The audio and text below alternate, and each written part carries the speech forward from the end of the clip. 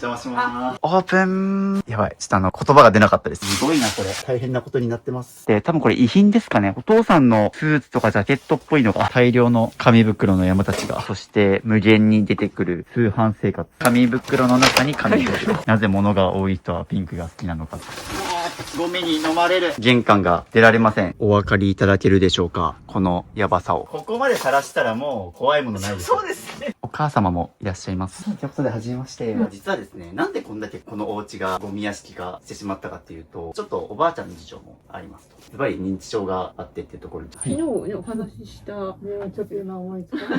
あ、そうですね。これはいつかいる。怪しいですけど。もったいないなって思うんですけど。まだ着れる、もったいないから、いつか着れるからで残し続けると一生物減らないから、今着たいかどうかですね。これ今、何が入ってたかっていうと、大事な家です。こういったものがゴミの中に燃えてるのって、親族の方に対しても失礼だと思うし。いい名言ありますよ。できない理由を言うな。みんな、いつか使うからとか、もったいないとか、高いお金出して買ったからとか、捨てない理由はいいんですけど、迷ったら捨てろってことですね。捨てて参ります。福岡在住の51歳です。この3月に仕事を辞めたのもあって、もう一回自分の生き方とか、あり方とか、やりたいことを見つめ直したいなって思っているので。減らしても出てくる大量の服たち。こちらはいかがでしょうか？こっちの方がいいかな。あ、じゃあこっちに残しましょうか。こっちは手放すっていう形で。いいですね。親子仲良く服を減らしてます。なんと今、玄関が大変なことに、ゴミの山が、すごい、ゴミに埋もれたワンちゃん。じゃあまた明日もお伺いしますので、2日目もよろしくお願いします。はい、ということで、2日目です。2023年ですね。逆に熱出ちゃいそう、これ。なんと、丸さんが作業中に画鋲を踏んでしまいました。本当に物に殺されてます、これ。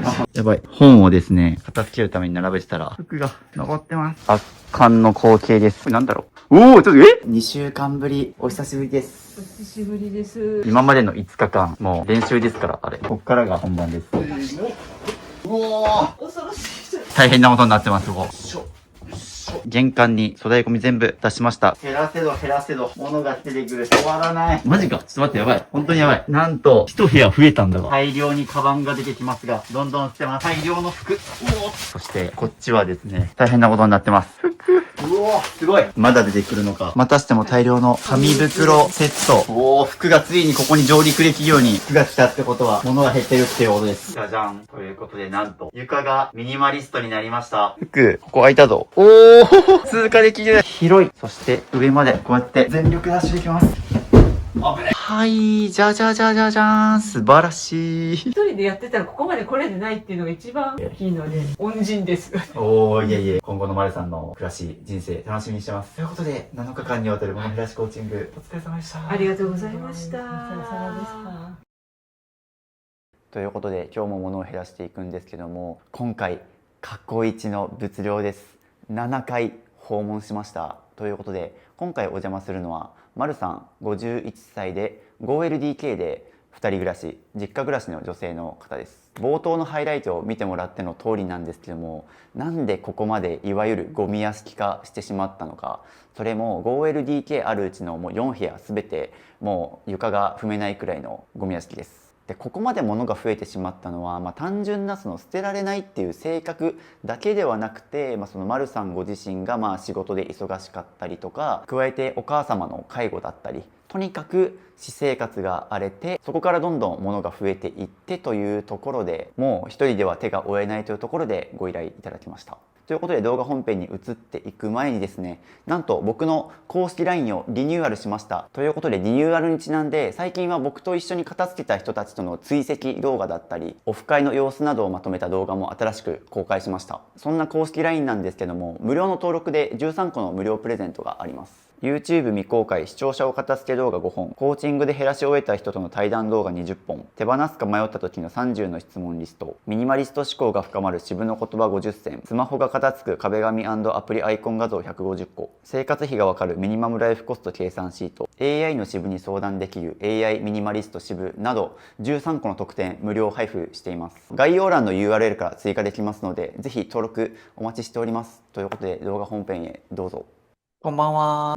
こんばんは。はじめまして、ミニマリスト支部です。よろしくお願いします。よろしくお願いします。ということで、この度は、YouTube の方お申し込みいただいてありがとうございます。ご記入いただいた情報と塀の写真もチェックしておりまして、率直に物量、かなり多いということで、深刻な状況でもあると思いますし、じゃあちょっと改めて、ズーム越しにちょっとお部屋の様子っていうのをちょっと映像越しで確認したくて、はい。完全なお部屋なんですけど、ここがはい本当は昔私の部屋だったっていう、階段にもちょっと置いてたり。そうですね、ちょっとここも片付けたいですね。完全なここお部屋という、父と母の寝室だったんですけど、父が亡くなった後、その後結局私がバタバタといろいろ物を押し込んだりした結果、こうなったっていう。こっちが台所、で、窓際だとか、結局ここも日用品も私が置いちゃってるっていう。この状況になるともうちょっとほぼ一人だと無理だと思います。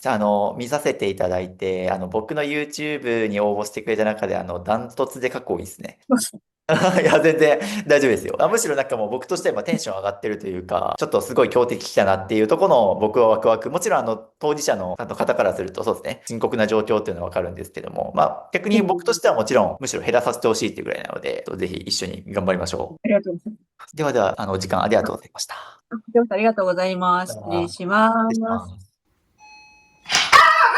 お邪魔します。お願いします。ワンちゃんが吠えてましたね。めっちゃ警戒されてましたが、よろしくお願いします。よろしくお願いします。めっちゃ可愛いワンちゃんが。はい、ということでですね、ワンちゃんがめちゃくちゃ可愛いですが、ちなみにワンちゃんの名前は福ちゃんって呼んでます。福ちゃん福太郎で福ちゃん。福太郎。なんか玄関含めて縁起がいい感じしますが、今回お邪魔するのは丸さんのお家になります。ということで、早速片付け前のルームツアーをさせていただきたいと思います。はい多分僕の YouTube 史上歴代トップクラスの物量ですね。もう物の量だけたくさんあって。物の量ですね。ちょっと物減らして服が来るように頑張るので、よろしくお願いします。よろしくお願いします。はい、ということで早速ルームツアーしていくんですけども、まず玄関から服が来そうなお人形さんと、靴箱の方も、じゃじゃん。上から下までぎっちり詰まっております。早速ちょっと気になったところで言うと、この新聞紙を外したいなと思っております。結構僕の YouTube とかでもですね、ここに結構汚れないようにっていうので何か敷いてる方多いんですけど、綺麗に片付ければもう敷かなくてもめっちゃスッキリするので、ちょっと気になるところはいっぱいありますか。あと外箱とかに結構いっぱい入れてありますね。あ、上は体だった。一回ちょっと、はい父が亡くなった頃に整理して、なんかちょっと犬のものを入れたり時々してます。はい、よかった。ここからでよかった。なんせまだまだ物量がありますので、玄関で手こずってる暇はないということで、下が、この辺りは靴が、これちなみに、丸さんの分ですね。はい。少し母の分が。そしてそのまんま上は、これちなみに舞妓さんっていうんですか、これ。そうですね。これ、はい博多人間の芸妓さんかもしれない。あー芸妓さんはい昔からうちにあって。なるほど。今回お邪魔させてもらってる丸さんは、僕と同じ福岡県のことで、博多ですね。で、さらにこの玄関、靴箱だけではなくてですね、こっちにもタンスがございますね。実は茶道、お茶をしていて、茶道の道具を入れるようにいただいたもので、でもスペースがないのにいただいたので、ここに。すごい、ここシンデレラフィットですね、ここ。こんな形で仮置きという感じで、キッチンはあっちの方にあるけど、こっちに使わない食器が仮置きされてあるっていうような感じで。ここはですね、本当はいけないんですけど、うちの母がなんかいろんなものを隠し置きになってるっていう。ただ意外と中身そんなに入ってなくここはそうてなんですよ。物が割とそんな入ってない割にこの玄関のスペース奪っちゃってるのもったいないなと思ってるので、これ減らせたらいいですよね。手放すの大変そうですが頑張りましょう。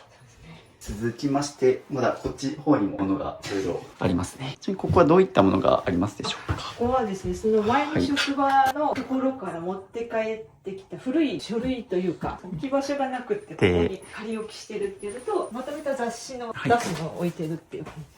ここはちょっと片付け頑張ったっていう感じで、ちなみに奥に福ちゃんが見てますね。気になってしょうがない感じ。じゃあ続きまして、こっち玄関入ってすぐの扉がありますが、ここ床の間で開かずの部屋として機能してなくって、開かずの間ということで、ちょっともう今、まさにここが突っかかっちゃって開かないっていう状態ですね。はい、ということで、開かずの間、大変なことになってます。段ボールとかもとにかくゴミも含めてここに突っ込んじゃえっていう感じになっちゃってますし、気になったのが、ここになんとお仏壇がありまして、せっかくこう仏壇があるのに、周辺がこんな風にカオスになってるっていうのは、ご先祖のためにもちょっと減らしましょうか。神聖な場所なのに周辺はゴミ屋敷ということで、大変なことになっておりますが、頑張って減らします。ちなみにここは開かずの間ということで、大量のものが集まれてますが、もともとここは何の部屋だったんですか、お仏壇以外は。本当に100間っていうかテーブルありますけど、はいビーチで集まってここでお正月おせち食べるだったり、お客さんが来たら客間としてここを使うっていう、割と本当はもともと広々したカーペット床が見えるお部屋だったので、そうですか。転勤したら置き場所ない荷物を詰め込むということでこう積み重なってきたみたい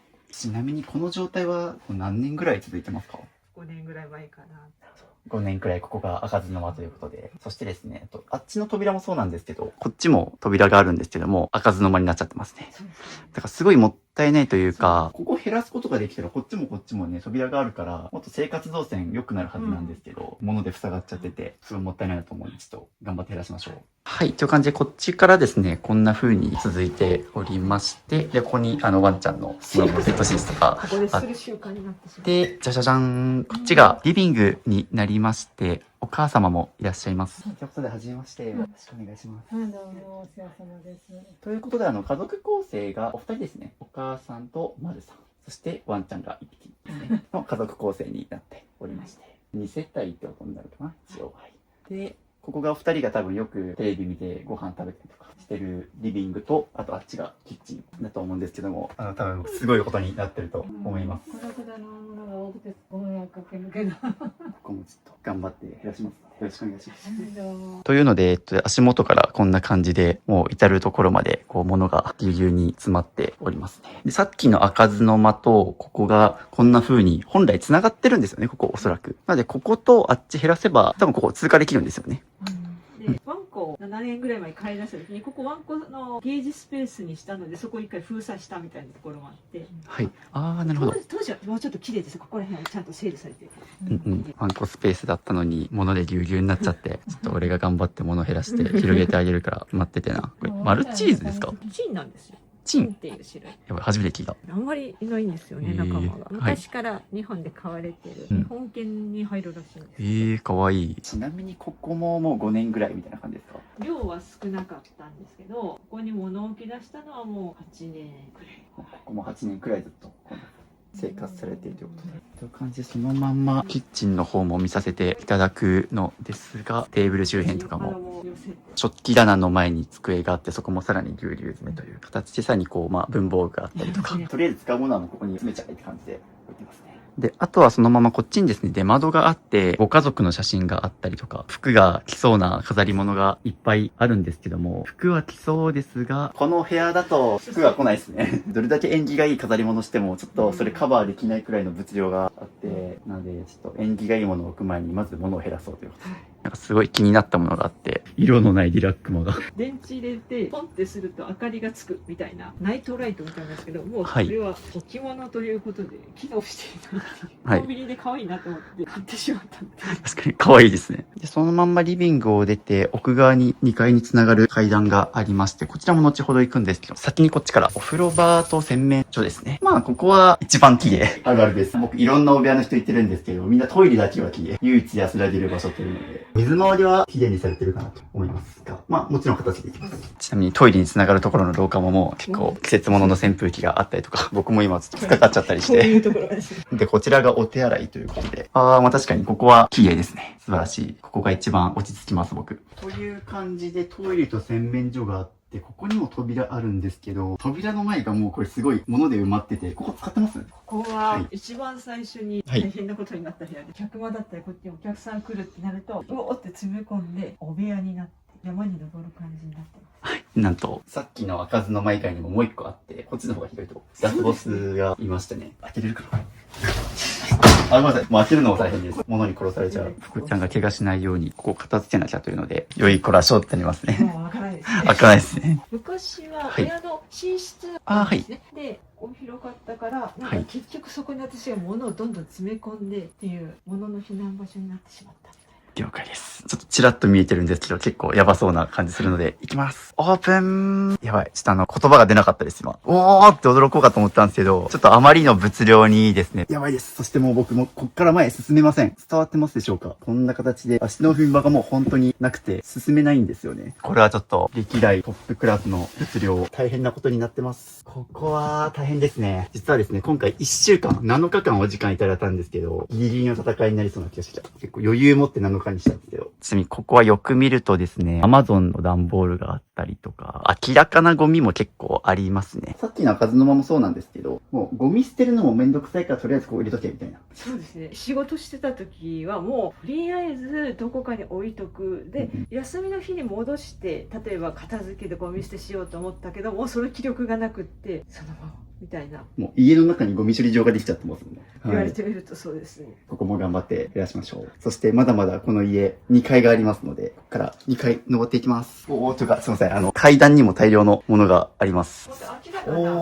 今、おーって言ったんですけど、僕の目の前にすごい光景が今ありまして、じゃじゃーん。階段の登った先にすぐ大量のものが積まれておりまして、廊下が塞がっております。ここもなかなか大変なことになってますね。すごい綺麗に積みましたね、この壁際に。いつの間にか母が積んで、当時多分もう認知症が始まってたので、これまでだったら申し訳ないけど吸ってくれてたり、はい整理整頓してくれてたはずなんですけど、母も多分もうどうしたらいいかわからないっていう時期になってて、とりあえず綺麗に積んでくれた状態。本人なりに片付けたつもりではあると思うんですけど。だからもうここにあるものは基本全部捨てていいものが眠ってる感じです。そうですね。そして服が登ってきました。服が快適にここを登れるように頑張って減らしてあげたいですね、ここも。そして早速こっちなんか服が吊るしてありますが、ここもすごそう。もう片付けないとなと思って、引っ張り出して整理整頓してどうするかというのがここにちょっと広がってるっていう状態。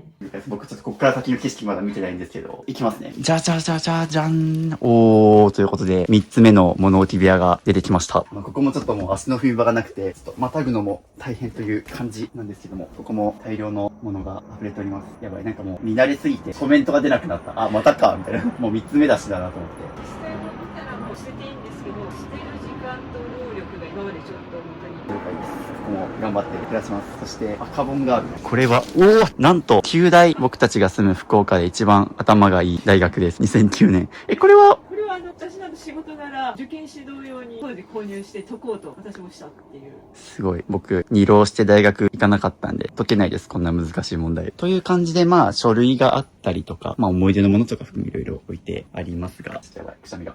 という感じで、てか、よく見ると、こっちにも物がありまして、もう至るところ廊下に物が積んでありますね。そして、こっち側行きます。私が今寝室として使っている方。なんか物多いけど、めっちゃ綺麗に見える。他のお宅だったら、ちょっとまだ物多いですねって言って語ってるところなんですけど、ここの部屋めっちゃミニマリストに見える。他の部屋が物量がすごすぎて、めっちゃ綺麗に見える。特に気になったのがあっちですね。あっち側に物がいっぱい積んでありまして。こっちはちょっととりあえず置いたっていう感じなんですけど、季節柄使わなかったでも毛布とか厚みがあるものをとりあえずここに仮置きしたって感じですけど、下にあるものは使わなくなったデジタル機器が捨てるに捨てられず物置になってる。そしてこっちは、タロットカードを講座を受講して教えていただいたりしたので、それをきっかけにタロットカード、ちなみにですね、今回申し込んでくださったんですけども、もともと僕のことを知ってくれたのが、僕のコーチングを実際に購入してくださってる方の中に、占い師の方がいらっしゃって、でその方がご紹介してくれて、で、申し込んでくれたっていう感じなので、なので、占いとかタロットが好きっていうことですね。そうですね、それこそ運気上げるためにも、片付けておかないとですよね。そうですね。自分を整えておかないとですね。だからタロットとか占い師からだと、服着たるああいう人形たちいっぱいあるんですけども、この状態だと服来ないですね。運気も上がらないと思うんで、片付けましょう。またこっちにも押し入れがあったり。こんな感じですね。はい。けど、もう基本開けてないですよね。そうですね。お客さん用にっていうような形で保存してるって感じですね。開け閉めも大変って感じですね。で、あとそのまんまですね、こっちにもいろいろ本が置いてあったり、こっちにもタンスがありますね。このタンスちなみに服入ってますか？このタンスは、私は兄がいるので、はい兄夫婦が来た時に使うタンスなので、ほとんど引き上げてあるので、もうお泊まりすることはないので、こんな感じでちょっと何か来た時に非常用に入れてあるっていう感じですね。そうですね。この辺りも頑張って片せていきましょう。そして思ったんですけど、あそこカレンダーめっちゃありますね。あっちこっちに。開運とか縁起がいいとかいうのが好きで買っちゃうんですよね。そうですね。例えばさっき、ここにもカレンダーがさっきあって、金運上昇のカレンダー2025年がありまして、もう家のあっちこっちにカレンダーがあるなっていう、さっきのトイレとかにもありましたよねそうです。ね。でもこんな部屋じゃちょっとですね、効果があったとしてもとてもじゃないけど。打ち消してますね、この物量が。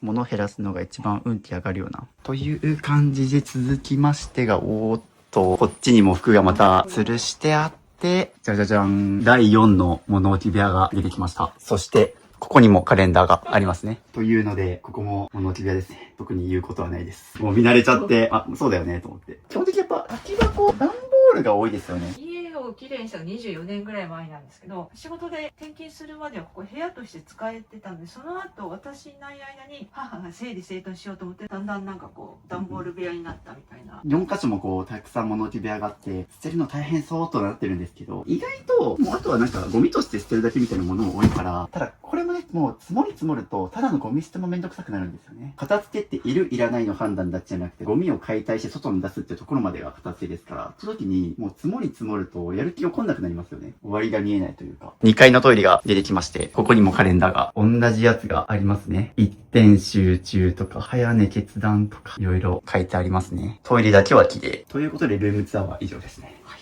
じゃあこれから1週間片付け頑張るのでよろしくお願いします。よろしくお願いします。頑張りましょう。はい、ということで、ルームツアー見させていただきまして、これから一緒に片付けていくんですけども、その前になぜ申し込もうと思ったのか、物を減らしてどんな生活したいかとか、でそもそもどうしてこういう状況になっちゃったのとか含めて、ちょっと事情をお二人からお伺いしたいと思いますので、最初にまず、丸さんの方から自己紹介をお願いします。福岡在住の51歳です。なぜ申し込もうと思ったかというと、本当に今物の量が、物量が多すぎて、一人では片付けができないっていう、もう限界に達してるなと思って、渋さんのお力を借りて、指導それかしていただきながら、一緒に片付けてくれる方と共にも片付けを達成するしかないと思って申し込みました。ありがとうございます。そうですね、もう正直この状態になると一人だと無理だと思うので、ちょっともう僕の方でこれはもうお手伝いしないとということで。そもそもなんですけど、どうしてちょっとこういう状況になっちゃったのかお伺いしたいです。仕事しだすようになって、先生の仕事したのがあって、朝から行って夜遅くまで仕事して帰ってくるっていう生活で、片付ける暇がない。もう朝家を出たら夜遅くまで帰ってこない、帰ってきて寝て仕事行くで、転勤がやってきたりすると片付ける暇なく次の職場に行くっていうので、本当は処分したいんだけど、もういろいろごっそり持ち帰って次の職場で仕事するっていうサイクルをずっと続けた結果、減らせない。休みの日に片付けようとは思うけれども、もう体が怠けたりとか、もう見ないようにして遊びに行ったり旅行に行ったりで、一時期転勤で一人暮らししたんですけど、この状況になったのは私が帰ってきてから、全てを持って帰ってきてしまい、10年ぐらいでこの状況になってしまったっていう。なるほど。特に教職ということで、やっぱ先生ってすごい僕多忙なイメージがあって、授業が終わった後とかも次の授業の準備したりとか、持ち帰りの残量みたいなものがあったりするイメージで、それこそ物置部屋に大量の段ボールありましたけど、ストレス発散で買い物して、で、その溜まった段ボールの処分もめんどくさくて、とりあえず物置部屋にポンってなりて、ああいう状態になったっていうのはあると思うんですけども、ただお忙しいっていうのもわかるんですけど、もっと他にもこうなった理由があるんじゃないかなと思ってて、一人身でこうちょっと介護に当たることとかもやられてると思うので、家事だったりとかが。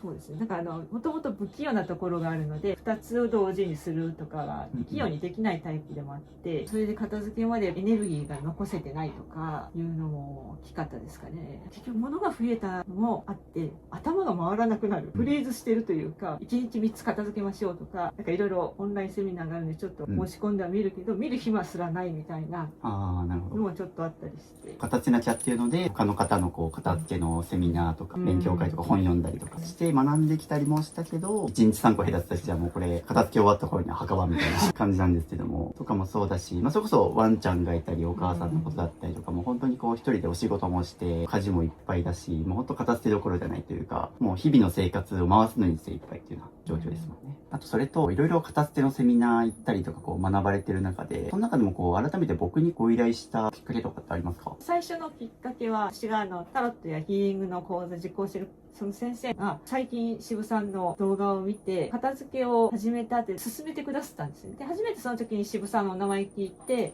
私も動画を見て、で、最初申し込む云々というよりはすごいなっていうふうに思ってて、いつか申し込めたらこういうふうに片付けてくださる方がいるといいなって思いながら、で、一つ大きなきっかけだったのは渋さんが出された文庫版の新しい本。ちょうどちょっと宣伝しとこうというので、僕が書いたこの手ぶらで生きるという本なので、これ2018年、7年前に出された本が、なんと最近文庫本になって、すごい手のひらサイズ、コンパクトになって出たので、ぜひ概要欄のリンクからお求めくださいということで、これ最近読んでいただいて、はい。で、届いて、はい、封を開けて、はい、最初のこの表紙に書いてある自分の人生を取り戻せっていうのが目に入った時に、一人だったんですけど、急に涙が止まらなくなって、私は自分の人生を取り戻したいんだと思ったですね。だからそういうふうに片付けをするんだったら渋さんにお願いしたいなってその時にすごく芽生えて、でたまたま数日後ライブ配信を拝見して募集しますってお話聞いたので、このすごい部屋の状況をお見せするのはすごく恥ずかしいというか情けないなと思ったんですけど、もうこのチャンスを逃すわけにはいかないというか、いろんな仲間とかの後押ししてもらって申し込むっていう決断をしたという次第です。すごいめっちゃ服があるというか、実はですね、これ撮影日が今日10月20日なんですけども、この本が出たのが10月の7か8だったかな、なんかそこら辺で、まだ発売して多分2週間ぐらいなんですけど、で、この本手に取って、ここの自分の人生取り戻せで涙をし、読んだ直後に、僕この YouTube の企画、8ヶ月ぶりにちょっとやりますとで募集させていただいたのがちょうど被ったりして、本当に巡り合わせですね。はい。だからまあ、物が多すぎて服が来ない家って言ってたんですけど、ここに関しては服がありましたね、本当に。はい。本当にありがたいなと。ありがとうございます。なので、ぜひこちらも涙されたそうなので、本当にこの本がきっかけで、7年ぶりに文庫本になって読んでいただいて、まあいろいろタイミングが本当に被って、ちょっとこの本に感謝ですね、僕も。よくそういった経緯でお申し込みいただいたという。じゃあ続きまして、物を減らしてどんな生活をしたいのかお伺いしたいです。もう本の表紙に衝撃を受けたように、もう自分の人生を取り戻すっていうことで、この3月に仕事を辞めたのもあって、でもう一回自分の生き方とかあり方とかやりたいことを見つめ直したいなって思っているので、片付けを通してすっきりした清々しい気持ちで家で過ごしたいですし、自分の人生もすっきり清々しく前に進んでいきたいなと、あとは人を呼べる家にしたいと、そうですね、今の状態だと本当にもうとにかく片付けのことでこうずっと頭の中囚われてしまって、自分がやりたいこととか含めて何もできてないと思うし、だからこそこう物減らして自分の人生取り戻してもらいたいと思うので、一緒に物減らし頑張っていきましょう。自分の人生を取り戻せ。ということで早速物を減らしていくんですけども、気になったのがですね、さっき僕の本紹介してくれたんですけど、なんとこっちにも僕の本があって、もう全部僕の本コンプリートしてくれてますし、僕の本以外にも、例えばこういうところ、実はテーブル下に本があったり、こっちもですね、こっちも本があったりして、かなり勉強熱心ですね。先生をされてたのことなので。とか含めて、結構あっちこっちに実は本が点在してたりするんですけども、早速どこから物を減らし始めるかということで、服から減らしていくんですけども、なんとですね、服もあっちとか、ここにもあったりします。というので早速、丸さんの服から減らしていくので、ちょっとあっちこっちに点在している服を一箇所に固めようと思います。ちなみになんですけど、丸さんのクローゼット、お洋服ってどこに置いてらっしゃいますか？2階の最初の部屋にタンスが2つ。じゃあ2階ですね。というので、片付けできてない人のお家であるあるなのが、服が家のあちらこちらに散らばってるっていう。クローゼットが何箇所もありますとか、服がこう塗りっぱなしであっちこっち置いてありますっていうのがあるので、もうとにかく家中にある服を一旦固めて上に持っていきます。午後3時ですということで、今から、3時なので、今日は8時まで、今から5時間片付けていきます。で、早速服から減らし始めていくんですけども、この家、一般的なハンガーをかけるクローゼット、引っ掛けるところがないので、一旦仮でクローゼット、ここに作ります。もう一旦吊るします。タンスだから吊るす習慣ないですよね。そうですね。タンスに収納したり、もう家のあっちこっちにこう置いてるって感じなので、とにかく家中にある服をここに全部一旦吊るします。そうですね。で、カレンダーも外して、1、2、3、こっちにもありますね。というので、こっちに来ていただいてですね、実はこっちにも服があったりするので、もうここ全部取っちゃいましょう。家中にある服を一箇所に固めます。で、もうこういう風に家中にある服を集めながら、少しでもいるかどうかで迷ったら捨ててください。もうとにかく今、丸さんの服がどれだけの量あるかっていうのをちょっと把握したいので、とにかくあそこにどんどん固めていきます。2階にも服があるので、取りに行きます。よいしょということで、家中にある服全部集めていきます。よいしょって言葉を繰り返してると、やっぱどんどん服が遠ざかると思うんで、片付け終わって、もうよいしょってこう持ち上げなくてもいい生活目指しましょう。なんと、この物置部屋のここにもまだ眠っていたとは、こっちにもあるのか。はい。もう出すの大変ですね。塞がっちゃってるから。よいしょ。大量にどんどん服がここに積まれていきます。山積みです。そして、こっちにもありますね。ここ第4の物置部屋ですけども、こっちにもあるし、ここにもあるしっていうので。というので、今日10月20日ですけど、エアコンをつけることになりました。暑いっすよね。こんだけ今、階段上り下りして、僕も暑くて、本当に物減らすのはスポーツっていうのがわかると思います。動画越しの皆さんに伝わってるかわかんないですけど、僕たち階段何回も上り下りして、これを今こっちに持ってきたので、こっちにもあります。なんと、ここ行けるかここ。本当だ。あっちの方にも服が眠ってるんですけども、もうこれ救出できないです。なのでちょっと一旦あれだけは諦めて、先にあっちから行きましょう。はい。ということで、家中にある服を頑張って集めました。圧巻の光景ですね。150とか200ぐらいありそうな気がしますが。まずちょっと原則で言うと、僕の物減らしコーチングでは、いるかどうかで迷ったら捨てるっていうのを原則に、まずは服から減らしていきます。なんでかっていうと、減らした瞬間から次の朝からも服選びも楽になりますし、特に女性の方なんかはやっぱり季節の変わり目ごとに服を買うから結構家に服が溜まってることが多くて、それこそね、家計簿とかにも被服費ってあるじゃないですか。っていうくらいに結構やっぱみんななんか服買う、特に物が多い人って日常的に服を買うのが当たり前だったりして、こういう風に溜まりがちですし、で、今回一箇所に集めてもらった理由としては、服ってトータルコーディネートって言葉があるように、全体を見ながら、着回しを考えながら減らした方が、あ、これがあるからこれ似合わないし捨てようみたいな、比較検討しながら捨てたり残したりができて効率がいいので、一旦今回全部集めていただきました。もう本当にいる服をここに吊るせる分だけ、このちょうどカーテンビル吊るせる分だけ残していきましょうか。一旦。なのでどんどんちょっと少しでもいるかどうか迷ったら減らしてもらいたいんですけど、今ちょうど撮影日が10月20日で、ちょうど夏が終わってこれから秋になって長袖になりますっていう時期なので、ちょうど夏服から見ていきましょうか。今年の夏に着なかった服を減らしていって、で次は秋冬に着たい服を残していくっていう感じで、まず夏服から減らしていきます。という感じで、素敵な緑のワンピースでできたんですけども、クリーニングに出してこれかけたままですね。今多分こういう風にちょっともうほぼゴミ屋敷に近い状態になっちゃってるので、だからこそ大事な服を守るためにカバーかけてると思うんですけど、目標はこれかけなくても風通しがいいくらい物減らしていって部屋にしてもらいたいんですけど、虫に食われないようにとか、埃かぶらないようにっていうの皆さん結構こういうのをかけたままなんですけど、おすすめはもうこれ外して、とにかくそのまんまかける。クローゼットにこれあったらやっぱ見てて美しくないじゃないですか。なので、皆さんのお家にもよくこういうのあると思うんですけど、とにかく物減らして風通しよくしてこれを外すっていうのをおすすめします。これはじゃあいいです。これははい。もう真っ先にこれ探しましたもんね。もうこの状態だとむしろいる服だけ先に探してそれ以外忘れておいた方がいいです。って感じでどんどん残したい夏服を逆に教えてください。花柄のはちょっと残したいかな。結構ワンピースがお好きなんですね。そうですね。待って着られる。で、これいいですよね。なんか僕男性ミニマリストの目線で女性に対して羨ましいなと思うのがワンピースの存在で、ワンピースってもうこれ1個でコーディネート決まるから楽だし、上下1着で決まるから、すごい少ない服で着回したい方とかにはぜひワンピースおすすめなのでいいですね。迷いますこれ。便利は便利なんだけど、ものすごく好きかっていうと微妙なんですね。あるから着けるけどそうです。逆に言うとなくても困らないってことなので、絶対その違和感がある状態って多分そんなに着なくなります。多分こっち今残した服たちをどんどん優先して着ていくと思うし、こっちの方がテンション上がりますよね、着てて。例えばこれはじゃあ、さよなら。はい、手放していきましょう。今日1個目の手放しですね。はいこちらはこれは手放します。もう少し若い時は着て楽しかったんですけど、最近着てみるとちょっとなんか体型に合わなくなってるなっていう感じがあったので、綺麗なんですけど手放します。ちなみにここの服たちって何年分ぐらいの服がありますか？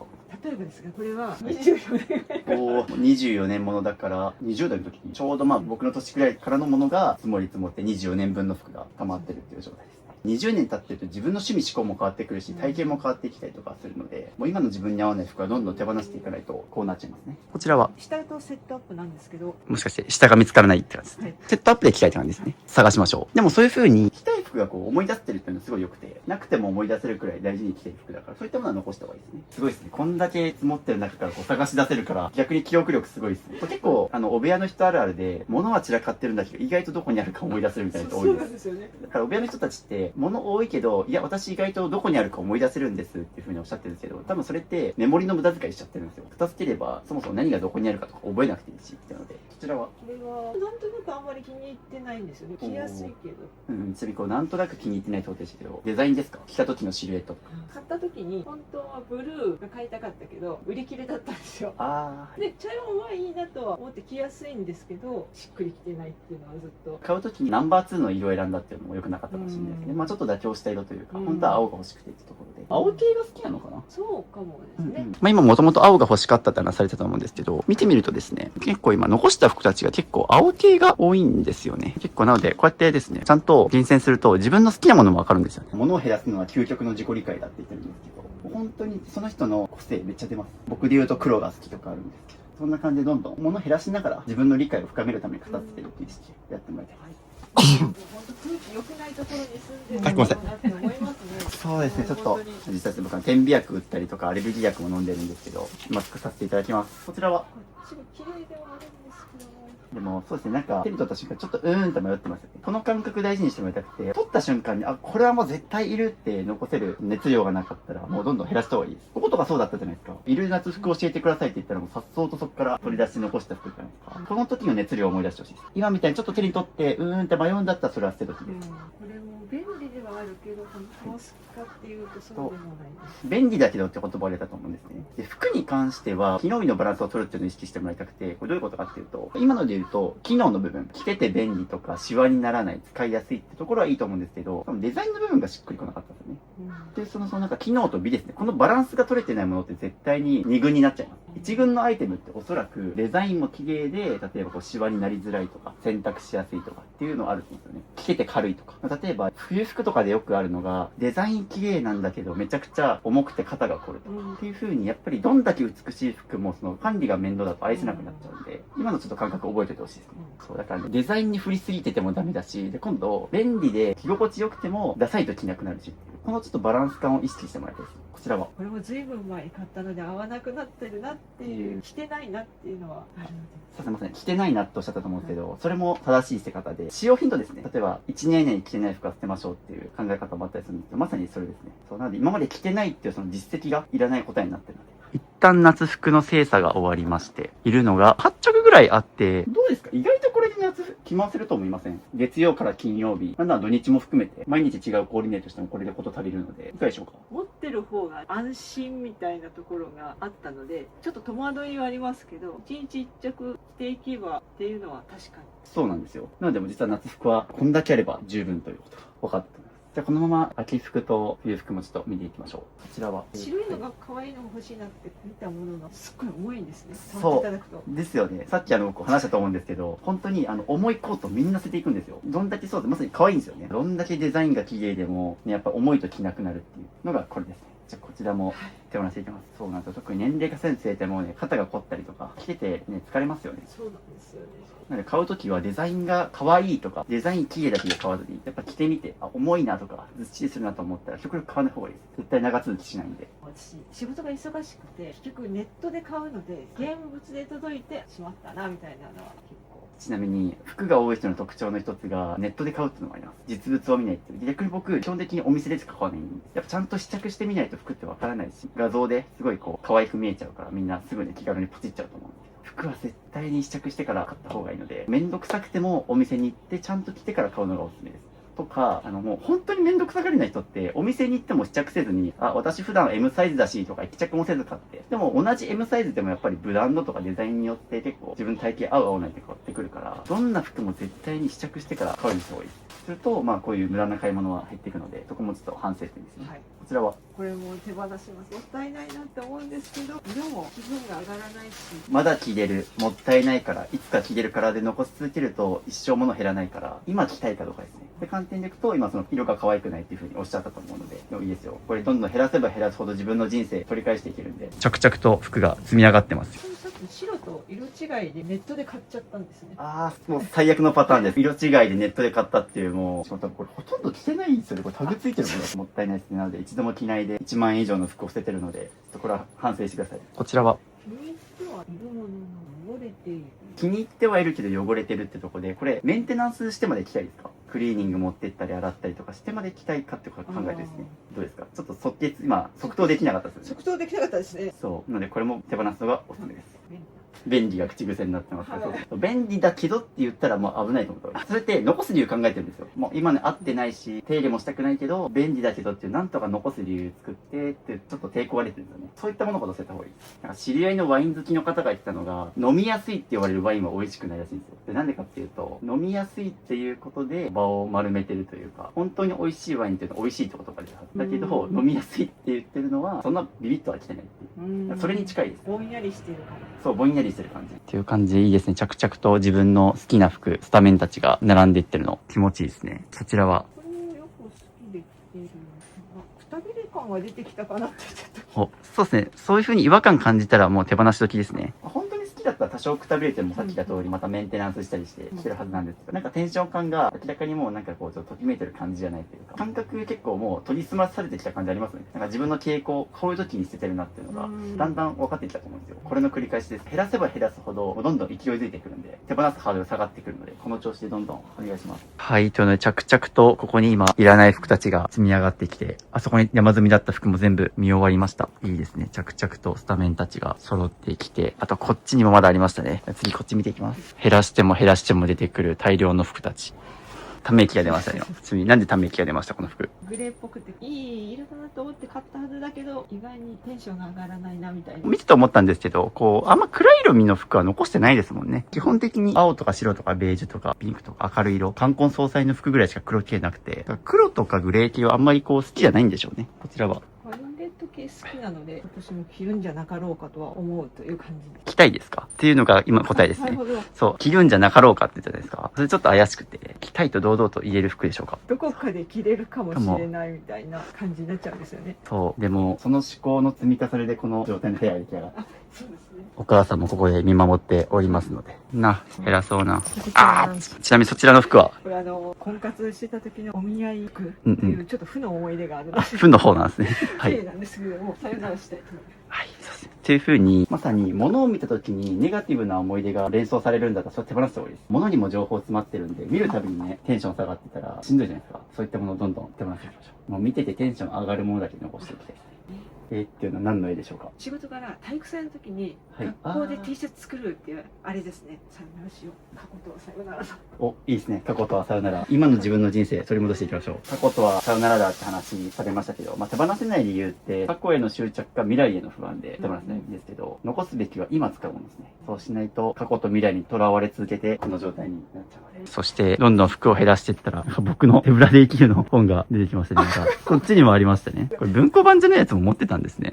最初こちら最初に購入して、で文庫版で、なんかじゃあ書き加えられたところもあるんだなと思って両方読もうと。なるほど、なるほど。ありがとうございます。両方買っていただいてなんと。しかもちゃんと、これ実はですね、あれなんですよ。開けるとこんな感じになってて、これ帯なんですよ、実は。本当にこの本ありがたいことにも、ずっとベストセラーで読まれてて、だからなんか、2、3年前、文庫本になる前にブックカバー変えましょうよって言われて、で、こういう感じでちょっとデザイン変えていったので、元の本はこれです。なので、なるほど。こっちも読んでくださったんですね。でも僕の本がこんな雑なところにポンと。最近購入ししてて、ちゃんと付箋もつけて読んで、で最近どこに行ったかなって思ってたんです。見つかってよかったです。ちなみにこれは、たまに靴下片方という不思議なことが、全然不思議ではなくて、それはこの生活してたらなくすよねと思いますけど。なのでこういうなくし物が今後出ないように片付けていきましょう。やっぱどうしてもこの状態で生活してるとやっぱなくし物が増えちゃいますね。っていう感じで一旦ここ見終わったんですけど、まだこっちにもあるかもということで。まだまだ出てきましたね。照らし終わったと思ったら全然余裕でまだまだいっぱい眠ってましたね。これだ探してたやつ、探してセットアップが出てきました。よかった。お気に入りのものが見つかって、今後なくさないようにお願いします。でもいいですね。こういう風に夏服はここ、冠婚葬祭はここみたいな感じで、どんどんこう自分の中で物の住所というか、カテゴリー分けできるようになりましたよね。今日の朝までもどれだけの服がどこにあるか把握もされてなかったと思うので、この1時間ちょっとでだいぶ服も片付いてきましたよ。はい、という感じでどんどん進んでますが、すごい大量の服の山ができてます。お母さんが気づいてくれたけど、間に合いませんでし間に合いませんでしたね。そちらはお手頃価格で買ったお手頃価格でっていうのは要は安さに釣られたってことですよね。で、これ覚えておいてほしいんですけど、やっぱり安いからを理由に買ったものっていうのは絶対一軍じゃなくなります。もうこれからはやっぱりもう量より質ですね。ね今まで多分ネット通販とかでいっぱい買ってきてるから、安い服をいっぱい買ってきたと思うんですよね。今後はもう数厳選してもらって、多少値段が高くてもいいから、もう自分が着たいと思える服買った方がいいです、絶対。今後年齢重ねるにつれてなおさら安いものいっぱい着てるより、値段高くてもいいと思った服着てもらった方が。はい。というので、ワンちゃんがそっちに行ってますが、なんと、服が減らし終わりました。いる服があそこに全部吊るせて、こちらが全部いらなかった服たちになります。服が喜んでる。丸さんが減らしてくれたから、喜んでますよ、服。頑張ったねって。はい、という感じで、1時間半ぐらいかけて、服が見終わりましたが、どうですか減らしてみて、感想、反省点とかありますか？便利っていうそれを理由にして無意識に選んでたなっていうのが服にとってもかわいそうなことしたし、そう、服にとってもかわいそうって話したと思うんですけど、これ丸さんに買われなかったらこんな風に捨てられなかったんですよ、この人たちって。ね、もっと本当に必要としてる人たちがちゃんと買って長く着てくれたはずなのに、あまり考えずに買ってしまって、で、結局タグがついたまま一度も着なかったこととかもありましたし、ほとんどいらなかったですね。という感じで、ここが残した服たちなんですけども、計測お願いします。で、一旦多分ここまでちょっと冬服がそんなに入ってないかな。さっきちょっと物置部屋にちょっと抽出できない服だったから、多分あそこからもうちょっと必要な服が出てくると思うんですけど、一旦でも冬以外の服はあらかた厳選して20着ぐらいなんで。でもそうなんですよ。こんだけの服あれば全然冬以外着回せるんですよね。必要な服はこれだけでしたという感じでチーズケーキいただきました。こんだけの服減らすのにちょうど1時間半90分でしたね。体力使えますよね。ああ、そうですね。なんかもう寒きそうですね。捨てた本人が一番疲れてると思うんで。移動させるだけでもですね、やっぱ一人だったらできないなって思いますね。まとめて持ってきてみたいなところから。普段そういう感じで食器を取ってるんですね。今何気なく見えたんですけど、今みたいなのが何気なくこう、丸さんの日常だったりするので、奥から取らなくてもパッと食器取り出せるような生活がしたいですね。服におやつの時間です。おやつ何あげるんですか？これはフリーズドライの鶏胸肉。ね、こっちね。はい、で、お手。せ。おー、優秀。はい。はい。英才教育されてる。はい、ということで、休憩も終わりまして、大量の服が出まして、これ、ゴミ袋に詰めていきます。いや、でも、減らしてみて思ったんですけど、ちょっと悪いですよ。まあ、ゴミ屋敷に近い状態の部屋もあって、っていう状態の方でも、一緒にこうやって片付けると、本当にサクサク捨ててるから、まあ、要は後回しにしてるだけなんです。そうですね。時間を取らず。捨てづらい性格とかももちろんあるかもしれないですよ。こう、取っといちゃうとかね。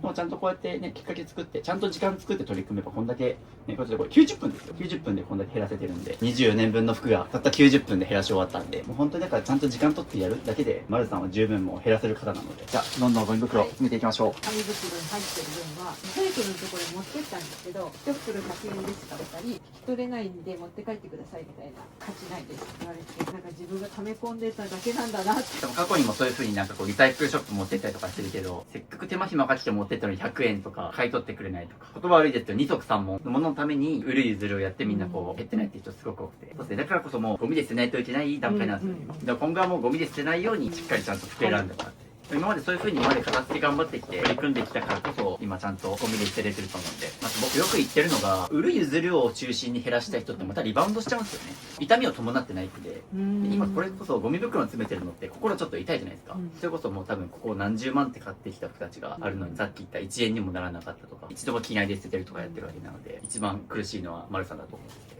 反省しながら一旦これ乗り越えると今後だから、僕と片付けた方ってみんな本当に物買わなくなったって言うんですよ。すごい慎重になったっていうので、はい、というのでゴミ袋に包んだら5袋分出ましたね。で、続きましてですね、お母さんの方行きたいと思います。今こう服を精査してったらですね、結構お母さんの服も出てきたので、ちょっと合わせてお母様の服も見ていきたいと思います。こちらはいかがでしょうか？これとは私が選んで、それこそネットで買ったっていうところなんで、あー母が好きかどうかっていうのがまた別問題というか、昔からあんまり自分でね服買うっていうよりは、お姉さんに譲られた服を着るとかね、そんなのが多かったので、自分の服の好みで買うっていう感じの習慣が。これもちょうどいいやろ。着るとね、なんかこう恋しくなるというか、いいなと思っちゃうと思うんですけど、まあさっきのこれとちょっと用途が被ってるかなと思うんですよね。まあどっちかでいいかなと思いますが、いかがでしょうか？こっちの方がいいかな。あ、じゃあこっち残しましょうか。こっちは手放すという形で。服が登ってきた。服が服の上に登ってる。そうですね。これいらない。いいですね。お母さんもサクサク捨てれてますね。素晴らしい。ってちょっと迷ってるんだったら減らしていいかなと思いますね。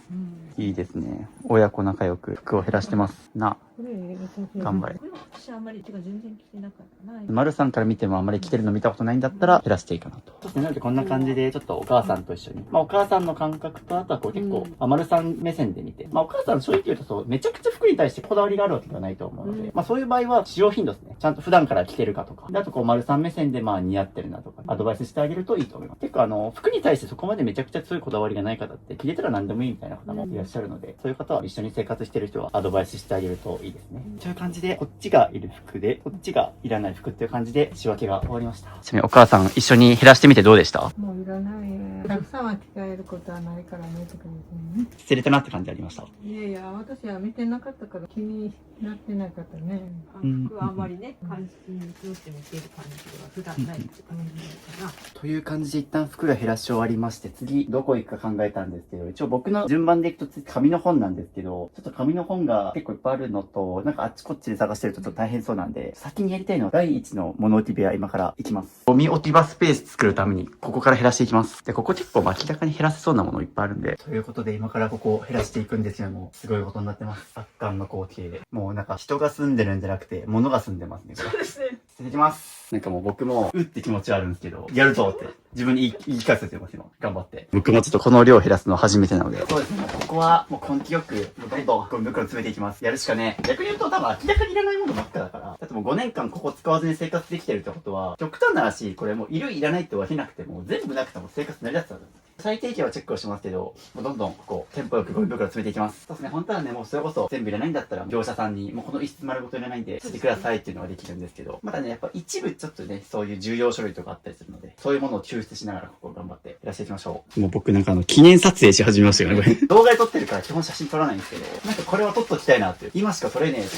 今になるとどうしてこうなっちゃったんだろうって感じなんですよ。最初はほんの少しだったと思うんですね。貧すれば損するってことを僕よく使うんですけど、僕の実家も明らかに自己破産してお金ないのに、セールで釣られてめっちゃ買って、で、賞味期限腐らせてみたいな感じでもう物置部屋ができてたんですけど、その時って、まさに自分ののがその、まあちょっとバカになっちゃってる。貧すれば損するってよく言うんですけど、まあ今そういう状態だと思うんですよね。なんでこうなっちゃったんだろうって、今でこそ今一緒に片付けてるから、バカなことしたなみたいな、今冷静になれてると思うんですけど、当時っていうのは本当にもうお仕事も忙しかったと思いますし、まあ、瀬子さんのお母さんがこう認知症でケアとかも大変だったと思うので、もうその時って本当にもう片付ける余裕もないしっていうので、でも今ようやくね、ちょっと冷静に今、ハッとさせられたと思うんで、頑張って減らしていきます。でも、例えばね、こういうやつはもう明らかにいらないですからね。福岡市はめんどくさいことにね、段ボールで回収してくれないんですよ。そう、だからこれは、捨てに行くっていう。そうですね、ちょっと持ち込みに行きましょう。福岡市って持ち込むか、もう切り刻んでゴミ袋に入れるしかないんですけど、ちょっとそれやってると終わらない。こういうのとかね。あー、これ。エコバッグ的に使えそうなのこう、ノベルティでもらって、しかもこれよく見ると、ロイヤルツインホテルって書いてるんですけど、多分なんかホテル行った時に、あ、これなんか使えるかもって言って持ち帰ったんだと思う。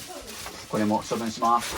段ボールも名前を外すっていう手間がめんどくさくって皆さんどうされてるんですかね。まあ、そうですね、解体して剥がして、この手すら惜しい時期があったんですよね。なるほど。ちょっと逆にですね、今ここパッと見て、これは捨てないでっていうのをちょっと教えてほしいですね。そうすると僕がどんどんゴミ詰めていける感じで。何かすらわからない。何かすらわからない。母が良かれと思ってちょっとまとめとこうって感じで。とりあえずなんかこういういつか使えそうな落ち袋とかご修理用のやつとかですね。もう大丈夫ですね。これ。LDK が捨てたものっていうので、そうですね、こんだけ物減らすの頑張ってきた形跡はあるんですけども、これからはこういう片付け本、僕の本も含めても読まなくてよくなりますね。そうです。いいですね、でも捨てたものって。ちょっと読んでみようでも。中身見せられないですけど、捨てたもの6個目。毛玉びっしりのスカートっていうので、さっき捨てましたね。毛玉びっしりの。面白いことに、この本も、なんかこの捨てたものが309個書いてあったんですけど、服から載ってました。やっぱ皆さん服が溜まるんですね。開けてないってことでした。まさに開けてないってこと自体の答えです。もうまさにおっしゃる通りです。教育直後ろまさに今みたいに、ほとんどいらないはずなんですけど、やっぱり見ちゃうと気になっちゃうんですよ。あ、これなんだろうみたいな。もう振り返ることなくどんどんする。スピード大事。そういうのは住所書いてあるってこっちより自分で捨てる方が安心ですかね。まあ、ここはもう個人のあれですけど、僕とかも親切バンバン、その場で安くしてるとかでやりますけど、とか、もうなんかまとめて、ああいう紙袋にガバッと入れた上でここに入れるとか。がおすすめですね。これ今何が入ってたかっていうと、大事な家です。こういったものがゴミの中に埋もれてるのって、親族の方に対しても失礼だと思うし、大事なものがゴミで埋もれちゃってます今。最初の頃はちゃんと床の間に置いていたもの。誕生日のろうそくが出てきました。これは段ボールを開けると、暮らしのクエン酸とか掃除道具が出てきましたが、もう掃除道具が埃かぶってますからね。なんか面白いものが出てきました。生き方の教科書ということで、黒柳徹子さんとか、長渕剛さんとか載ってますけども、さっき自分の人生を取り戻したいということをおっしゃった。本当に今そういう意味でこう、自分の生き方とか、暮らしを見直してるタイミングってことです。こう金物、まあいらないものではあるんですよね。けど、こういうのは不燃ゴミになりますね、金属系は。すごいです。大量の延長コードが出てきましたが、これももういらないかな。これもまた。人生の答えはどこにあるっていうので、人生迷子中ですね。いや、でもそういう時期なので、多分そうですね。それで言うと、今回物減らし終わった時にまた答えが見つかると思いますので、頑張りましょう。確かに。道がないけど、整ってもったいないみたいなね。今度は色鉛筆とかが出てきました。これももう大丈夫ですね。うわ、これもったいな。これなんか使った方がいいですね。マッキー、使ってます？メッセージカード書くとか、そんな時に使うかなっていう感じ。かな。でも、ここに5年間使ってないというのは答えです。使い道考え始めたら捨てる方がいいです。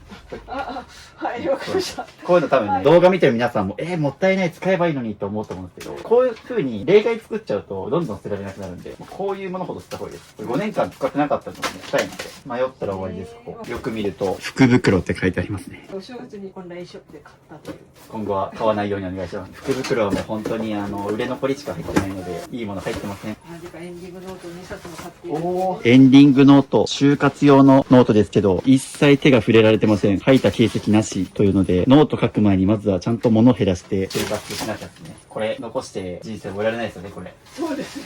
本当に自分の就活生前整理も含めてちょっと頑張らないとこれ。書いたとしても、この状態だと残されてる人たちがどこにノートあるのっていう風になっちゃうんですね。未開封のラッピング、何用かな？クリスマスとかそういう時用に多分これちょっと可愛いのとかちょっと。こういう紙袋とかも、すごい紙袋いっぱいですね。大量の紙袋の山たちが埋もれてます。紙袋の中に紙袋。マトリョーシカのように紙袋がたくさん出てきますが、もういりません。粗品が出てきました。これいります？このフリーザバッグ。これも大丈夫ですね。何かに使えるかもっていうのでもうたくさんと。稲森和夫さんが好きなんですよ。はい。でもこんなところに。稲森和夫さんの何のために生きるのかっていうのと、京セラの社長さんですね。僕も稲森和夫さんの本2冊ぐらい読みましたね。結構経営者の方とかの家行くと結構この DVD あったりするんですけど、実はね、1個1万ぐらいするんですよ、この DVD。稲森さん尊敬してるしな。迷ってるんだったら、稲森さん。本当に見たり振り返るんだったら迷わないはずです。もう十分学んだと思うんで。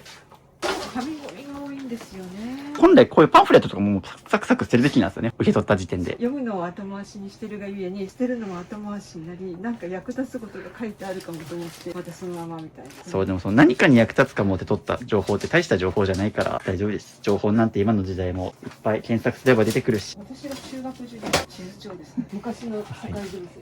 ただ、一つアドバイスをすると、今ここ明らかにいらないもんなんですけど、もう手に取った瞬間には、これ懐かしいみたいな感じで、めっちゃ結構今撮ってる時間の割にあんま減ってなくて、そうなんです。特に女性の方ってなおさらそうなんですけど、なんか最近僕ですね、この捨てられないって現象、女性特悩みだなと思ったんですよ。なんでかっていうと、この片付け企画に申し込んでくれる9割以上女性なんですね。95% 女性ですね。それくらいもうみんな女性です。まず女性の方が捨てづらいんですよ。でなんでかっていうと、女性脳って言葉聞いたことあると思うんですけど、女性の場合は男性に比べてその右脳と左脳が 20% 深く結びついてる。その右脳と左脳の間に脳量っていうつなぐ線があるんですけど、そこが男性よりも 20% 太いですね。で、左脳が論理を司る脳で、右脳が感情とかですね。感情と論理の結びつきが女性の方が 20% 太いので、能量が。捨てなきゃまずいって思ってることに対してでも、こうやって本を手に取ると、うわ、懐かしいみたいな感情が邪魔をしてくるっていうのがあって、だからこう女性はなかなかこう手に取って、これ懐かしいって言って、もうなんか5分10分見ちゃうみたいな。で男性の場合は確かにパッと取って、これまでももういらねえやつポッて捨てるんですけど、男性が要は女性よりも能量の部分が 20% 細いから、男性は結構思いにふけることなくパンパン捨てれるんですけど、っていうような違いがあったりするんですよね。なのでコツとしては、手に取って、うわ、懐かしいとか、可愛いとか、すごいこうわかるんですけど、ここを頑張って乗り越えないと、多分一個一個すごい手に取るために時間かかっちゃうと思うんですよ。なのでもう、服減らした時の感覚を思い出してほしいんですけど、さっき、もう明らかにいるものを残してそれ以外してたじゃないですか。ここもそういう風にやってもらってですね、いるものだけ先に取って、あとはもうあんま見ないというか、もう見てると、こうずーっと懐かしくなって捨てれなくなっちゃうので、っていう感じです。もうどんどん行きましょう。懐かしい俺も懐かしいとか言うちゃってる。城島さんホークスのキャッチャーですね。なんでここにあるのかもちょっと不思議な。すごい。下敷きがいっぱいありますから。これもさよならで、はい。はい。というので、どんどん減らしていってるんですけど、あそこで福ちゃんが見守ってくれてますよ、こっちを。頑張れって。でも本当、服のためにも減らさないとですね。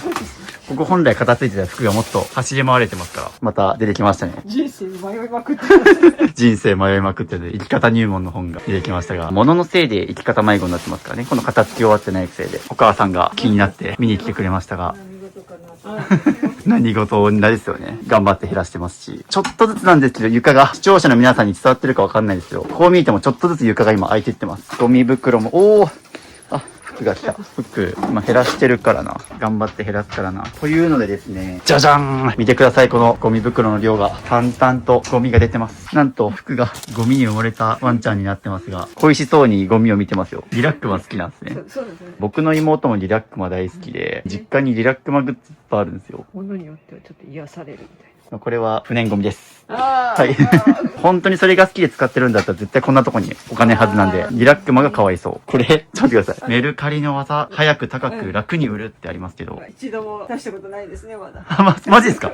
一度も使ったことないですね。そうなんです。まさかの。まさかの。したいなと思いながら、でも今これを買っていたことを今思い出しました。しましたね。当時も読むつもりで全然読む暇すら取れてなかったっていう。なんか一時期こうめっちゃメルカリ頑張ってたとかではなく、頑張ろうとして挫折しちゃった。はい、そうですね。準備だけしたのにみたいな。メルカリ使ってると一生ここ片付け終わらないんで捨てましょう。まあでも本当にこれマルさんだけでなく、本当に捨てれない方のご家庭行くとメルカリで売るからっていうの本当に言う方多いですし、大体物が多い時っていうのはみんな安物買いの全入手になってることが多くて、まあだからこんだけ数があるっていう。料理して買ってたらこんなことになってないから、っていう観点で言うと、お部屋の人がメルカリやっても、大体なんかその配送手数料とか、梱包資材とか、含めるとほとんど儲からないんで、でも一番儲かるのは、早く手放して小さく暮らすのが一番儲かります。で、無駄な買い物しなければそもそもお金貯まるんで、みんな捨てる時に少しでもお金取り返そうとして、メルカリとか売ったり譲ったりっていうのをやりたがるんですけど、そうすると本当にいつまで経っても片付け終わらないので、でもこれ読まなくて大丈夫です。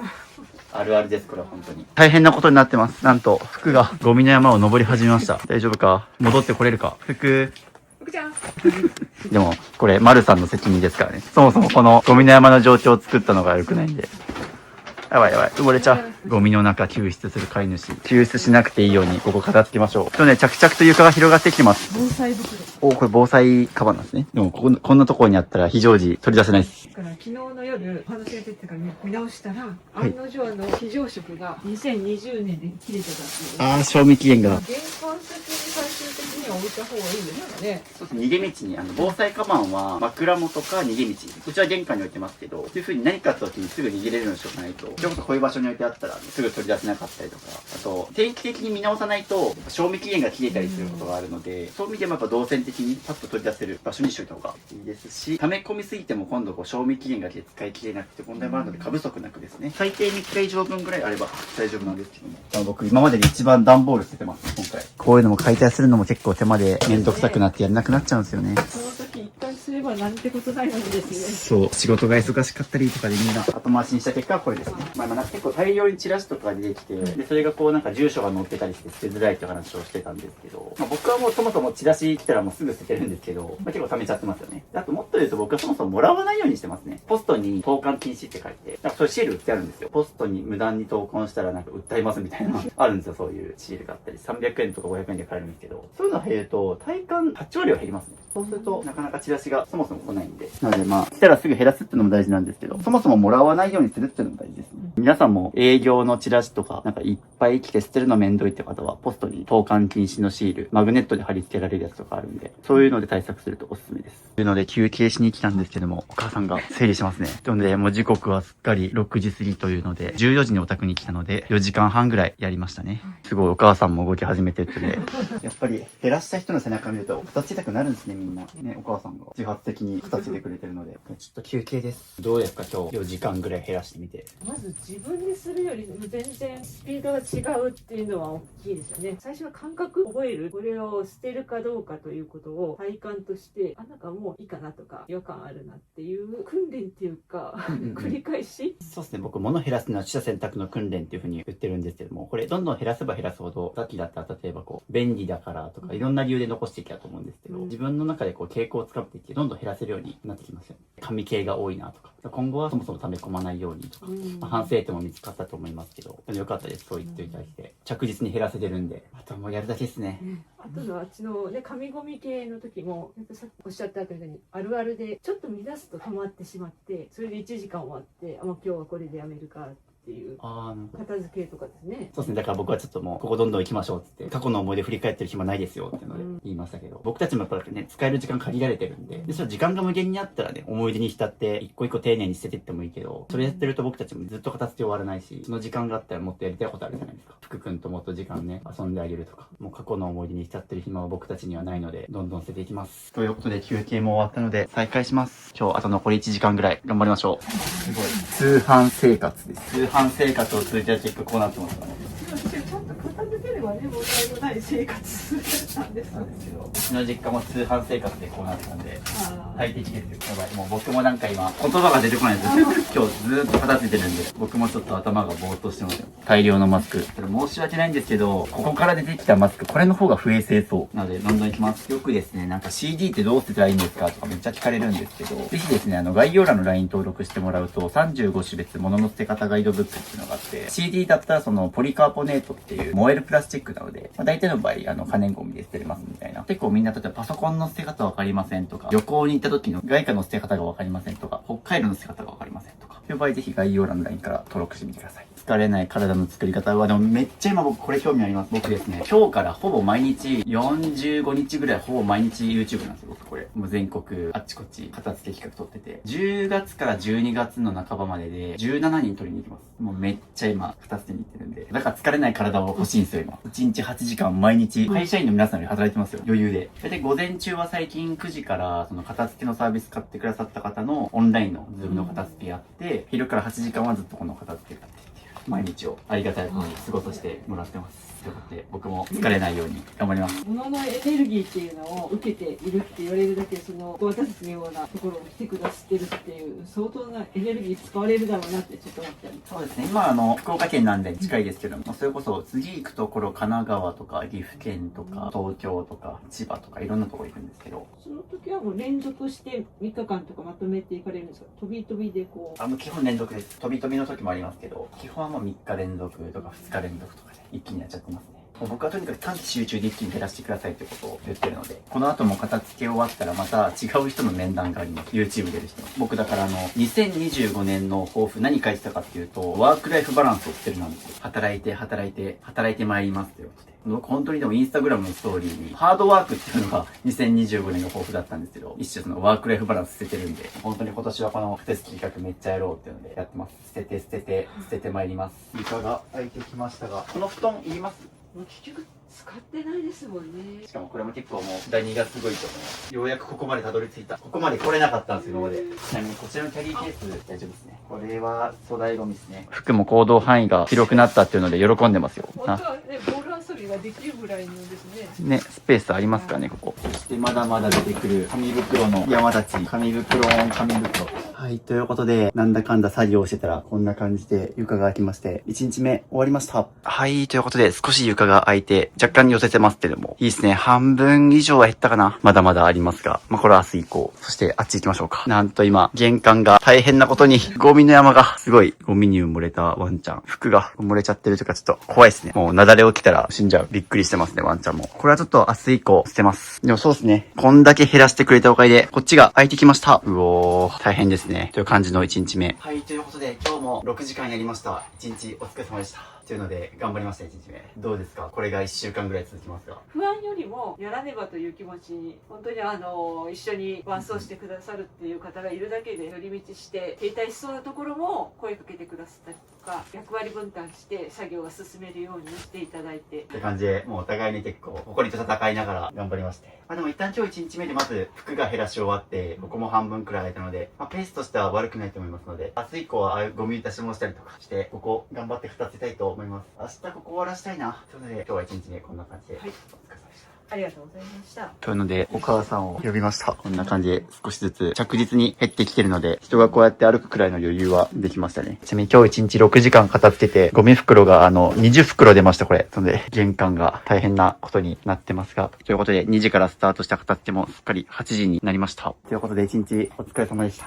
いやいや、ありがとうございました。お疲れ様です。いえいえ、こうやっても捨てた本人が一番大変なんで、どうでした？いやー、でも本当に今日はもうこの物量を渋さんに見ていただくことだけが憂鬱というか、もうそこから不安だらけだったので、その中でも一緒にしてくださっているっていうので、本当にありがたいなと思って感謝しています。いや、でも同じようにお家が物が溜まっちゃった人も見てる方いると思うんで、多分背中を押されてると思います。見てくれる皆さんも。そして、服がお水タイムですね。頑張って減らしたぞ。じゃあまた明日もお伺いしますので、2日目もよろしくお願いします。ありがとうございます。よろしくお願いします。お知らせです。ミニマリスト支部の LINE を追加するとなんと無料で YouTube 未公開の片付け動画やルームツアー動画5本、スマホのホーム画面が綺麗に片付くアプリアイコン画像150個と壁紙セット、物を手放すか迷った時の30の質問リスト、ミニマリスト支部と1対1でズームできる相談会、インテリアの参考になるミニマリスト部屋のリンク集など、他にも計10個の特典を無料プレゼントしています。配布は予告なく終了する可能性があるので受け取りをお早めに、概要欄のリンクか QR コードから登録お待ちしてます。はい、ということで2日目です。おはようございます。おはようございます。今日も服が元気ということで、玄関が開かないですね。すいません。この後ゴミ出しもしていきますが、こんな感じで玄関大変なことになっておりますが、2日目いきます。よろしくお願いします。よろしくお願いします。早く物減らして身軽にスッキリ暮らしたいよな。はい、ということで、時刻は12時ということで、今日も2日目勝たせていくんですけども、早速、昨日服減らしてみて、朝起きて服選びどうでした？今日も昨日ね、厳選した、このお気に入りの服着てらっしゃいますけども。選びやすかったですね。もうすぐこっから見てみたいな。もう朝起きてすぐ服選べて楽だったと思いますし、なのでそうですね、僕が服から減らし始めるのをお勧めしてる理由としては、こういう風にも翌朝から変化を感じられますし、似合ってますね。青系が好きっていうのもすごくね、昨日分かりましたけど、いいですね。という感じで、早速今日も物置部屋から手を振っていくので、よろしくお願いします。よろしくお願いします。ちなみに、服がここに登ってます。どこでも登りますね、この犬。かわいいですね。はい、ということで、今からここを減らしていきますが、はい、もうやることは一緒です。どんどん減らしていきます。はい。ちなみにこれはこれ昔頑張って作った資料ですね。画像を取り込んで。これ、丸さんが作ったんですね。そうですね。なんか画像を調べて、古文の仕事かな。中国の風景の紹介っていうので、あまりプロジェクターとかはまだ取り入れられてない時代、黒板に貼ってみたいな。なるほど。こういう風景を読んだ監視なんだよみたいな、そういう紹介とか。そっか、今確かにプロジェクターとか使ったりしますもんね。それがなかった時代ですね。先生としてもこういうのをわざわざプリントするのは大変だから、今はデジタル化進んででも使わなくなったということで、教職を頑張れた時のものになりますね。結構そういった教職時代の思い出のものとかも結構あったりするので、出すたびに懐かしくなっちゃうと思うんですけど、どんどん減らしていきましょう。こちらは思い出系ですよね、これ。そうそう、何なのかがよくわからない。感謝状ですね。ですね。これは何の感謝状ですか？最初に勤めてた学校で転勤するときにかな。なるほど。うちもミニマルアーツ株式会社ってあるんですけど、もし辞める人がいたら感謝状作って渡そうかな。今までありがとう、働いてくれてって。こういうのってなんか学生時代はもらってたけど、大人になってから賞状とかもらったことないなと思って。嬉しい人は本当にこれをね、飾られたりすると思うんですけど、も飾る暇すらなかったっていう。という感じでここに置いてありましたが、もう大丈夫ですね。ありがとうございました。感謝しながら感謝状を手放すという感じで絶賛減らしてますが、昨日一日でも減らしてみて翌朝なんか心境の変化とかありました？ね、ここに明らかに空白があるというか、減ってきてるなっていう実感もあると同時に、お片付けの心構えというか、もうなんかだんだんちょっと出てきたかなっていうのを、なんか今朝もちょっとたまたままだ残してた服が目の前になって、これどうするかなっていうのもさよならだなみたいな、そういう繰り返しの中で捨てるかどうかの判断選択っていうのも芽生えてきたかなみたいな。そうですね、今まではもうそもそもちょっと片付けが億劫で、いるいらないの判断すらやるのが億劫だったと思うんですけど、もう今自然とこれ減らせるかも、これ片付けたいみたいになってきてると思うので、そしてもう減らせば減らすほどどんどん床が広がってきて、物が減ってるっていう実感が今得られてると思うんで、よかったです。もうなんかいい意味で心配はなさそうというか、あとはこのままどんどんここをそうですね、量をどれだけ減らせるかっていうところが今気にかかっているっていう感じなので今日はもう一日絶対今日中にここ終わらせようと思うんで頑張りましょう。はい。ちなみに僕は昨日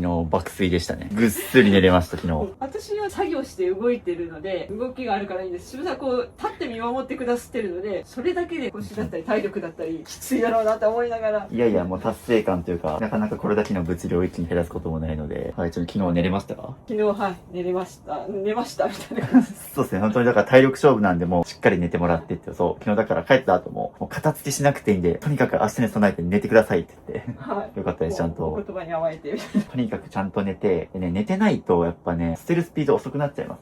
判断能力鈍ってくるし、やっぱ体力も続かないから、後半持久戦なんでやっぱしっかり寝ていただいたということで、頑張ってください。これは、じゃじゃーん、くまモンのギフトボックス出てきましたか？いただき物ですね、これ多分。いただき物、ちなみにこちら、いりますでしょうか？やっぱ可愛いので、誰かに譲ったり、何かに使ったり、拭いたり用途を考えてる時点でこれはもうさよならですね。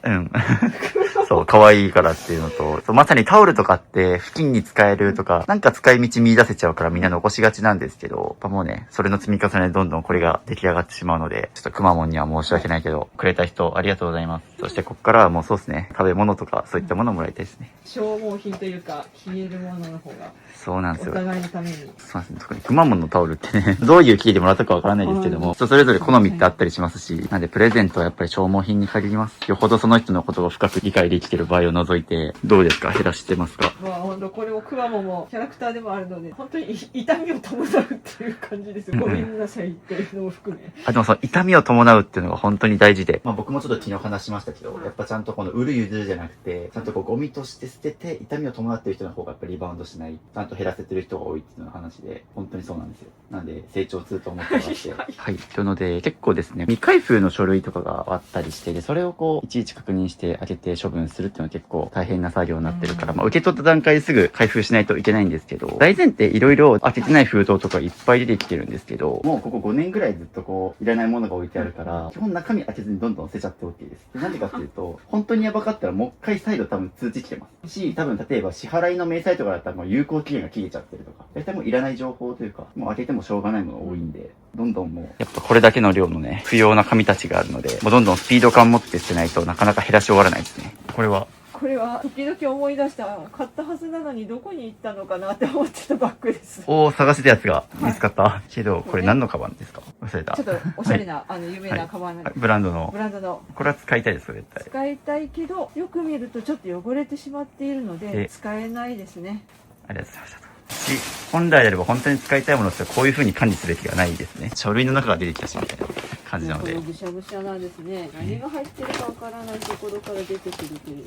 特に丸さんの癖として、もうとりあえず後にでしかも見えない形でとりあえず突っ込んじゃえっていうのがもう積み重なってこうなってるので。そうですね。後で見直そうっていうつもりで紙袋にまとめてこの状況っていうでなんかこう整理しないといけないとか寄せとかないといけないってなって見失っていくみたいな。そうだからもう片付けにおいて後でやろうは本当にバカ野郎なんですよ。後でやろうは一生やんないです。どんどん溜まっていくんで。それ見覚えがあります。すごいこれ。僕たちの博多通りもん、有名なお土産ですけども、お土産の紙袋がすごい。こんなにお家に通りもんの紙袋ある人初めて見たし、お店開けちゃいますね。お土産持っていくのに買った時に全部につけてくれますよね。一個一個、一個一個に。で、それでありがたくもらって帰るけど、渡す時には使わなかったみたいなものが。ここに溜まっちゃったんですね。だからなんか僕通りもんめっちゃ好きな人なのかなと思って。好きは好きなんですけど、お土産用に買ったものがこんだけなったっていう。ね、通りもん美味しいですもんね。なんか面白そうなものが見つかったんですけど、これは10年くらい前に独り身でもあるし、今後考えて思い切って、大手の婚活企業というか、王がつくところに。なるほど、王社、婚活さんがあって。で、その時の多分登録した時の書類とかが、そういうのが出てきたっていう、懐かしいというか、ちょっと、負の思い出ですね。この時も忙しかったので、ネット上でお互い見つけて申し込む制度なので、忙しすぎて、そのサイトを開く時間もない。でちょっとご連絡取り合うようになっても、私が忙しすぎてぶっちぎっちゃうっていうことで、さよならっていうか、フェードアウトするとかいうような、どう考えてもうまくいかない時期に、ちょっと踏ん張った思い出がね。いや、仕事忙しい時に、婚活というか恋愛含めてやる余裕ないですからね。ちなみになんか、どこまで触れていいかわかんないですけど、ネガティブなものっていうので、あれですね、いろいろだからこう、婚活とかはしたけど、結局結婚はなされずに今ですもんね。で、なんかどうですか、こう、今まで多分しようかなとか思った時期も含めて今があると思うんですけども、結婚とかに対して考えてることとかってあったりしますか？なんか本当に若い20代30代の時はいずれは結婚して赤ちゃんが生まれてみたいなイメージしてましたけども、今は本当に一緒に過ごせて健康に、一緒に何かを楽しんだりとか旅行行ったりとか、そういう支え合うというかような感じがいいかな。そういう存在が今でもパートナーを諦めてるわけではないけどっていう状況で、でもそうするとこういう、家がこの状態で自分が何が本当に必要なのかとか欲しいのかとかわからない、このパンパンな状態では見つからなかったっていうのは本当は分かってるみたいな。そうですね。僕実はですね、結構言ってます。部屋が散らかってる状態だと恋愛うまくいかないよって言ってるのは、よく恋愛において清潔感大事ってよく話すじゃないですか。あれってまさに家が散らかってる状態の人ってやっぱり、この人ちょっと清潔感ないなってところに繋がったりしますし、なんか前読んだ本でなんかモテるために必要なことはダーウィンが教えてくれたっていう進化心理学の本があったりして、そこに書いてあるのが、なんで部屋が散らかってると良くないか。そこには言葉そのまんま、モテたければミニマリストになれっても言葉そのまま書いてあるんですけども、結局家が散らかってると、その人と子作りした時に、病原菌持ってそうっていうような扱いになっちゃうんですよ。家が散らかってると。で、申し訳ないけどそうなりますよね。ちょっと不衛生そうみたいな。だからこの人とはその子孫を繁栄したくないから、モテないよっていうような話に繋がったりもしますし、もっと言うと、ね、別に婚活にしろ恋愛にしろ、やっぱお付き合いしてると、お家に上がったりする時あるじゃないですか。っていう時にやっぱ堂々と家に呼べないっていう状態だとね、なかなか恋愛もできないと思いますし、そういう意味でも、もね、今後まさにまだ人生長いですし、いいパートナーさん見つかるかもしれないから、そういう時にね、やっぱり家は片付けといた方がいいですし、実際僕も今まで片付け、もうこの YouTube しかり、自分の片付けサービスでもいろんな人向き合ってきたんですけど、やっぱりその、家が散らかってるせいで別れたっていう人も結構会ってます。そういう意味でもね、ちょっと今後パートナーさん見つかるかもしれないし、実は僕の母親、ちょうど昨日、再婚したよっていう連絡来て、そう、で、母親もちょうど同じ50代前半です。なので、僕の母親、まさかなんか再婚したとか全く何も聞いてなかったから、なんか意外だったというか、おめでとうって言ったんですけど、そういうことも全然あるので。人生にはいろいろ。そう、何がそんな急にポンと見つかるんだと思って、僕もびっくりしたんですけど、それで今度、再婚したから引っ越すんだって言って話が来たんですけど、そういうこともあったりするので、物を減らしましょう。物を減らすと恋愛もうまくいくということで。いやでも本当に細胞とか DNA レベルで病気の話はなるほどって。そうですよ。まさに。女性じゃなくても男性とかも物を減らすと、取捨選択、即断即決できるようになるから、例えばね、大体女性とデート行くときって、どこに行くって聞くんじゃなくて、どっちに行きたいみたいな感じで、どんどん自分でこう意思決定していかないといけないことが多い。どこに行くって聞くとモテないよみたいなことってよく書いてあったりするんですけど、そういう時にもやっぱ即断即決でエスコートできるようになるから、物を減らしておくと本当に恋愛にも繋がるんで、減らしましょう。ちなみになんですけど、結構高かったですかそれ。入会金とか高いイメージなんですけど。当時ですけど、はい15万ですよね、入会金。そうですね。そんぐらいかかるイメージあります、僕も。その時も結局父が亡くなった後の遺産っていうかな。で、思い切って飛び込んだけど、これでうまくいかなかった。それで言うと、あと一つ聞いてと思ったのは、15万円っていうのは、なんか僕も相場そんぐらいだから、特別高いとは思わないんですけど、相場に対してって意味では、遺産でやったから、自分が痛手伴ってないっていうのもあると思いますね。自分で稼いだお金じゃないから、最悪うまくいかなくてもいいかみたいな。これもあったと思います。仕事も忙しかったし、遺産のところで払っちゃったから。というので、いろいろね、これに対して思うことは、ネガティブな情報がいっぱいあったっていうので、でもこれも一旦もう大丈夫です。それ説明書ですかね。そうですね。説明書はですね、まずこれ捨てていいです。で、なんでかっていうと、商品名で調べたらネット上で同じ資料がダウンロードできます。ので、これ自体に価値はないです。買って1年以内に保証書がついてたらするんですけど、基本的にもう時間も経ってると思うので、処分してもらって OK。で、どうしても説明書たまに見返したいから取っとかないと不安って方は、トリセツってアプリがあって、そこで商品名入れると、デジタルの説明書が一括でダウンロードできるようになってて、家中にある説明書をそのアプリ1個にまとめられるので、そういうのを使うのもおすすめです。ただ今回に関してはもうこれそのまま捨てちゃって大丈夫です。というのでまたキャリーケースが出てきましたが、果たして何が。なんか重い。はい、重い。あどうされました？使わなくなった分なので、はい、家にこれを保管しながら。はい、五目ご飯がいっぱいできた。でも賞味期限。わかめもあったし、確かに期限が消えちゃってます。もったいな。食べたらよかったですね。どえらい奥から出てきたんですけど、こんなところに防災アイテムって言ってももう、非常時にこれ、しかも多分存在忘れてましたよね。これをどこに置いたかなんだし、保存用としてここにストックしていたことを忘れてましたね。忘れてましたね。なんで、この防災道具はあってもないのと一緒ですね。もったいない。美味しそう、これ。ちょっとこれは反省です。もったいない。これもったいないですけども、捨てちゃいます。お水も厳密に賞味期限あって、ここに書いてあります。で、お水は飲めるっちゃ飲めるんですけど、お水賞味期限が切れると何が起きるかっていうと、どんどん空気が抜けていくんですよ。だからペットボトルが今ちょっと若干凹んでるんですけど、凹んだりとか、ここですね。ここ水の残量がどんどん減っていきます。なので、植木の水やりに使います。はい。これは反省しますよね。しかもね、これいくら分があるんだろうって感じですね。そうですね。結構いいのを買ったんですよね。これそう、高そうな備蓄ですね。新しいのに入れ替えながら食べていけばよかったわけで。なので基本的に防災は僕、ローリングストック法っていうのをお勧めしてて、みんな防災のために食材買うとこうなるんですよ。厳密に言うと、これってどうやって教えたかっていうと、多分カレンダーとかに、自分のスマホアプリとかのカレンダーとかに書き込んでおかないとやっぱ人間忘れちゃうんで、っていうのも必要だったし、持ってるとここにあるから定期的にチェックもできないし、で一番いいのはやっぱローリングストック法って言って、普段使いと備蓄を兼用しておくっていう。我が家で言うと例えばプロテインとかサバ缶がそれに当たるんですけど、普段プロテイン飲んだりとかサバ缶食べつつ、で1個食べたら1個補充するっていう形で、我が家サバ缶絶対5個絶やさないが置いてあるんですね。ってことをやっていくと、どんどんその賞味期限が古いやつから食べていけばいいんで、賞味期限の管理っていう概念からも解放されるし、ちゃんと普段使いと兼用できるから腐らないっていう。なのでそういう風にローリングストック法にするとかですね。これを作った方に申し訳ないし、お米にも申し訳ないないですね。し、それで言うと、結構みんなお金ないです、時間ないですって言うけど、こういうところで無駄遣いしちゃってるからないんですよね。ちょっとここも反省していただいて、はい、本当に減らすたびに自分の愚かさと向き合わなければならないから、そうなんですよ。笑ってるけど心で泣いてるみたいな感じですね。そうなんです、そうですよね。物を捨てるっていうのはその自分の愚かさと向き合うことなんですよ。要は失敗するってことなんで、捨てると。だから僕理想の手放し方っていうのは、基本的に今、売る、譲る、使い切るのどれか。で、一番良くないのが捨てるって言ってるんですよ。で、例えば僕って家にあるものって基本的にもう使い切れるか、で、一個一個値段が高いもの買ってるんで、料率で。だからもう例えばメール借りてるとかついても数万円とか数千円絶対値段がつくものしか持ってないから、基本なんかゴミとして捨てるってことあんまやらないんですよ。で、この点で言うともう、とにかく物が多い状態の時っていうのはみんな捨てるってことをやるからダメなんですよ。もちろん今捨ててもらわないとダメなんですけど、将来的にどんどんそういう風に料率でどんどん数絞っていって、売る譲るとかやって、で、数が少なかったら売る譲るやってもいいんですよね。金額も高いし。けど今ってもうどんどんその安物買いの全入しないで捨てていったりとか、こういう風にそもそも管理しきれなくて賞味期限で腐らせて捨てたりとか、すごいもったいないことやっちゃってるので。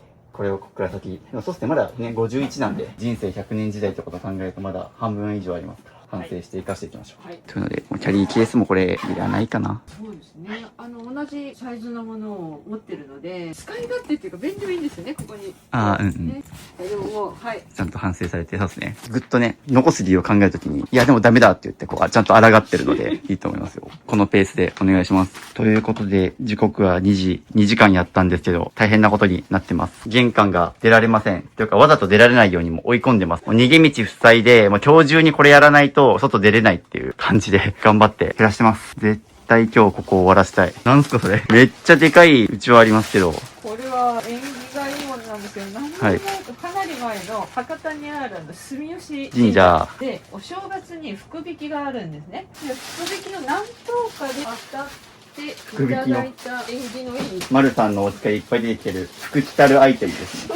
開運。しっかり立派な作りなんです。そうなんですよ。めっちゃでかい。一人分の顔入りますから。そうですね、これはもう。超巨大ですが、はいもうこれいらないですね。そうですよね。というので、ちょっともううちは申し訳ないんですけど、半分によって手放させていただきます。まあ、ここから物減らしていけば服着ます。そして今後もね、こういうのを無駄にしないためにも学んで減らしていきたいですね。はい。というので、2時間片付けて、着々と床が空いてきたので、一旦休憩します。というので、休憩中です。ご飯を食べたりして休憩してるんですけど、服が、チン。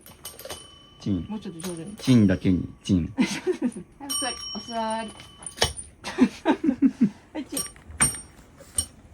これがお二人の日常なんですね。ということで、再開します。あそこの段ボールたちを頑張って減らしましょう。はい。というので今これ、2って書いてますけど、これ通販生活ですね。もう通販生活っていう段ボールとかめちゃくちゃ捨てましたけど、通販生活って買ったもの結構ありますもんね、ここ。健康にいいものとか、なんかね、質のいいものを精査して選んであるみたいなところで、最初きっかけをなんか一つ買って、それ以来定期的にカタログが届くので、特に一人暮らしだった時ですよね。もう忙しすぎて買い物に行けないっていう時に、日用品、洗濯物を干すものとか、敷布団とか、なんかそういう日用品を購入したりとか、今で言えばちょっと健康食品系を。あったら便利とか。ものどんどん買った結果、こうなっちゃったっていう。ですね。これは、電話の明細、10年近く前だと思うんですけど。NTT ファイナンスって書いた明細がいっぱいあります。これがお母さんが、はい、きちんとね、毎月把握しようと思って取っててくれたと思うんですね。きちんとしてるところとか記録に残すところは本当すごいなと思ってるんですけど、最近になると例えば私が何かこうやってちょっと捨てるともったいないっていう持っておいた方がいいって思うみたいで、私がゴミを捨てましたってなると母がその後もったいないと思ったらしくてまた引き上げるっていうキャッチ&リリースみたいな、はい、朝起きたら捨てたはずのものが机の上に戻ってる、掘り出されてるみたいな。特に僕たちで言うとおじいちゃんおばあちゃんの世代って本当にもう物が貴重な時代に生まれてきてるからこそ捨てるのがもったいないっていうの。逆に僕とかはもう大量生産の時代に生きてるからどんどん捨てないとっていうので、物にそんな価値ないしっていうところから生きてきてるから、そこの世代の差はありますよね。というので着々と段ボールが開いてきてるんですけど、これ何ですか？エアコンフィルター洗い掃除。タイトルが覚えてないんですけど、多分掃除しようと思ったのかな。エアコンの溝とか上の部分ですね、ミトンみたいに手を入れてフィルターを洗いますよ。使ってないですね。使ってないですね。やろうでやらずに溜まったものが、これも処分お願いします。使えそうな気もするんだけど。けど、使えそうと思ったら捨ててください。使わなくても大丈夫なんです。昨日もいっぱいありましたけど、使い道を考え始めたら危ないです。少しでもできるようなことを。そうです。まあ、他のものでも代用できるし、残す理由を考え始めたら危ないと思うんで、どんどんしてください。という感じで、着々とどんどん床が空いてきておりますが、これも減らしましょうか。ただはい。これ以外に着物の道具があって、ってこれを最終的に全てお片付け終わって残したものを入れる収納としてこれがあった方がいいかなどうかああ、なるほど。みんなそう片付けると絶対こう収納の先が出てくるんで、これ何か収納に使えるんじゃないかっていうふうに考えてると思うんですけど、これも捨てた方がいいです。あればあるほどどんどん貯めちゃうし、もっと言うと十分家広いので、これなくても片付きます。そう収納ね、みんなすぐ取りたがるんですけど、収納ほど逆にした方がいいですもん。そう、まだね、何か使えるかもっていう精神がそうですね。ずっと残ってるんですけど、これを本当にもうどんどんでも捨てないと、本当に自分の人生取り戻せないんですよ。この状態だと。はい。いきますね。はい。なので、収納もどんどん減らしていきます。これは。私が茶道を習ってて、教えるお免状、先生のお免状までいただいてるんですけど、おー、すごい。これはたまたまお知り合いの方がお母様がされてるから使わないからって譲り受けた水差しっていうものなんですけど、将来もしかしたら茶道を教える立場になるかもしれないっていうところで先輩の方々から譲り受けたものがかなりお茶碗とか玄関先の戸棚とかああいうのをこの先もしかしたら使うかもっていうのがそれなりにそれこそお値段の下にねするのを譲り受けているのでこういうのが多々あります。まあこれを減らして終わった後に絶対やりたいっていうんだったらそれは残した方がいいかもしれないんですけど、やるかどうか迷ってるみたいな感じだったらどうですかこれ。本当に好きであったらどんだけ忙しくてもやってるはずなんですよ。みんな片付け終わったらやろうとか時間ができたらやろうみたいなのっていっぱいあると思うんですけど、どんだけ忙しくても本当に好きだったらみんなやります。ゲーム好きな人ってどんだけ仕事が忙しくてもやったりするのと一緒で、隙間時間見つけてもやりたいことっていうのが本当に好きなことなんですよ。っていう意味では時間ができたらやろうとしてるものっていうのは今のその丸さんにとってはそこまで優先順位が高くないものっていうふうに考えた方がいいと思います。この話を聞いた方がいいと思います。そうですよね。うん。茶道は好きなんですよね。道具はあった方が便利だながまたここで来るっていうですね。そうし、こうやってふうに迷う程度のものだったら僕は手放していいんじゃないと思っちゃいますね。そっか、一回手放してまたその本当に必要だとかですね。でもいいし、10年、20年後とかにしたくなる可能性はあるかもしれないんですけど、その時まで使わずに持っときますって話ですね。そうしないとこのお家は変わんないと思います。この思考の積み重ねでこの家ができてるんで。そうですね。そうなんですよ。基本的になんで、丸さんの口から出た残す理由であったり、言い訳に近いものっていうのは、もう全部無視しないと減らし終わらないです。なので、ちょっとここで、踏ん張って覚悟を決めて、はい、多分こういったものが多分、まだまだ出てきます。同じような部屋がまだこれ残り3つあるんで、そのために手を止めてると、多分終わんないんですよ、これ。で、多分最初なんでね、多分まだこういう風に葛藤あると思うんですけど、まあこれを繰り返していくうちにどんどん捨てられるようになってくるんで、でもそうなんですよ。だからなんだかんだでもそうやって、今まで何回も切断繰り返していって、ここまで減らしてきてるんで、いけますよ。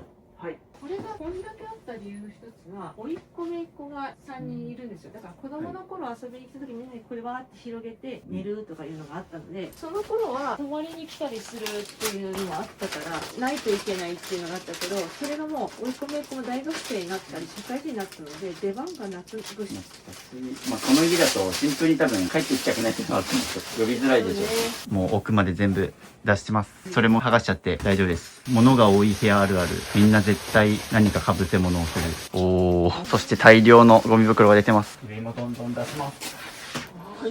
からはい、ということで、ここに大量のゴミ袋、そして減らした分余白のスペースもできて、着々と減らしているんですけども、玄関も大変なことになっております。今4時間ぐらい減らしたんですけど、もうこういうありさまになってます、今。もう玄関も出られません、僕たち。閉じ込められてます、これ。というので、僕最初ですね、ひたすらいっぱいゴミが出るだろうから、ここを先に開けて、ゴミ置き場にしようと思ったんですよ。週に2回しかゴミ回収来ないんで、それまでここに置いとこうかなと思ったんですけど、このありさまだと多分もうここからも溢れちゃう。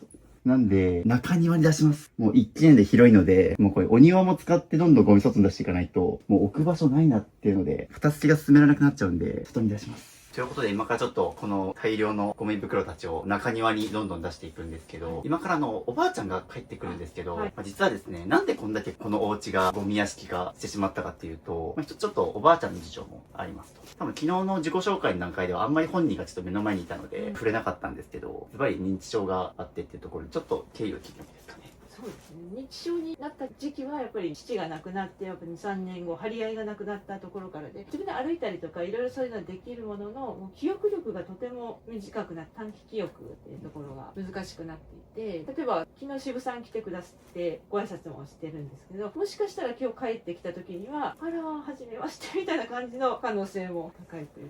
そうなんですよ。だから昨日ね、僕とお母さんすごい仲良く話してたと思うんですけど、多分この後帰ってきた後、初めましてってなる可能性が高いし、で今から中庭出す理由なんですけど、お母さんがこれを見た時に、なんで捨てるのってまた取り出そうとする可能性があると。そうですね。これまでの私の一人でのプチお片付けの時も、細々片付けてさあ燃えるゴミで出そうって言ったら、母がやっぱりもともときめ細やかな人なんで、もう一回ゴミを確認して、私が捨てたはずのものを戻してるとキャッチ&リリースになって、朝起きたら戻ってきてるみたいな。で、そこでちょっと喧嘩になるとか、もう捨てるのに、いや、使えるやん。なんで捨てるとねっていう小競り合いがやっぱたびたびあって、もうそれが億劫というか、そういうところも、そういうことの積み重ねで実はこういうお家ができてるってこともあるし、今から中庭出すのはそのおばあちゃんに見られないためっていうのもあります。なんで、まあ週に2回ゴミ出しの日があるんですけど、それまでにちょっとまたおばあちゃんこれ見た時に、なんで捨ててるのってなっちゃうから、もうちょっとおばあちゃんの目につかないところに今から外に出してっていうようなことをちょっと今からやっていくので、まあそういった事情もあって今からちょっとゴミを出していきますし、まあそんだけちょっと今まで辛い思いをしてきて、このお家ができてるっていうことはちょっと皆さんに理解してもらいたいですね。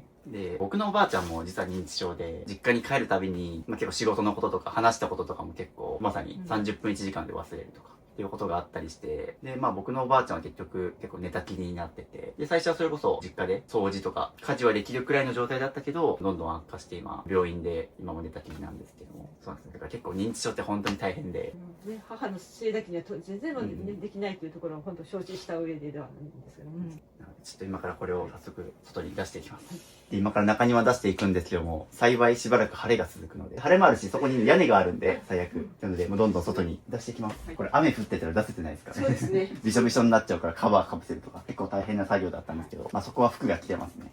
ちょうどついてるということで。はい。大変なことになってます。福ちゃんも泣いてます。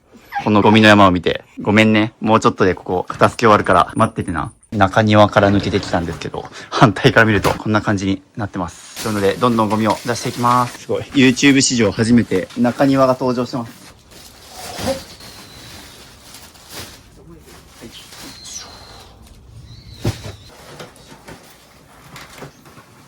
物を捨てるっていうのはいるいらないを決めるだけじゃなくて、ちゃんとゴミに出すっていうところまで含めて片付けなので、これを想像するとね、片付け始めるのが億劫になりますもんね。本当に僕物を減らすのはスポーツだと言ってるんですよ。これが理由ですね。体力勝負。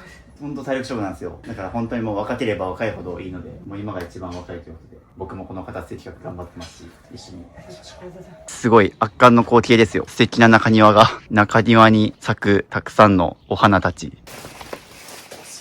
頑張って。ゴミの上踏んで登ってますからね。YouTube のサムネイル撮ってるんですけど、まさかの中庭という。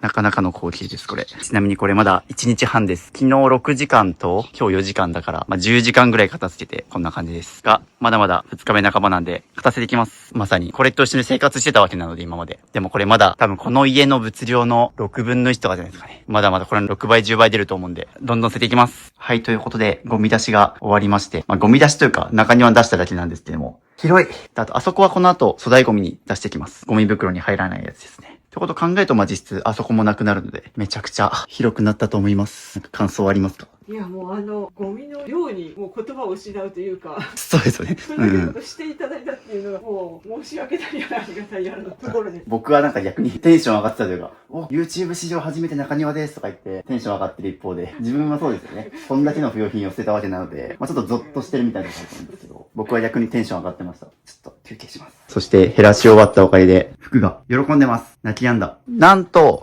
見てください。感動の光景が今、目の前にあるんで、急いで、今、中に入ってたんですよ。今まで服こんなに動き回れなかったですよ。というので、さっき、福ちゃんが広大な床の中を走り回ってましたけども、昨日何気なく結構、ワンちゃんがこの机の上を登ったりして、まあちょっとお行儀が悪いみたいな話はされていたと思うんですけど、まあ、僕一種、物が散らかってるせいで、動き回る場所がないから、ここに飛びつくしかないっていうのも、まあ、あるんじゃないかなっていうのは正直思ってます。まあ、もちろん、チンっていうその、犬種が結構、猫の系統も入ってるから、ぴょんぴょん飛び回るってものはあるかもしれないんですけど、やっぱりちょっとこのお家が物が多いことによって、動ける場所が少ないから、ご飯のとこにも飛びつくところはもしかすると、丸さんにも責任があるかもしれない。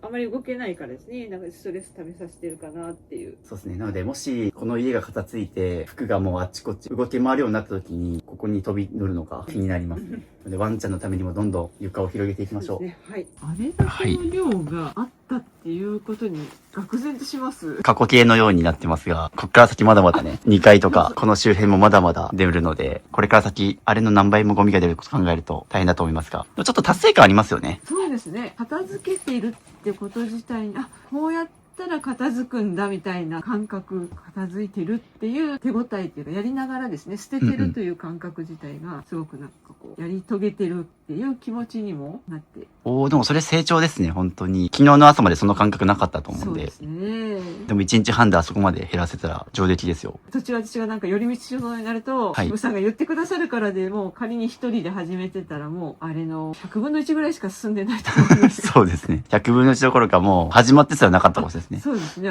収納の分とか考えると、まあ、いろんな面で、やっぱ一人ではなかなか、品の物量と大きさをするのもちょっともう大変なので。まだまだ続きますが、一旦ちょっと休憩してもらってお疲れ様です。ありがとうございます。頑張ってると飼い主。そうですよ。ワンちゃんは住む環境を選べませんから。そうですね、本当に。なので、福くんのためにも。ちなみに男の子ですか？あ、男の子です。あ、福くんで合ってた。頑張って減らすからな。ちなみに、もう少しするとお母さんがデイサービスから帰ってくるそうなので、間に合いましたね。あ、そうですね、廊下とか撤収作業。そう、だからあれをやってなかったら本当に帰ってきた時に、なんでこれするのっていう風になってた可能性があったと。もしかするとそうですね、もう僕のことも忘れられてるかもしれないので、2回目の初めましてがあるかもしれないですが。どうなるかですね。ちょっとそこはまあ認知症のこともありますので、そういう目で見てください。と思うんですけど、僕が40代とか50代とかおじさんになってからこれやってて、人様の家の中におじさんいるの嫌じゃないですか。ミニマリスト支部40歳みたいなの家に入れてるのなんか抵抗あると思うんですよ、女性の方がすると。そういう意味でも30代ってまだそれがギリ許される年齢なんじゃないかと思って、今もうめっちゃ片付け取ってますね。だから、この企画って多分僕一生で、わかんないですよ。別に40代50代ってしてる可能性ってあるんですよ。むしろ、もうヨボヨボになっても人の家片付けてるみたいな。それはそれでなんか面白いかもしれないですけど、まあずっとできるものでもないと思ってるんで、若いうちにどんどん作品を一つでも多く生み出しておこうということで、もう頑張ってますし、非常にご協力いただけて助かります。渋さんのお人柄だったら多分年代関係なく多分皆さん受け入れられると思うんです。なので、これ見て背中を押される人も多いと思うので。という感じでそうこうしてるうちに、もう少しでお母様が帰ってきそうなんですけども、大丈夫かな？あっちの部屋が片付け終わったら次、ここ片付けようと思ってるんですけど、この部屋片付けた時にももしかすると、なんか物減ってるんだけど、みたいな反応ってありえますかね？そうですね。なんか昨日私がここに服をてんこ盛りにしてた時も、途中からなんか不安そうな顔になってきたので、もしかしたらそんなに捨てて大丈夫っていう、引っ越すのぐらいの思ってるかもしれないなっていうのは感じたところで。昨日の時点でもちょっとそわそわしてたんですね。そうですね。向こうの部屋をね、片付けてる時も、時々見に来てたのも、何が起きてるのかな、みたいな。わかりました。ありがとうございます。ちょっと、なんで、お母さん帰ってきたらどんな反応になるかわかんないですけど。楽しみというか、気になるところですね。お母さんが帰ってきました。こんばんは。お疲れ様です。また片付けさせていただいてます。昨日ね、お話しした、ちょっと今思いつかあ、そうですね。今言ってきたからね。ということでですね、引き続き、こっちの方は減らし終わりまして、次、こっちですね。さっき、お母さんがいらしてた、リビング側の方に繋がってるので、ここをもう少し片付けて、今日中にあっちと扉が開くように、繋がるようにしますので。で、今から再開していくんですけど、やっぱりお母さんちょっと僕のことを忘れてましたね。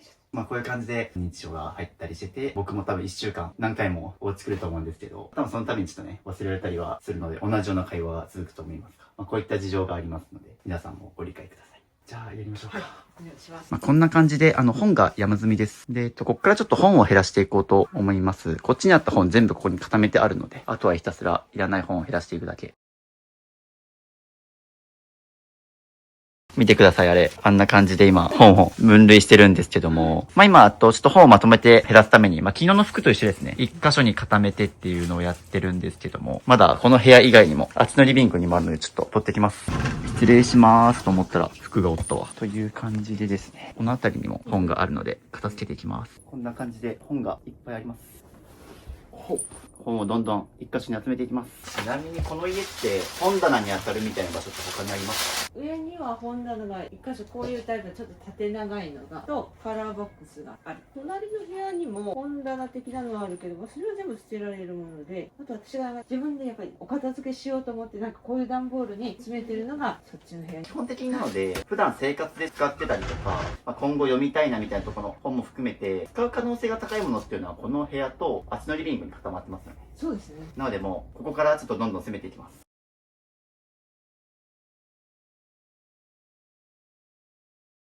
やばい。本をですね、片付けるために並べてたら、服が残ってます。ゴミ屋敷アスレチックで遊ぶワンコ。初めて触れるものがいっぱいあるから、ちょっと匂いが気になるんでしょうね。なるほど。はい、ということで終わりまして、じゃじゃーんということで、デジャブ。またしてもまた玄関に大量のゴミ袋が出たんで、またこれ中庭に出しますけども、本だけ厳選して、他全部捨てました。圧巻の光景です。これまた。なんでちょっとこれ一旦また捨てます。本日2度目のゴミ出し。今時刻が7時間以上やってるんで、あと1時間やっております。はい、というので、夜になりました。真っ暗です。なんか、不法投棄してるみたいな絵になってます。という感じであらかたゴミ出しが終わったんで、次、本を減らしていきます。ラスト今日、ここまでやって帰りたい。はい、という感じで、本をですね、縦に置いてるんですけど、なんでこんな風に置いてるかっていうと、本のタイトルがわかるように、背表紙を上に向けてるっていう、簡単な古本屋さんを開けそうな、本のフリーマーケットみたいになってますが、いやー、いっぱい本ありますね。これちなみに全部読まれてます？読んでないです。読んでる率どれくらいですか8割いってるかどうかっていう感じですかね。8割は読んでるんですね。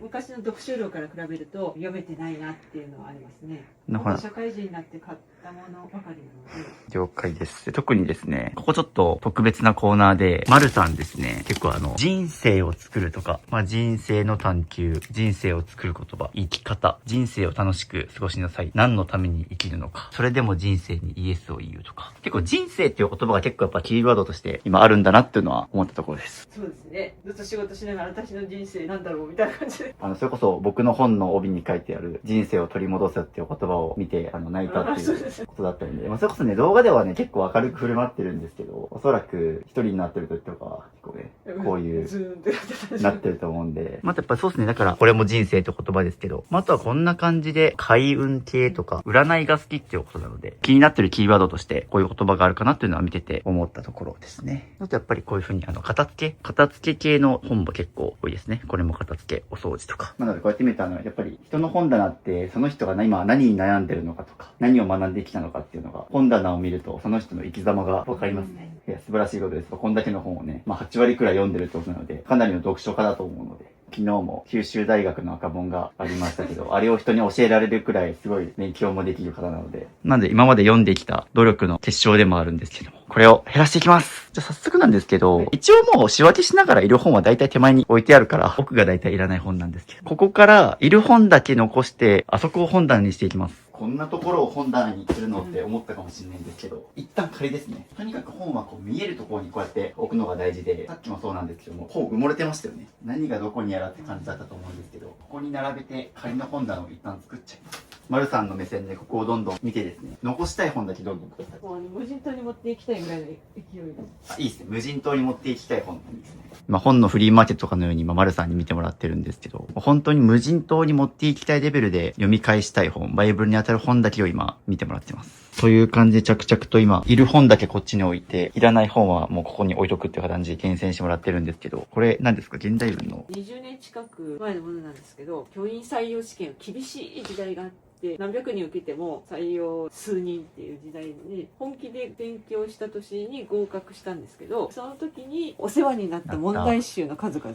努力の結晶、これのおかげで受かったってそうですね。この教材の作られた先生にお礼状書きたいぐらいで孤独に勉強してる中でお世話になった問題集の数々なので、ずっとなんか自分の頑張りとか証とかその当時のことを記念もあってもう使わないけどずっと取ってたんですけど、でももうありがとうということで手放したいと思います。すごいこれ逆に残すんじゃなくてもう思い出があるけど手放すっていう、いいですね。決断しましたね、これは。これはもう本当に一つのステージが終わったっていうことで、感謝の気持ちを込めてありがとうで。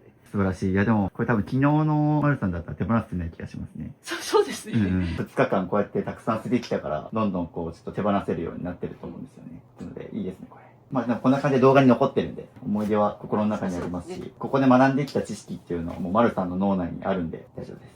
なので、ここがお片付けコーナーですね。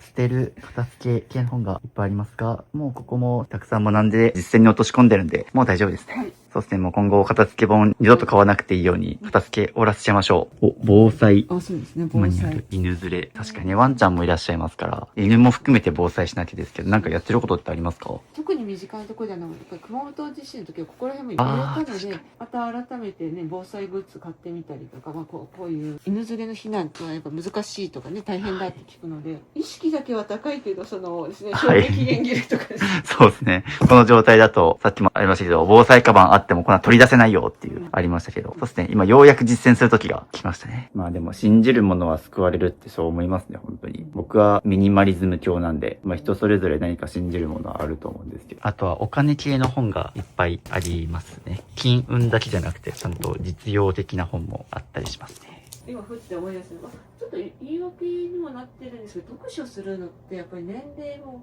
低くって若い頃は普通に見てたんですけど読めてたんですけど、私も極度の禁止なのでこのまま読むともう目が追いつかないので外して読むとかいう感じになってるので、内容云々の前のやっぱ読むストレスってあるから、若いうちの読書恵まれてたなみたいな、なんかよくわからない論理を、なるほど。例えばね、旅行とかは特にこう若い時に行っておかないとみたいな話ってよく聞くけど、読書も同じなんですね。老眼鏡を作ってそれすれば読めるじゃん。確かにそうなんですけど、なんか文字を見る億劫さを感じる年齢になってきたなっていうのがありますね。そうっすよね。これ読むにも体力いるし、もっと言うと現代人ってスマホと一緒に生きてるから、読書してる時に気をそらすものが常にあるんですよ、身の回りに。スマホの通知が鳴ってとか。もっと言うと本読もうとったり、本要約チャンネルとか、耳とか目でも情報が取れるようになっちゃったから、まあそっち、楽な方に流されちゃうっていうのもあると思うから、現代人で本が読めるっていうのは、相当集中力があったりとか、一種のスキルですよね。100年時代に私もターニングポイントを迎えて折り返し地点になります。何を思ったか、エンディングノートをですね、エンディングノートが3冊、まあ、エンディングノート迷子、そして3冊どれも書いてないっていう。そうですね、一時期すごく就活っていうのが急にこう盛り上がってきた時と、父が亡くなった時にいろいろ手続きとか自分も関わったって感じがあったので、なんかしとかないとって忘れると増えますがして買ったことを忘れたりもして買い直す。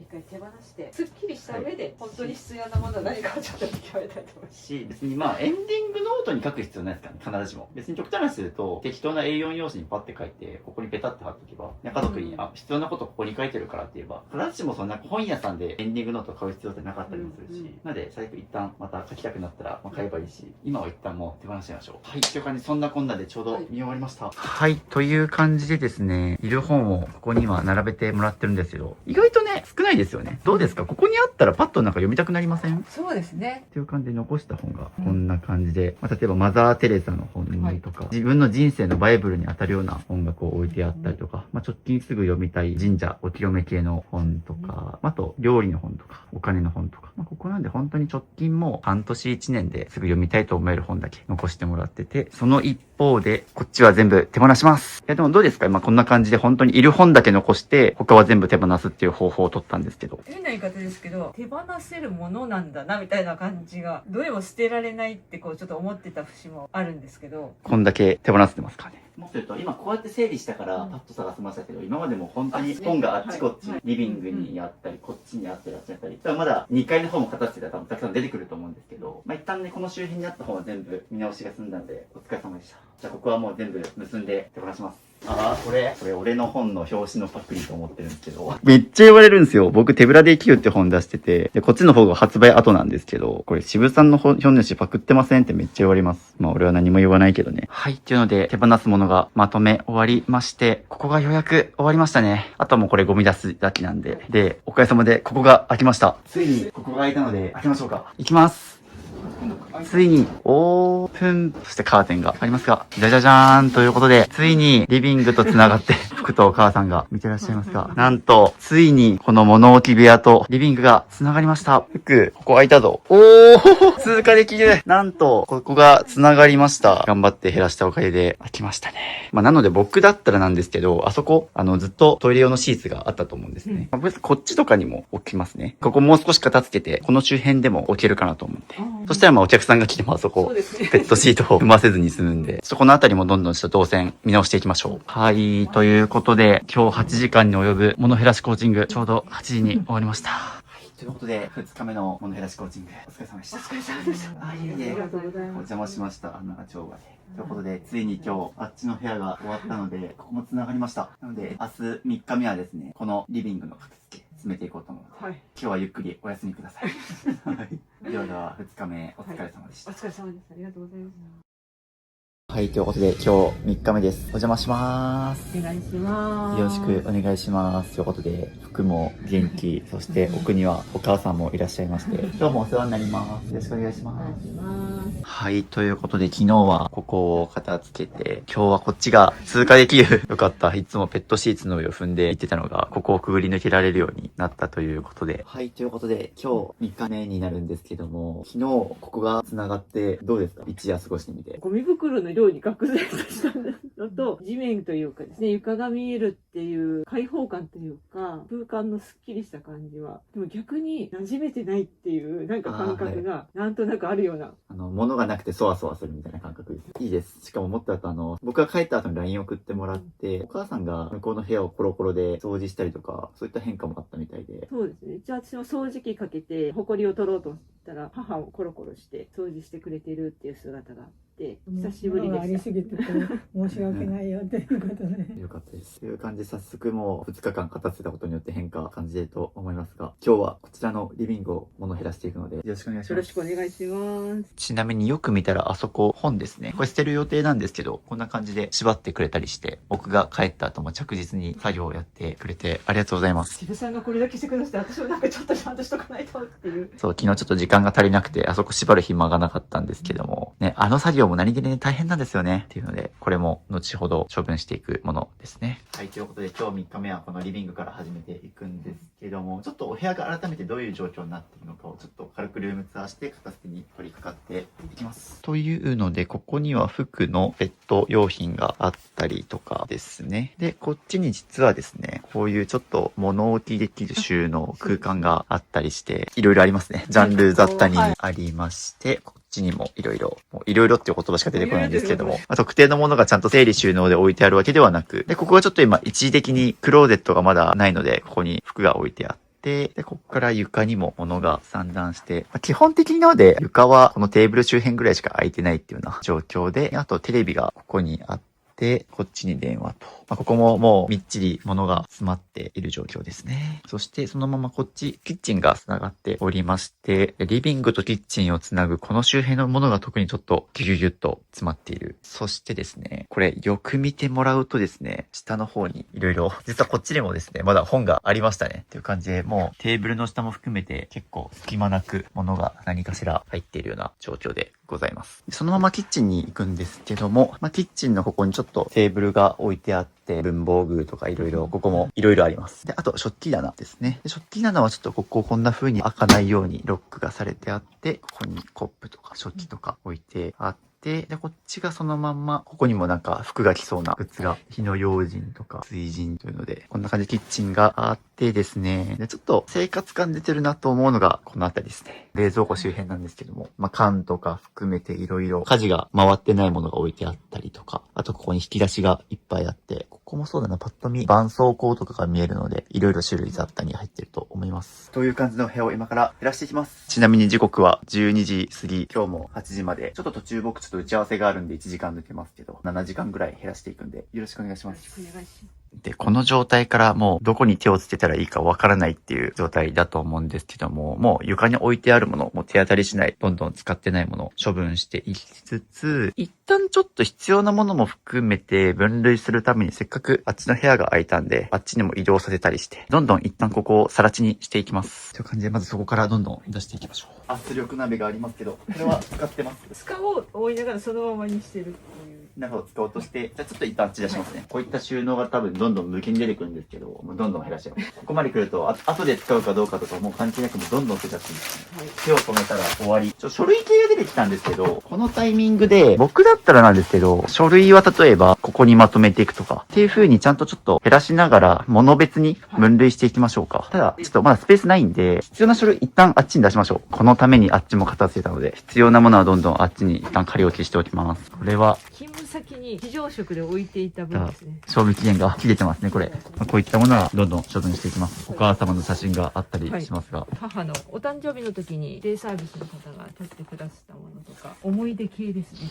お母さんにも見てもらいつつですね。服が恋しそうに見てますよ。早く減らしてくれないかなって。ここが減らし終わったら服もいっぱい動き回れるので頑張りたいですね。同窓会名簿。これは思い出系ですが写真撮って処分とか。渋さんだったらもう処分される感じですか？僕だったらこれ全部パラパラめくってると大変なんで、表の写真だけ撮ってするとか。思い出のものだからといって撮ってるとこの状態になっちゃうので、思い出のものに関してはなので、自分が残す量を事前に決めといた方がいいです。例えば段ボール1個分にするとか。要はちゃんと決めた量にして、で、それ以上は増えたら減らすってことやっていかないと、結局例えばよくあるのが、思い出のものを大事にしてるんですって言って、押し入れの奥に追いやってて、でも1回ももう何年間も見返してませんとか。でも例えば僕写真撮って捨てますってよく言ってるんですけど、たまに写真見返したりするんですよ。なので、押し入れの奥に追いやって、もう一切見てない人と、思い出のもの捨ててるんだけど、写真で定期的に見返してる人って、どっちが思い出大事にしてると思います？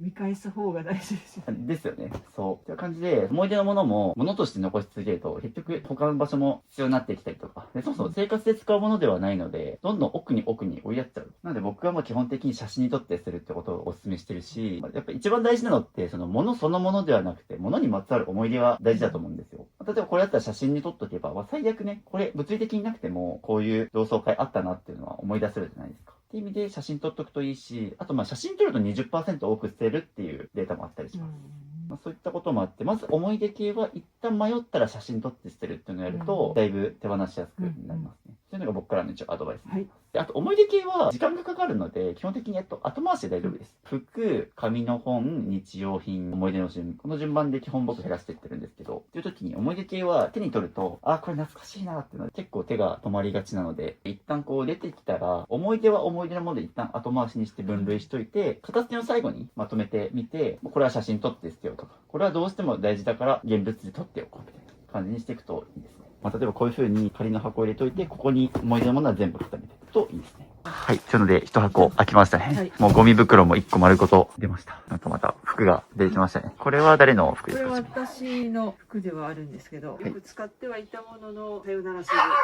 感じです。もともともう初日の時点でここで結構厳選したので、ここから出てくる服っていうのはもうよほどのことがないと捨ててしまって問題ないはず。多分ここから先も片付けにつれて、服とか本とかいろいろ出てくると思うんですけど、もう極力どんどん減らしていきます。多分奥に行けば行くほど、もう全然使ってないものが出てきて、なんだこれみたいなものが出てくると思うんですが、頑張って減らしましょう。健康診断何年前のですか？覚えてないから結構前だろうと。そうですね。もう覚えてないのであれば捨てちゃいましょう。見てるとまた、自分の健康状態を見てください。今のものとも全く違うと思うので、僕たちに過去を振り返ってる暇はないので、今必要なものだけをどんどん残していきます。服のボックスが出てきます。仕事着ですね、結局。マルさんはやっぱり教員をされたということもあって、仕事道具にちょっと生徒との思い出が結びついてるっていうのが、捨てるのが進まない原因の一つもありますよね。教員の方あるあるかもしれないですね。退職したからいらないはずなんだけど、当時の思い出が結びついてる。スタバの紙袋は、スタバに申し訳ない。せっかくなんで、ゴミ袋にして捨てちゃいましょう。そうです、そうです。多分、今ここ取り出すまで存在忘れてましたよね。そうですね、しばらく忘れてましたね。もったいないけど、この場所を取っとく方がもったいないんで、不要品のために。なんか結局、物を見失ってなくなったので、買い直してみたいな変なものの増え方もしてるんですよね。すごいもったいないお金の使い方でもありますよね。捨てるのがもったいないんじゃなくて、不要品のためにこの家賃分払ってることがもったいないというふうに考えた方がいいですね。このリビングがそうですけど、本来であれば、また服がこんなところに登っちゃってますが、本来であればここ不要品なければもっと広く使えてるんですよね。服もこんなところに登らずとも走り回れるはずなんで。なんで空間の無駄遣いがもったいないというふうに考えてもらって。でもやっぱりなんか3日目ということもあって、テンポ感が良くなってきましたね。どんどん捨てれるようになってるので、この調子で頑張ってもらえれば絶対減り終わります。コーヒードリップとか。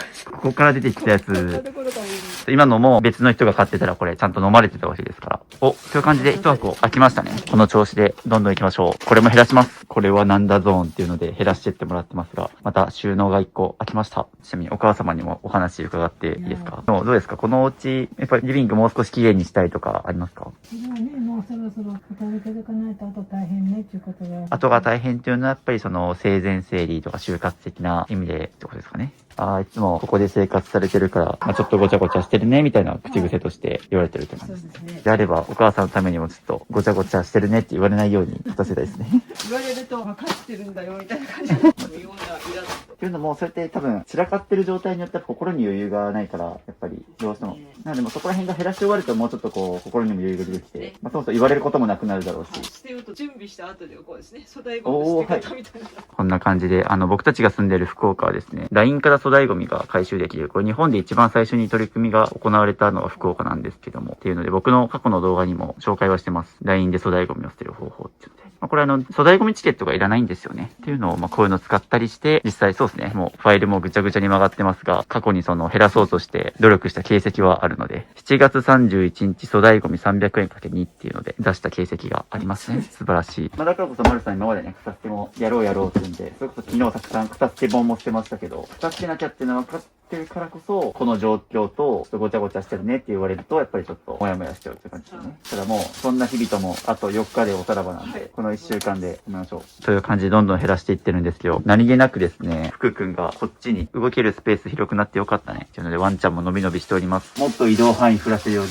やっていきます。という感じで着々とゴミ袋も増えてます。そして無限に出てくる通販生活。老けない体の作り方、オス編らしいです。オスを買ったのかもしれないですね。ちっちゃいスレッダーを買ってですね。ああ、ほんとだ。情報用の。スレッダーかけなくても、来たらすぐにビリって破って捨てるとか、溜め込まなければそもそもあれをやる必要はないんですよね。一気にまとめて宿するから、シュレッダーが必要になるんですけど、こまめに破って捨てたりとか。あとはこんな感じでちょっともう破くのもめんどくさいから、一旦紙袋に入れて、もうそのまま隠して捨てちゃうとか。そういうのを今やってます。この作業の積み重ねがめんどくさくなって、どんどん溜まっちゃうんで、ついにクイックルワイパーが登場ということで、床が開いてきてます。で、床に敷いてあった謎の敷物も撤去してます。床が見えてめっちゃ綺麗。ついにお部屋脱出の兆しが見えてきました。クイックルワイパーをかける余裕が出てきて、服も喜んでます。そして引き続き出てきたのが、パソコンのケーブルだと思うんですけど、僕ずっと気になってたのが、丸さんのお家、なんと大量のノートパソコンがあって、で、これおそらくお仕事で使ってて、歴代のパソコンが捨て方わからなくて残してるってやつ。そうですね。3段目、1番目置いてるのが今使ってるなんですけど、はい。下の2台はどう捨てていいんだろうかっていう。そうなんですよ。みんな捨て方がわからなくて残ってますものランキング1位パソコンっていうぐらいめっちゃ聞かれますね。基本的にはパソコンは中身を初期化したりとか、必要なデータはちゃんと USB とかに抜いて残した上で、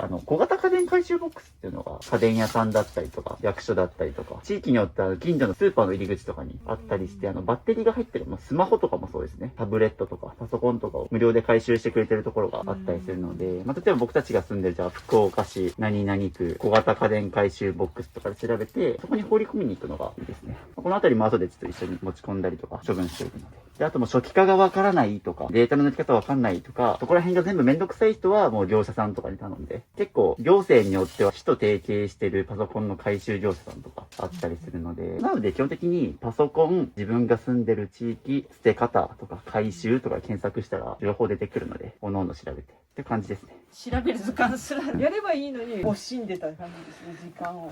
そうですよね。で、お忙しいっていうので後回しにしています。調べて分かっても、分かった、後でやろうって言って、やってないパターンもいっぱいいますね。ちなみにこの箱は、これはですね、おーなんやかんやで、多分これね、10年以上の買いだめの注意袋系です、袋をいっぱい与えるのがお好きな方ですね。そんなに機会があるんですか、そういう。今思うと、こんな人なんですよね。そう、実はですね、ちょっとカメラで映ってないところとかでも、お年玉のポチ袋とか、ご祝儀袋も無限に捨ててきてて、で、ここに今その塊があるんですけど、どういう流れで買うんですか、まず。これ使い切れてないのに買ってますよね。結果的には片付けられてないがゆえに増えてるんだと思うんですけど、今度お祝い事がある買いました。で、その後、こっちの方があの人にいいかもって買い直すのと、あとは事前に買っておいたんだけど、見失って買い直すみたいなっていうことを繰り返し。なるほど。片付けが終わってないことによって、また無限に買い直しちゃうっていう。要は管理ができてないからですよね。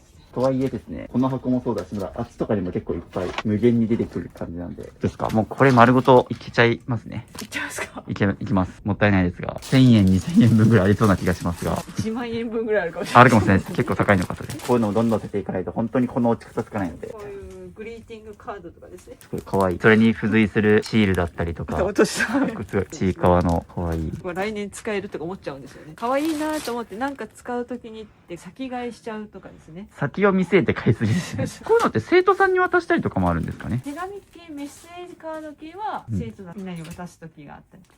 うんこういうのは追い込め一個の、おあーなるほど正月のポチ袋として買ったけどでも使わず。来年使おうかなみたいなそんな感じ。でもそうですね。来年使おうかなが積み重なってこれができたっていう。そうですね。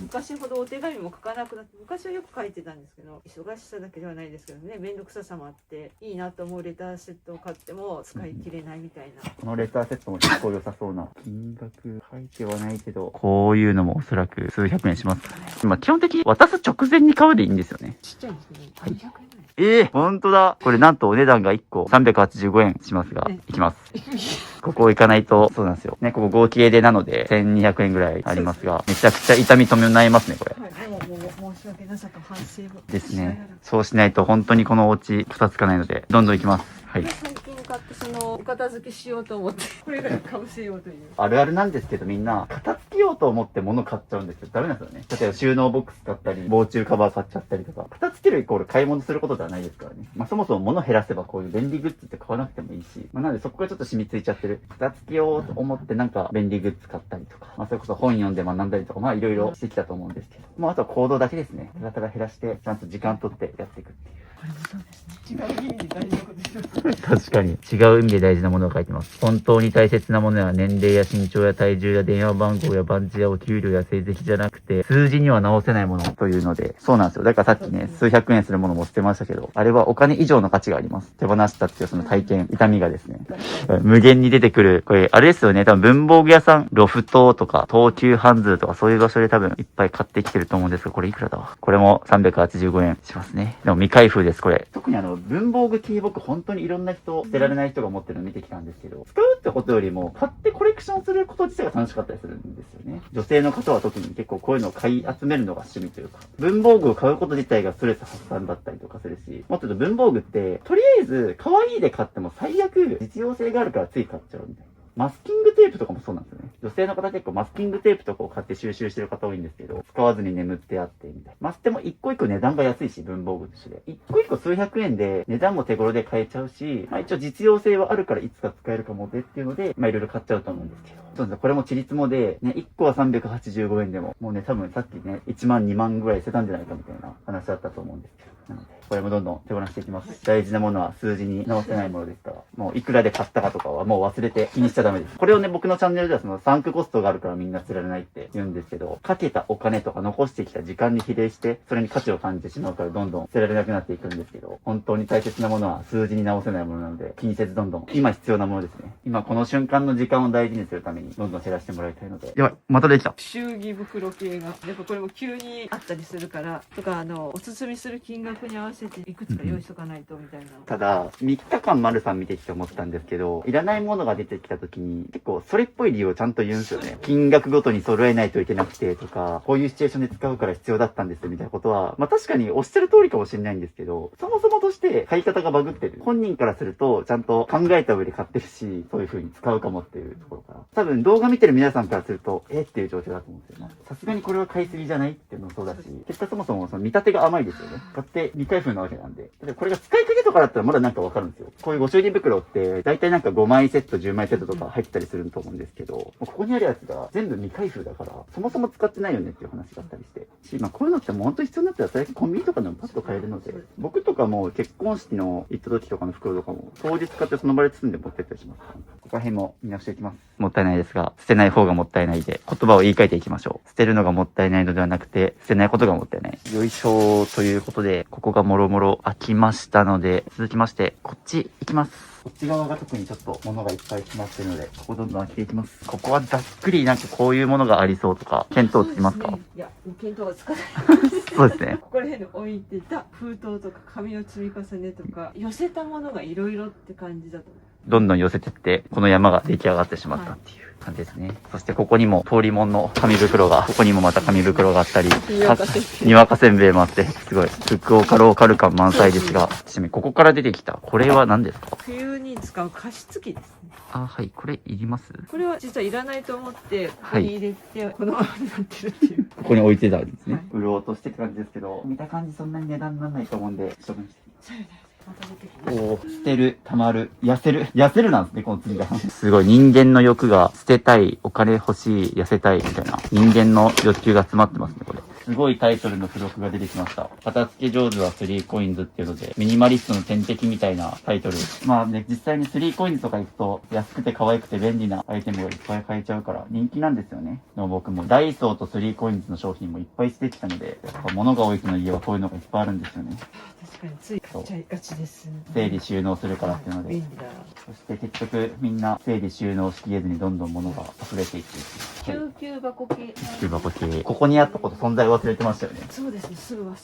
なので救急箱が救急箱の意味を出してないというか、非常事態にこれ存在忘れてるから使えないです。まあ防災アイテムと近いですよね。本当ですね。まあ僕よくエセ防災って言葉を使うんですけど、防災のために買ったんですって言って散らかってるから必要な時に取り出せないみたいな。まあこれもエセ救済箱みたいになっちゃってるので、手放しちゃいます。おお、ここにもいっぱい。あ、そうなんですよ。それが仮の救急、本当の救急箱、その奥の戸棚、封印された戸棚に多分あるんですけど。こっちに、けどここも開かずの間になっちゃってるので、そして何気なく今目についたんですけど、ここに色の紙袋たちが出てきました。ここ結構ちょっといろいろごちゃごちゃ。ごちゃごちゃになってますね。はい。古いスマートフォンがいっぱい。これもさっきのパソコンと一緒で、中身を初期化して小型家電回収ボックスに持ち込むとか。今使ってるの分の箱ですね。ただ、これいらないです。そうですよね。そう。今使ってるスマホだけど、箱自体はいらないですね。本体があれば OK だし、おそらくここ付属品とかが、ケーブルとか入ってるね。こういうのですね。これもいらないです。現に買ってからいつも使わずに生活困ってないと思うので。もっと言うと、この予備ケーブルって100均とかでも売ってます。市場自体で欲しければもうコンビニとかでも買えるので、これも手放します。って感じで、基本的に外箱なくても売れるので、もうどんどん捨てちゃって大丈夫です。僕も最近この iPhone 17買ってますけど、もう箱も捨ててるので、全然大丈夫です。ちなみに今日、なんとマスクがですね、30にします。昨日まで一重だったんですけど、くしゃみと鼻水が割と止まらないというので、今日は30でお届けしてます。減らし終わったらこのマスクもいらなくなって、埃と一緒に暮らす生活をさらばできると思うので頑張りましょう。はい。またしても通販生活、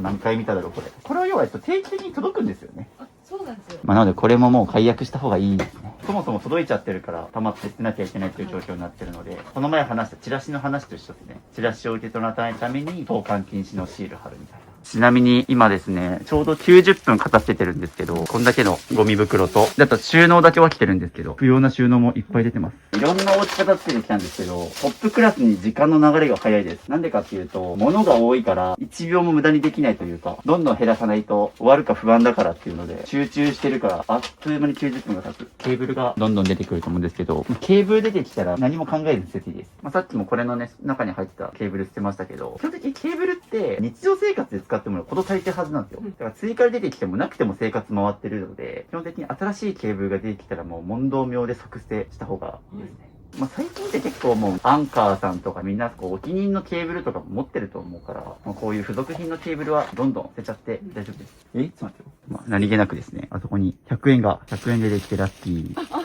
当ですか。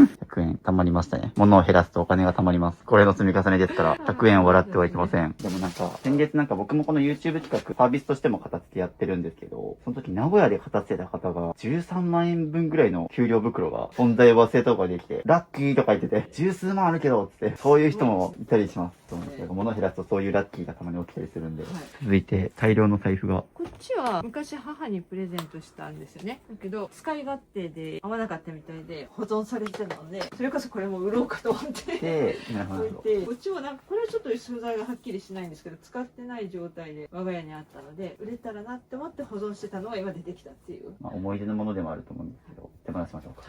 でも本当どんどん減らせるようになってますね。なんか少し前だったら結構まだ葛藤してた気がするんですけど、大量の電池が出てきましたね。電池って本当処分めんどいんですよ。回収ボックスにこれも持っていかないといけないので、そしてもう、ものすごい埃かぶってます、これ。はい、という感じで着々と床が空いてきてですね。で、そこにあったものなんですけど、これ。で、まあ、これ減らしたいんですけども、これがどういったものになります？はい、これマガジンラックで、兄が幼稚園ぐらいの時確か作ってイラストを描いて、それ以来ずっと母が大事に使ってきたっていうものなので、残しとくべきかどうかっていう。そうですね。収納用途で言うともう必要ないですね。本当になくても全然収納するものあるので、あとはもう単純な思い出だと思うんで。ね、私というよりもは母が最後はどう、ああ、どうでもいいよ。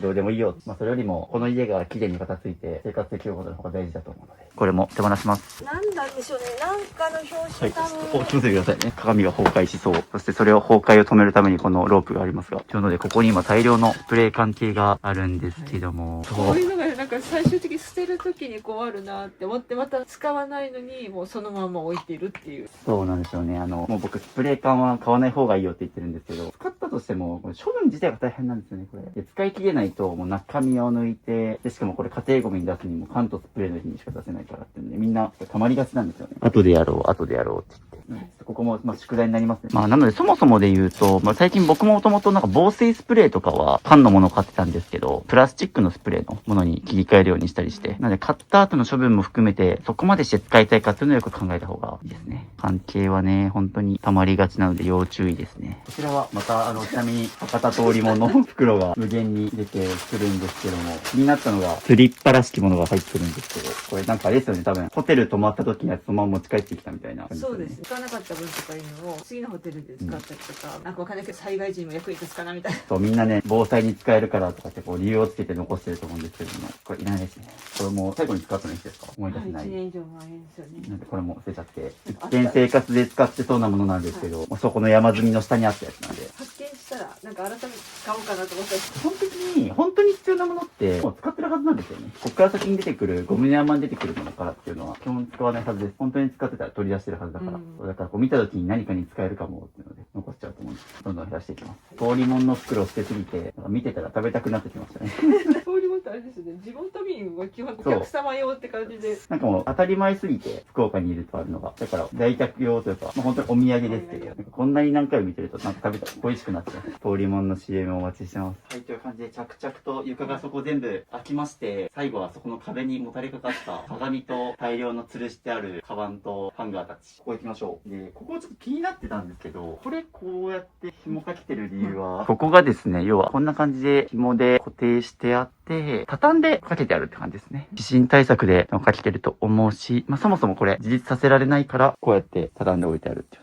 感じだと思うんですけど、これ全部取っちゃいます。ここも紙袋とかまた吊るしてありますね。ここに引っ掛けるっていう工夫自体はやっぱ母がね、して、どんどん地層のようにこれもまた。地層のように。いつでも紙袋パッと取り出せますね、これ。が、これも全部いらないです。S 字フックが大好きですね。物が多い家庭は S 字フック大好きなんで。そう、みんな、空間のありとあらゆる場所を有効活用するために、どんどん吊るしていくんでみんな。で、物が物を呼ぶっていう状態なんですね、これが。鏡こんな綺麗だったんだ、これ。お母さんがいろいろやってくださったんですが。見てください。なんとついに立ち鏡になりました。全身見える。今までこっから半分しか顔が見えなかったんですけど、全部見えます。反動。ただちょっと、そう、本当に明るくなると思います。ちょっとこれ外しちゃいますね。はい。立った。クララが立ったみたいな。この鏡にはですね、立派な足があるんですよ。自分で立てる足をこいつは持っているので、これで十分です。この辺物があるからね、真ん中にこうちょっと置く場合もあるかもわからないけどね。動かして。まさにここね、どんどん片付けていけば、別にここじゃなくても、とか違う場所にも置けると思うので。いやーよかった。でも、着々と本当に片付いていきます。そしてなんと12時からスタートした片付けも、もう2時間半経ってます。なんで、2時間半かけて、ここが綺麗になりました。って感じで、ちょっと一旦お疲れだと思うので、休憩に入ります。というので、休憩に入るんですけども、なんともう、この2時間ちょっとでまた、ゴミ袋が大量に出ておりまして、また昨日の光景を思い出しますね。そしてここ、せっかく片付けたけど、また、物で埋まっちゃってます。ここも後ほどちょっとまた中庭にゴミ出したりして、飽きていきますが、もう捨てても捨てても、たくさん、まだまだ本当にこれ序章ですから、この調子でどんどん頑張りましょう。ということで、休憩も終わりまして、次にやっていくのがですね、こちらになります。このスペースですね。特にあなたりが固まってそうなので、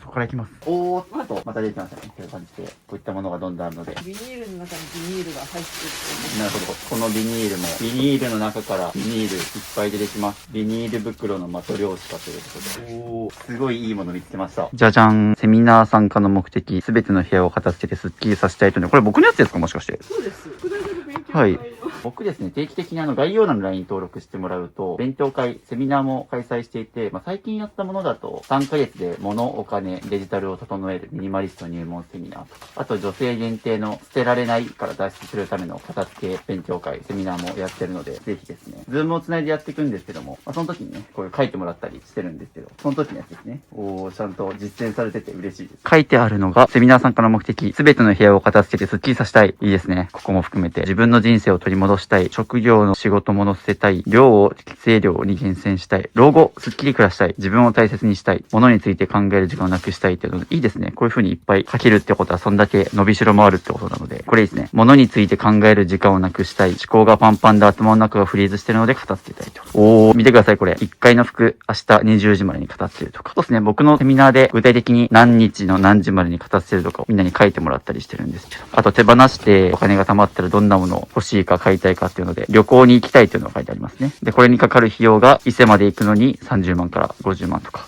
伊勢プラスいろんな旅行ですね。などですね。なんで、行きたいところいろいろ書いたら、っていうのを具体的にいろいろ書いてもらってますね。いいですね。そうそう、お金の整理をするために家計簿とかみんなで書き出したりしてるんですけど。僕ももうこれ、毎月1回必ずやってるんですけど、実際に参加してくれた人が書いたの初めて見たんで、嬉しいですね、僕も。3、4時間とかみっちりやるんで、そういうのぜひ、ちゃんと勉強して部屋スッキリさせたいという方は、概要欄の URL から申し込んでみてください。結構僕の片付け動画って実践でやってるものが多いんですけど、僕が何を考えてこういう風に指導してるかっていうところのマインドの部分とかは結構このセミナーとか勉強会で共有してるので、ぜひ概要欄のリンクから参加されてください。自分で言うのもなんなんですけど、めっちゃ面白いですよね。はい。お片付けだけじゃなくていろんな体験をもとに日々の過ごし方とか。そうなんですよ。YouTube で公開してないものなんですけど、僕これ作るのに毎回2週間とかで作ってるんですよ、これ。結構本気で、多分有料の本を買うぐらいのボリューム普通にあるので、ぜひ本気で勉強したいって方お待ちしてます。もう処分は任せます。今日のですね、決意を忘れないようにちょっと。で今日7日間片付け終わるまで撮ってみましょうか。というので、片付けが終わるまでは目に見えるところに貼ってもらってます。いいですね。ここに書いたことを全部達成しましょう。ただ今見てもらっての通り、書いたものがここにこうポンと置いてあったので、このゴミの山の中にあれがあったから、こういうの癖になってるんですよね、要は。書いたものをここにボンボン放り込むっていうような。はい、というので着々と床が空いてきておりまして、これ有名な本です。ガラクタすれば自分が見えるという。風水整理入門っていうね、このカレン・キングストさんっていう昔からのベストセラーというか。読むと変わるっていうふうにも何かでね書いてあって、読んでみようと思ったけれど最初の数ページでじゃあもうこれ大丈夫ですね。そうですね。ちなみにですね、まさに最初の数ページ読んで面白くないなと思ったんですよ。自分に合ってない証拠なんで、無理に時間かけて読み進めようとしなくても、なんか面白くないなと思ったら、もういいやって次行っちゃった方がいいと思います。それってなんでかっていうと、今の自分のステージに合ってないってこともあると思うんですよ。例えば内容が難しすぎるとか、内容が簡単すぎるとか、自分がもう知ってるとか、今はもうそんなに形のこと興味ないしとか。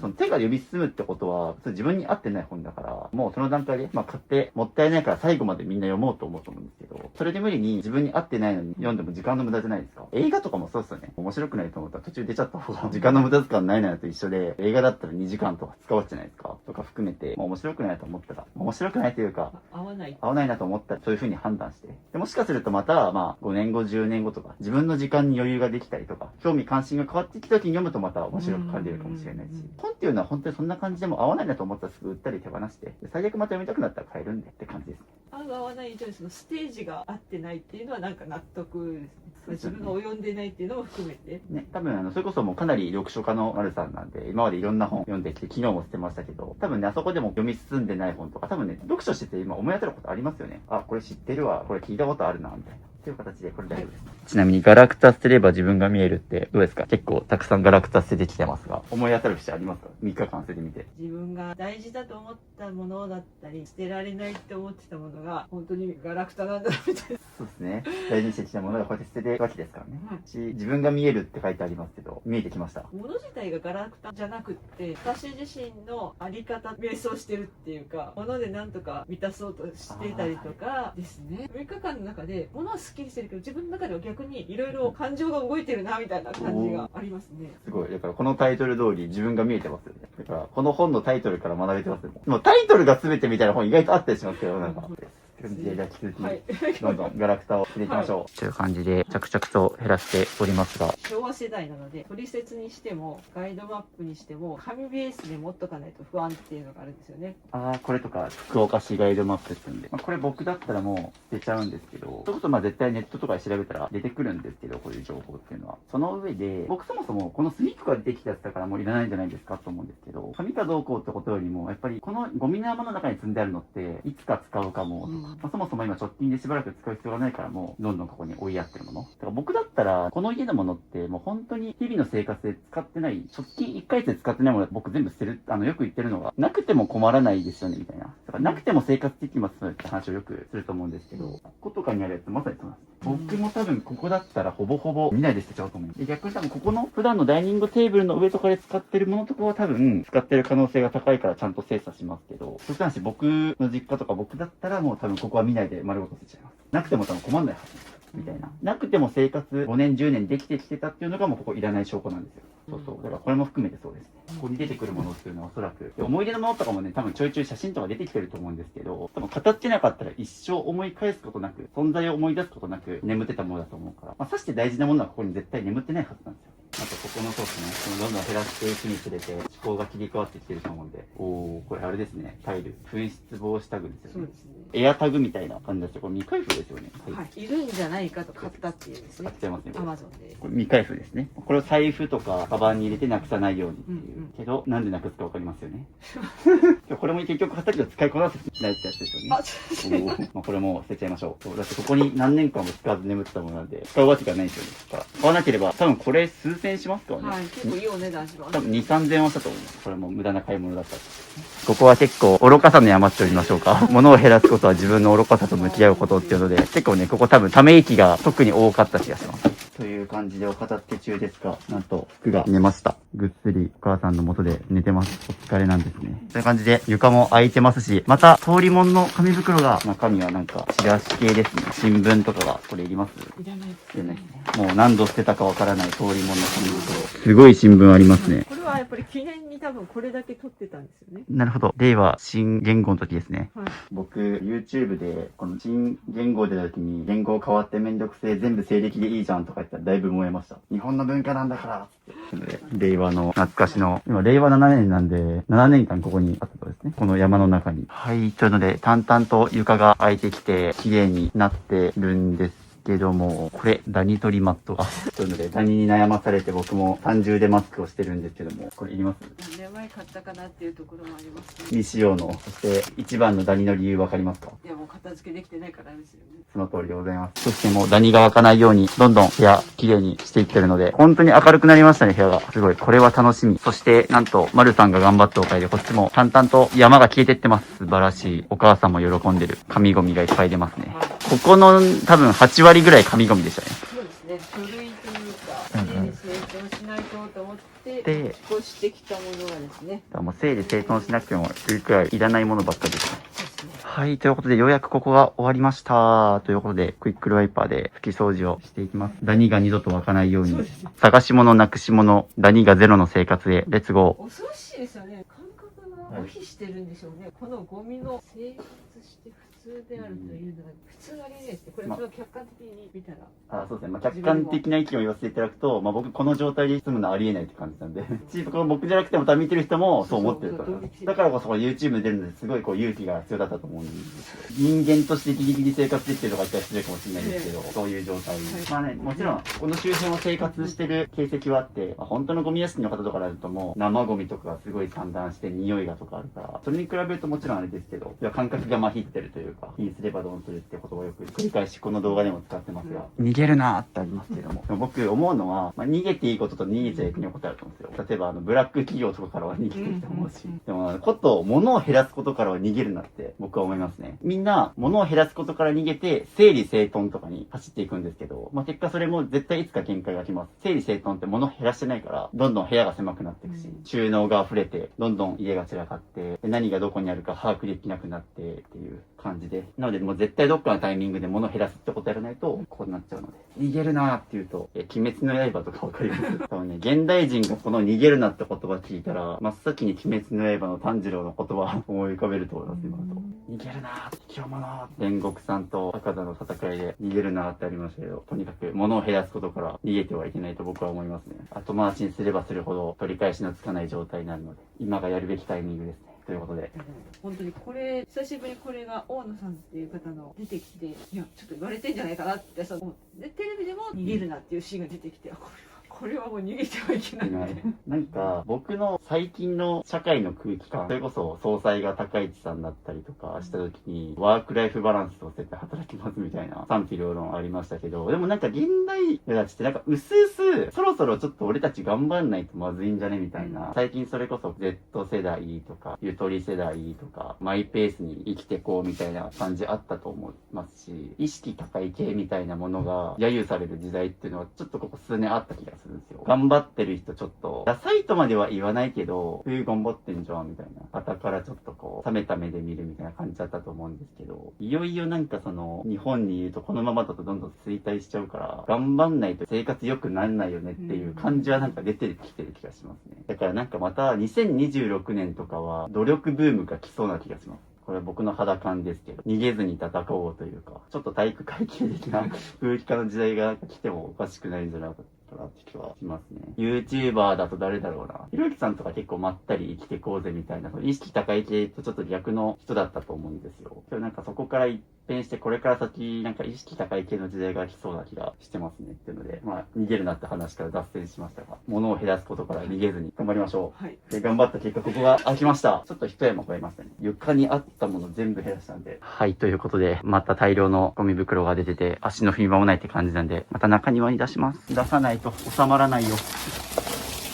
圧巻の光景です。はい、ということで、時刻はすっかり16時15分ということで、すいません、ちょっと僕がですね、税理士さんとの打ち合わせでちょっと1時間ちょっと抜けたんで、また今から再開していくんですけども、すっかりそこに今、丸さんが座れるくらい、さっきまでガラクタの山で座れなかったんですけども、ついに着々と床が広がってきていてですね、続きまして、そこやります。ここの一帯を片せていきます。衣装ケースとか棚とかあるので、ここをどんどん全出ししていきます。すごい、待って、すごいことが起きてる。服があんなところに、今まであそこに入り込めなかったですよ。物減らした証拠ですね。服が動けるようになればなるほど、僕たち物減らしたんだなって実感できますね。というので、あそこの棚もすべて取っ払ったんですけど、これ丸ごとなくしちゃいます。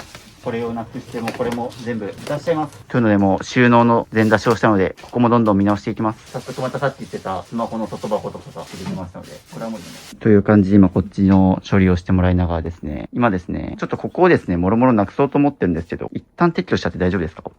多分イメージわかんないですよね。これなしでいけるのかっていう。じゃじゃんってことで。もうここもなんだろうなですよね。逆に言うと、なんだろうななんで、もうこれ中身見ないで捨ててもいいくらいのもののはずなんですよね、本来は。という感じで、ここも一旦なんで使ってないものがほとんどのはずなんで、全部出していきます。ちなみにここ、なくせて広くできるんだったらもう、なくしたいって感じですか？そうですね。丸さんならいきます。ここ減らしたら多分、だいぶ動きやすいですよ。そうですね。窓庭に近いしですね。なので、じゃあちょっとここ頑張って動かします、僕も。そして隙間から紙袋は住吉神社です。服が隙間に入れるようになりました。余白ができたぞ、服。おそらくここ引き出しに入ってるものだから、ワンチャン重要書類とかをちゃんと管理して置いてるのかなとかも考えてるんですけど、なんか明確に1段目はこれ、2段目はこれみたいになんか説明ってできますか？明確にはできないんですけど、おっしゃるように、基本大事なものなくしちゃいけないような通知書とか、そういう感じのを入れて、古いのをちょっと取ってたりしますね。そうですよね。古い分まで。なのでちょっと、直近の分はもちろん残していただいて、ただ、例えばパッとここ見ると、ここに歯ブラシが入ってるみたいな感じもあるので、おそらくほぼいらないはずです。なのでちょっとそういう大事なものだけなんとか引っ張り出しつつ、ここもどんどん減らしていきます。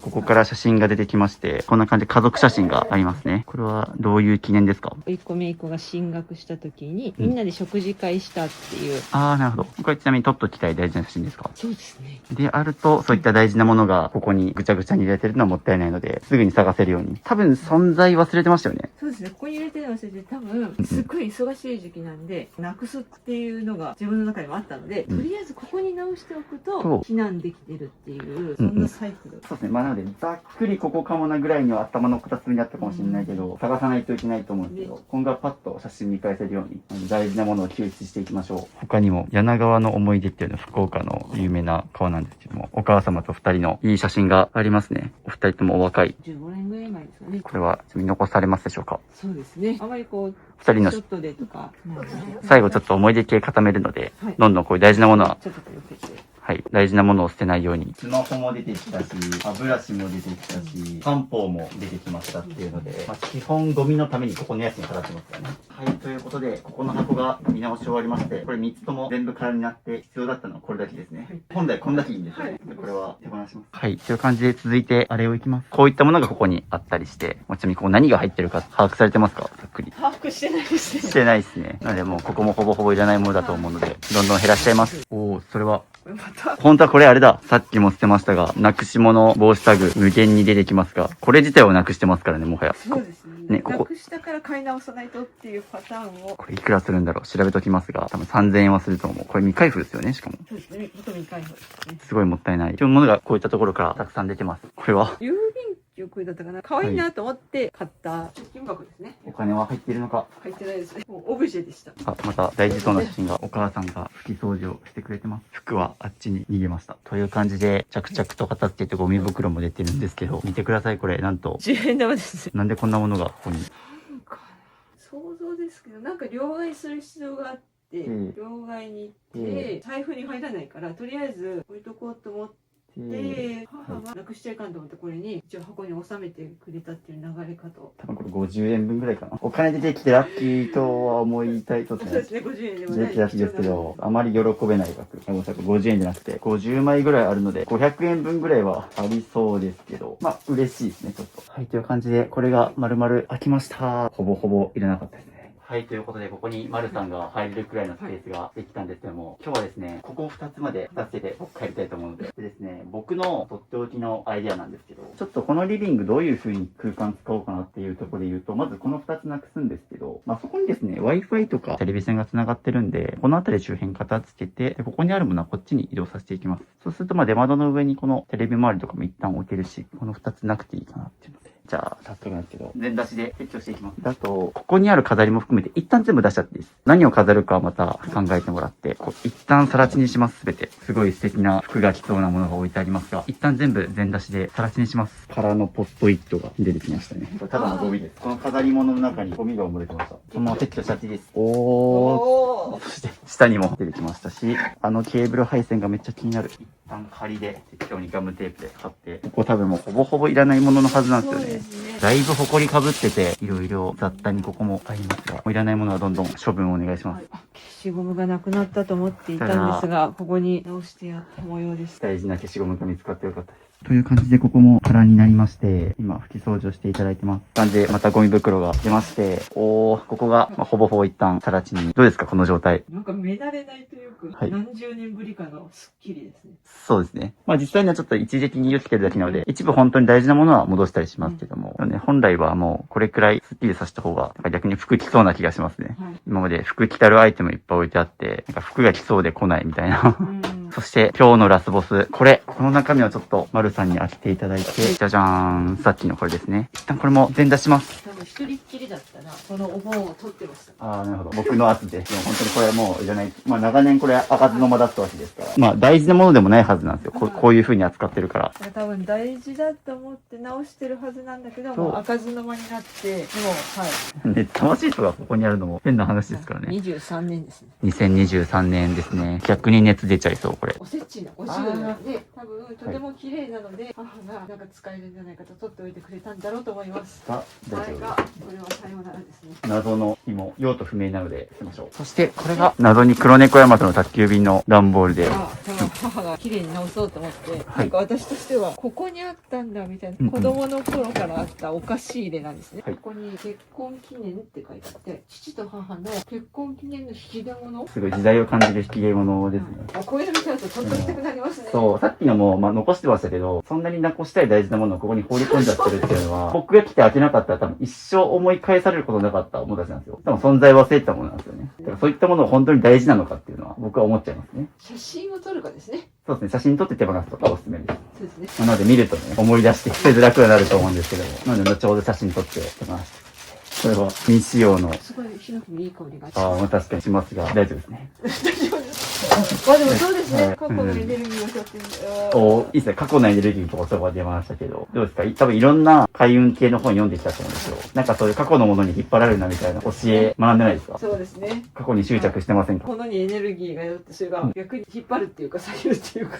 そうですよね。実際そうなんですよ。だってここにあるものたちって全部過去に執着してそれが残ってる。それが積み上がってきてこの部屋になったわけなので、開運のためにもここやっぱどんどん開けて風通し良くした方がいいと思うので行きましょう。いいですね。っていう感じで着々と開いていってます。おー、これからゴミ袋が丸ごと1個出ました。という感じでこれが空になりましたので、昔のミシンだったんで、ちょっと重いんだと思います。ペダルがあったり。あ、これミシン台なんだ。じゃあこれはちょっと2人で。大変です、これ本当。はい、というので、あっちに運び出しました。そして、こっちが素晴らしい開放感。やりきりましたね、これ。本来、こんなに広いんですよ、このリビング。広い感想ありますか？広くなった感想。言葉を失ってましたよね。新居で引っ越してきた時はすごい広いなって思ったんですよねだ。から、20数年ぶりですか、ここ開いたの。でも、この20数年間の溜まってたものたちを、今たった2時間もかからずここ全部一掃できたんで、本当にあともうやるかやらないかの差なんですよね。まあ今までね、多分ここずっと悩んでたものいっぱいあったと思うんですけど、なくなりました。あそこに飾ってあったもの、本当に少しだけちょっと厳選しておく形にしましょうか。なんかちなみに厳選しておきましょうって言われた時に、これだけは絶対飾りたいみたいなのってあったりしますか？これは可愛いので。あれを真っ先に置きましたもんね。ただ多分おそらく今聞いた感じ、そんなにないですよね。今言われて、絶対これみたいなのって。そうですね。なんで、改めて一旦ない生活してみていいと思います。もうあれだけ、すぐパパパって取り出したのがあれだったんで、一旦しばらくない生活して、はいなくて困らなかったら捨てるって形で、ちょっとしばらく様子見ましょうか。はい、というので、ここがなんとスッキリしました。どうでしょうか？すっきりしすぎてちょっとびっくりな感じです。ぐらいですね。もう今日一日でここまで綺麗になったので、広いっすね。本来こんなに人が入れる。もうお母さんもうちょっと落ち着いてない感じしますよね。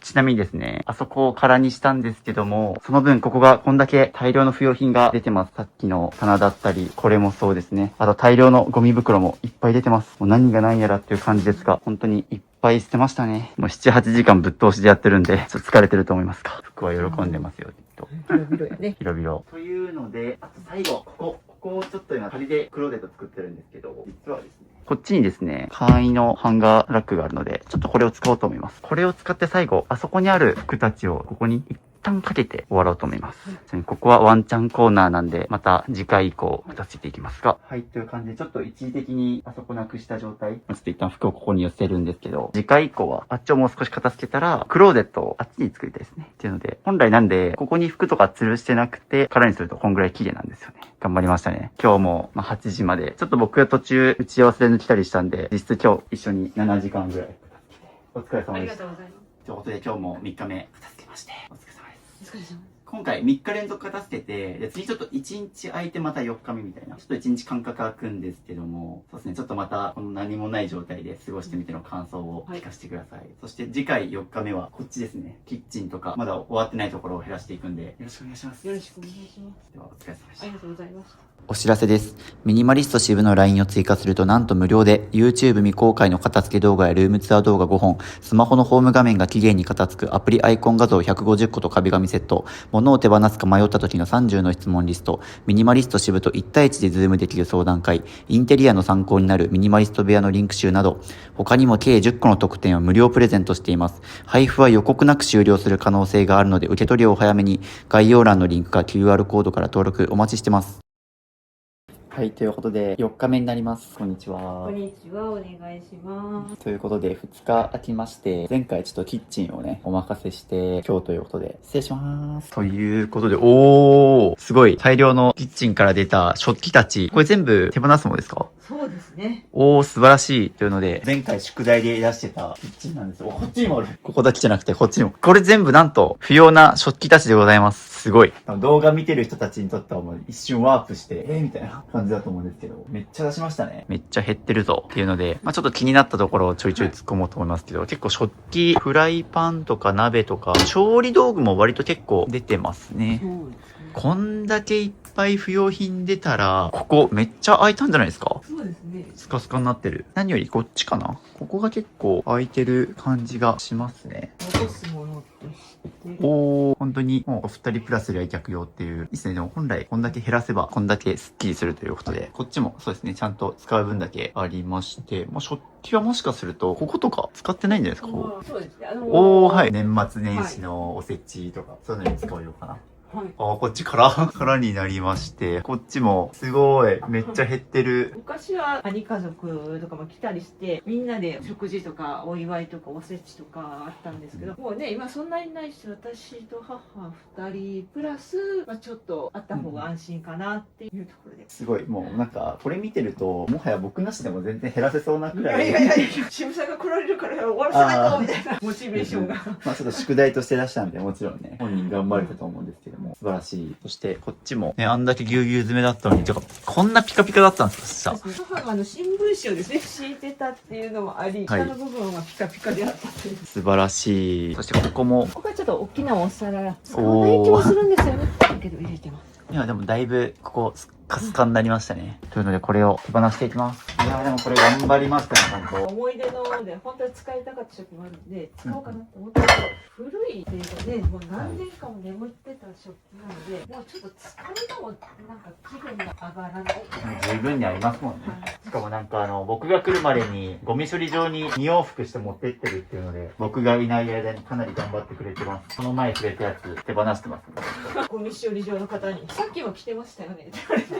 僕もいろんな言い方つけてるんですけど、いつもゴミ処理場の方に覚えられます。また来たね。店開きできそうですね。確かもうフリーマーケットで行きますこれ。なのでこれはちょっとまたゴミ処理場持ち込むのと、回収の日に家庭ゴミから出すというので、この大量の食器たちを今ゴミ出しするために包んでおりますが、どうでしたか、出してみて。ここ数年使ってなかったんですけど、でもこの食器使ってたなって思うと逆にちょっと手放しづらくなったりして、やりたい今使ってないんだからみたいな。いいですね。いかんって自分でちゃんとやっぱりそうですね。こんだけの食器があるんで、多分20数年分の大量の食器たちが。懐かしい。2003年のホークス時代の大英でもらった記念湯飲みですね。僕たち福岡のホークス2003年パシフィックリーグチャンピオンズ優勝ということで、今クライマックスシーズンやってますね。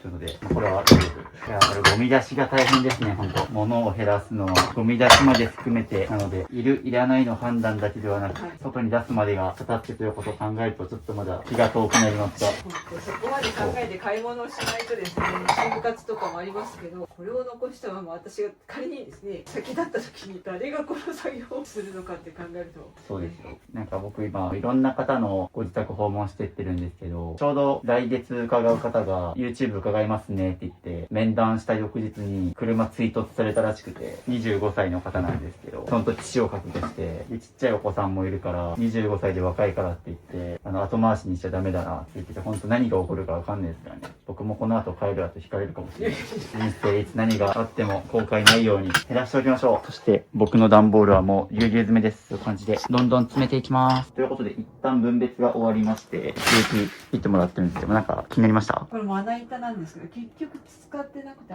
ちっちゃいまな板使ってるので、これも処分しようかな。これ抗菌加工してあるんですね。いいお値段のまな板だったんですけど、捨てようかなと。使ってないですからね。っていう。葛藤されてましたよ。いいですね。どんどんまだまだ見直せるところあるので、やらしていきます。はい、ということで、ここの分別が終わってですね、また追加でいらないものが、まな板が出たり、どんどんいらないものが目について気になってきますよね。で、これ今完璧に思いつきなんですけど、あるものをちょっと減らしてもいいんじゃないかっていうので、これ、僕減らしていいと思います。この食器棚。これですね。思ったよりも、設定でスカスカだったんで、僕だったらもうこの食器棚ごとなくします。で、もともとテーブルだったと思うんですよ。あれに置き換えて、これとこれさえここに置いとけば、ここの食器全部収まるんですよね。これなくなったら相当広くなると思うし、料理もしやすいです。おすすめしますが、いきますか？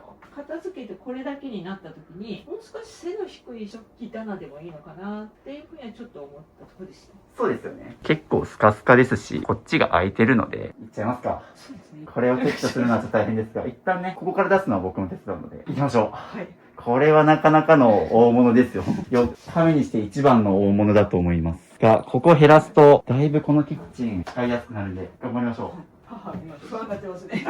物がどんどん減っていくんで、裏でお母様見守ってくれてますし、福ちゃんが、なくなるのあれって顔してますね。じゃあちょっと、一旦どんどん出しましょう、また。僕、これ一切減らす気なかったんで、それくらい頑張って減らされてたので、いけるなと思います。なんかミニマリスト的な思考でいくと、あらゆるミニマリストの家見てきましたけど、食器棚だけは絶対置いてないですね、みんな。食器棚って場所も取るし、大きいし、危ない。というので、全部空にしまして、これだけですね、物量は。というのです。の脚立を使って上の服着たるアイテムもちょっと一旦撤去します。ちなみによく見るとですね、結構いろいろお塩だったりとか、あとここに、これなんだろう。おお、ちょっと、これ本物？大金がありました。最近じゃないですよ。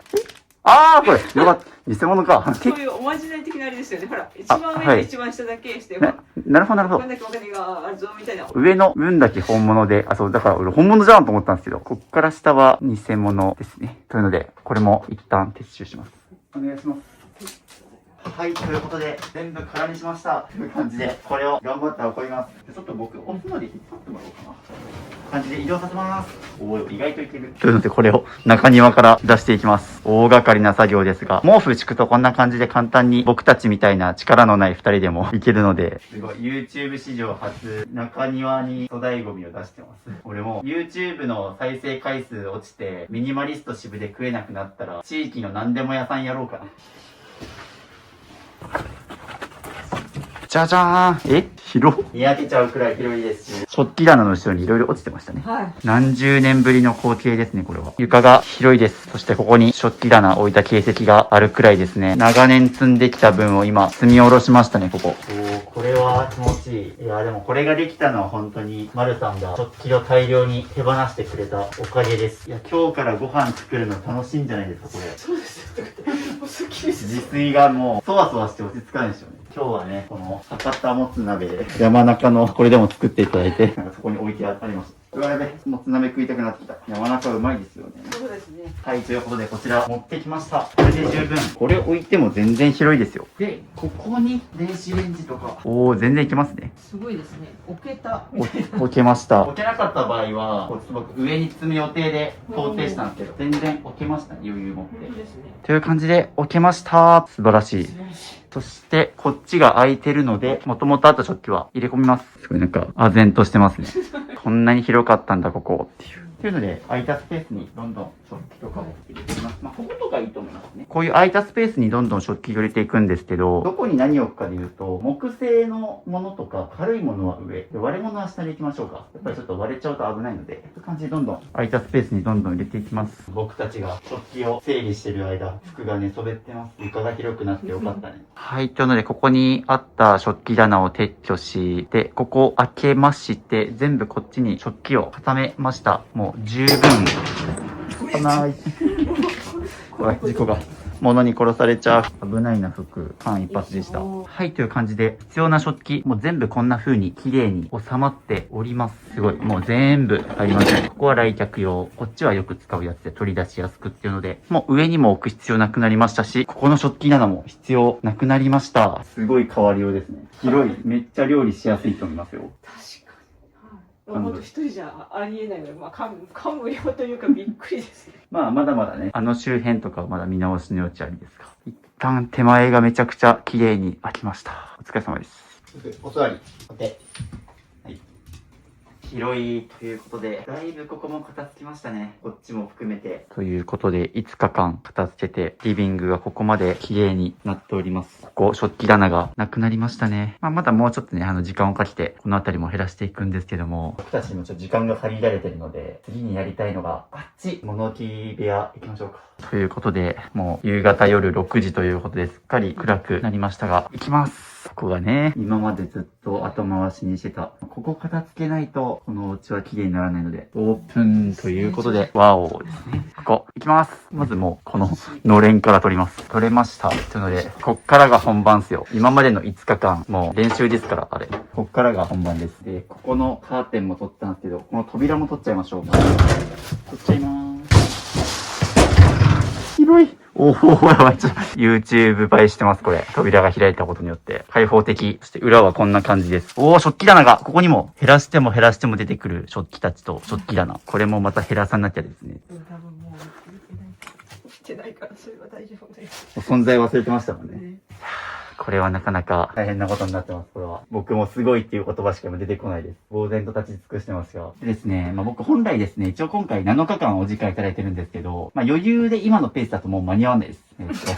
あともう次回と2日なんですね。で、上の階の物置部屋がまだこれと同じようなのが2つあるんですよね。で、今までのペース配分的に行くと間違いなく終わんないのと、僕がまた次回来る時までにキッチンみたいな感じでちょっと宿題で頑張ってもらうってことになるんですけど、なんで今終わらないって話をしたかっていうと、もうこっから先は正直言うと、もうあんま見ないで捨てた方がいいと思います。今までは生活していく中でいらないものを置き去りにしてたので、多少いるものあったと思うんですけど、もうここはほぼほぼゴミだと思うんですね。こんな存在な扱いをしてる感じなので、もうここほぼほぼ見ないで捨てるってことをしないと終わんないと思います。なので、その覚悟でいきますか。はい。腹くくったので、行きましょうか。はい。こっからもうひたすら作業です。はい。100枚買ったゴミ袋も有効活用しましょう。昔テレビで、こういうほら、お部屋を一人暮らしのなんかちょっと高齢の方がっていう番組見たことがあって、当時はすごいこんな部屋に住んでるんだと思ったんですけど、まさか数年後自分がこんなことになろうとはっていうのは。これは本当テレビでしか見ないやつです、本当。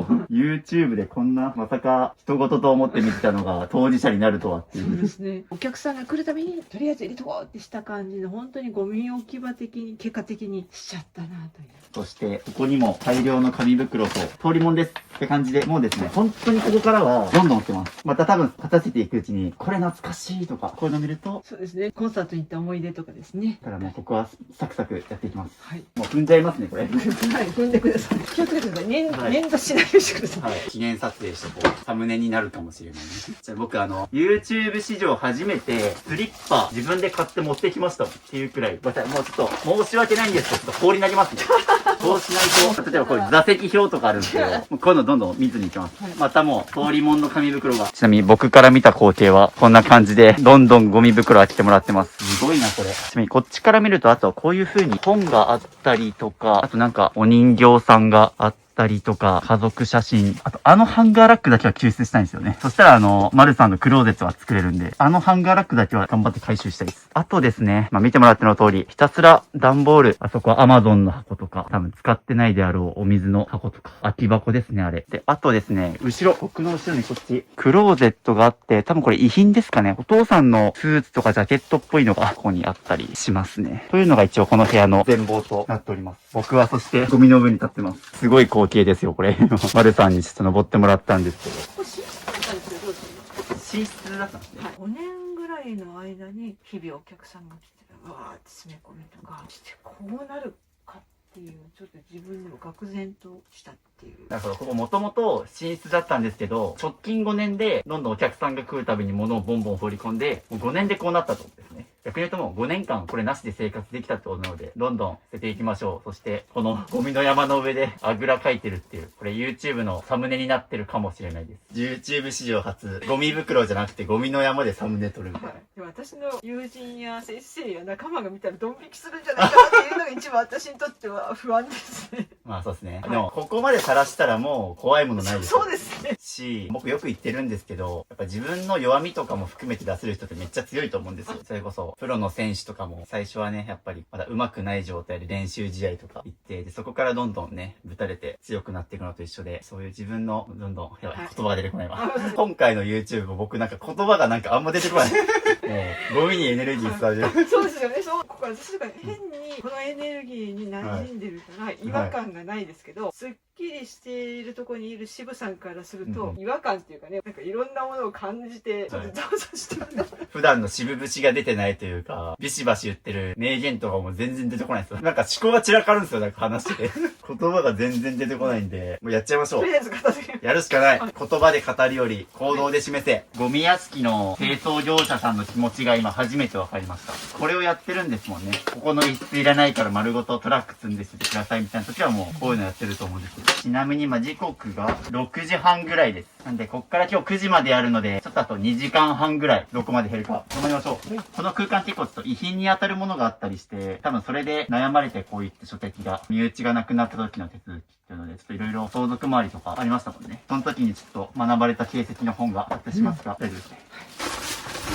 多めに飲まれる。ですね、ちょっと、もともとマスク30だったんですけど、30でも余裕で貫通してきますね。なので、ちょっと、あらゆるマスク使って50にしてます、今。呼吸がしんどいですけど、それ以上に鼻とかアレルギーがしんどいですね、このレザーカバンの中に大量にいろいろ、北海道やら、未使用の歯ブラシと、ガムとチョコレートとか、もういろいろ入ってます。わかりますでしょうか？少しずつ床が空いてます。これはなんか母が一生懸命直してくれて、結局どこに行ったんだろうと思ってた上着類ですね。出てきましたね出て。きましが、捨てます。マスク、1、2、3、4、5。マスク5種類です。暑い冬になってきて、もう最低気温15度とかなんですけど、普通に暑い。マジスポーツですね、本当に。大量にカバンが出てきますが、どんどん捨てます。枕が出てきました。寝室として使ってたって話だったので、その形跡が大量の服。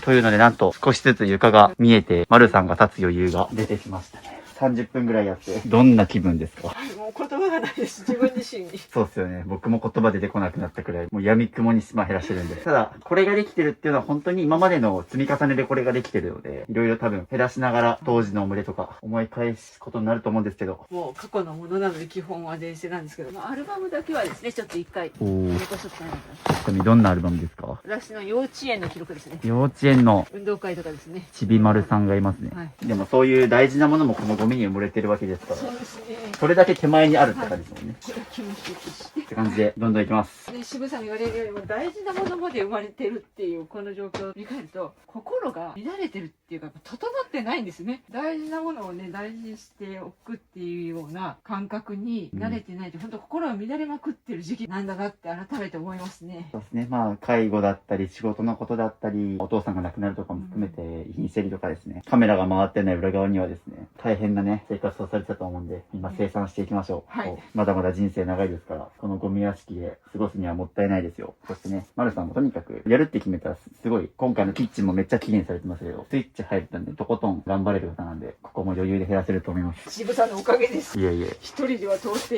歩ける幸せ。大量の本がまた、廊下も大変なことになってます、今。そして、ちゃんとリビングがゴミ置き場になってます。どうもお世話様です。すいません、こんなところでちょっと座らせてしまって、この後ちゃんと片付けますので、ちょっと一時避難所として。なので、状況で言うと、ここにゴミがあって、あっちで捨ててるっていうような感じになってます。服のために頑張るよ。通販生活で買って未使用の青汁なんですけども、賞味期限が2021年ということで、5年ぐらいでこの部屋が出来上がったっていうのとちょうど合致してますね。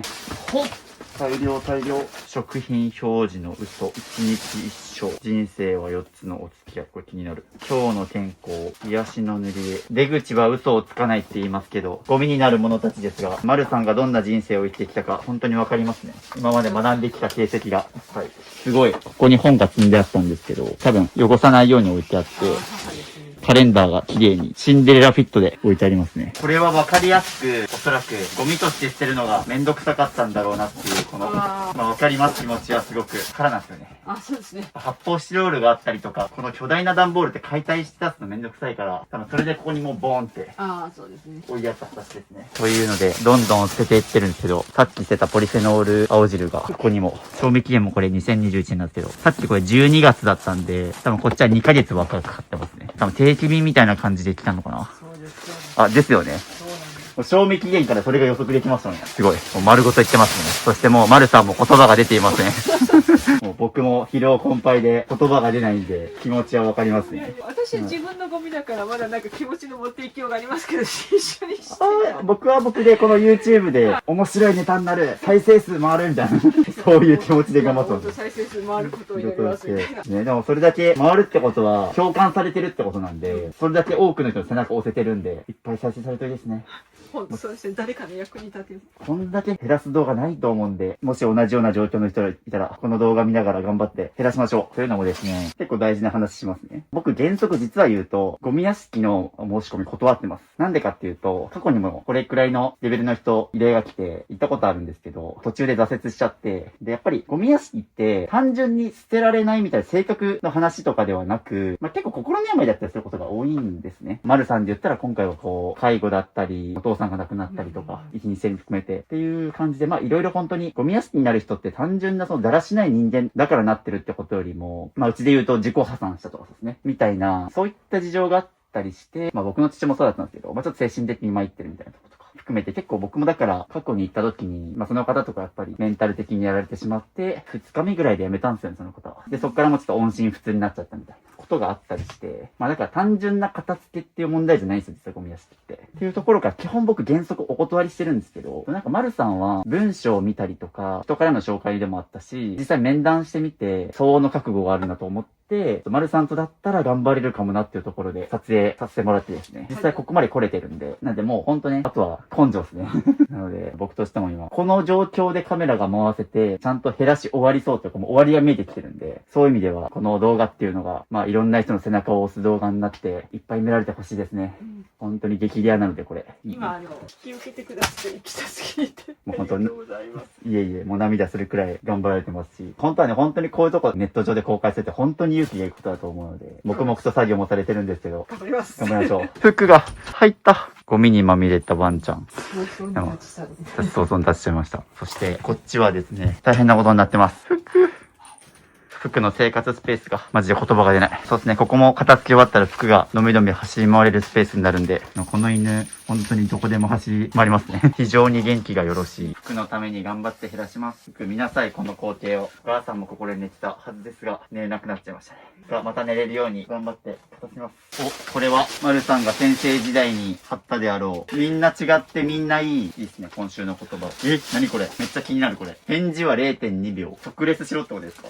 そうです。先輩の先生が作ってあるのを元にすぐお返事しましょうっていう。いい名言ありますよ。できない理由を言うな。もう片付けに言えることですね。みんないつか使うからとか、もったいないとか、高いお金出して買ったからとか、もらったからとか、捨てない理由はいいんですけど、迷ったら捨てろってことですね。できない理由を言う前に、捨てろっていうのが僕からのアドバイスになるので、どんどんいきます。というので着々と減ってきてますして、床も空いてます。畳が見えるっていうので気になったのが、ここ、カバン類っていうので、ここだけ分類されてますね。果たして、カバンが入っているのか。ちゃんとカバンが入ってました。よかった。これももう即捨てでいきましょう。分類してあるってことは、いつか使おうみたいなので、取ってたのかもしれないですね。母がしてくれてですね。結構お母さんはあれですね、片付けしてくれるタイプの人ですね。そうですね。きちんとしとかないとっていうのが昔からあって、でも今こうやって片付けてみて改めて思うのは、直していく方の片付けをしてる。だから物は大事にもったいないで収納していくタイプだなって思いました。そうですね、こことか実際そういう形跡ありますけども、お母さんどっちか整理整頓はしてたりタイプだから、こういう風に進めたりとか。ちなみに直すっていうのは福岡か九州の方にですよね。元の位置に戻すとか、僕もよく使います。直す。ここに直してねとか、元の位置に戻すって意味ですか。なのでこれも減らしていきます。はい。意外と丸さん結構ピンク系好きですよね。そうですね。20代、30代あたりはやっぱ特にピンク系が好きだった感じですね。20代の頃、もしかしたらあるかもしれないです。はい。しかもこれもピンク色のコーチですからね。これなんかほんと一月ぐらい前に、どこに行ったの怖いなって思ったんですよ。私が忙しすぎて気がつかない間に母が良かれと思って片付けて直してる。なるほど。これももう大丈夫ですね。私の使いますこれ。でも古いエネルギーだからですね。古いエネルギーって言葉が出ましたが、もう長年ずっと閉じ込めてあったものだから、次行きましょう。なぜ物が多い人はピンクが好きなのかっていう。そうなんですか。うちのチャンネルは結構多分見てる人とかはめっちゃ共感してくれると思います。これ実はですね、ピンク色って見た瞬間にその母性を感じるだったりするから、可愛いとか落ち着くっていう、ピンクのものに囲まれてるとやっぱ落ち着くんですよね。女性の人は特に。っていうのがあったりして、そう、結構物が多い人の家にはピンクがいっぱいあるっていう。お人形とかってなんで捨てられないかっていうと、一見別になくても生活できるじゃないですか。こういう可愛い雑貨とか人形とか。可愛いものって確かになくても生活できるんですけど、男性目線から特に見ると、なんでこんなの残すのみたいな。結構女性に対して思うかもしれないですけど、女性にとってはそういう可愛いとかっていうものも自分の心の栄養になってるんですよね。機能性はないかもしれないですけど、心の栄養っていう意味での機能性はあったりして。っていう意味でもピンクはその可愛いとか女性の保護欲安心感っていうのをすごい満たしてくれる色なので。確かに癒されたりテンション上がったりとか。女性にとっては特にそういうのも必要なので、ついこういうのが増えてしまうということですね。こういう解説してると片付きが進まないんですよね。YouTube あるある。というので、丸さんが片付けてる一方で服が。これは懐かしい。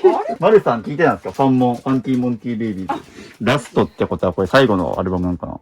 なんで持ってるの？好きではなかったんですか？好きだったんだ。悲しい。好きだったアーティスト忘れないでください。姪っ子、親戚のとかですか？もらったの？いや、もらうわけないし。いや、多分謎に包まれたままですが、大丈夫ですね。どうぞ。めちゃんですね。あー、村上さん。聞きたくなるけど、でもやっぱり過去の思い出とつながってるので、捨てます。また聞きたくなる曲なんですけど、聞くと当時を思い出すので、過去に戻っちゃう感じが。あー、いいっすね。もう、過去を思い出すのをどんどん捨てましょう。まだこっから先、人生50年ありますから。懐かしいものができますか？もう私の予備を張っちゃうっていう、何か行事の時に作る。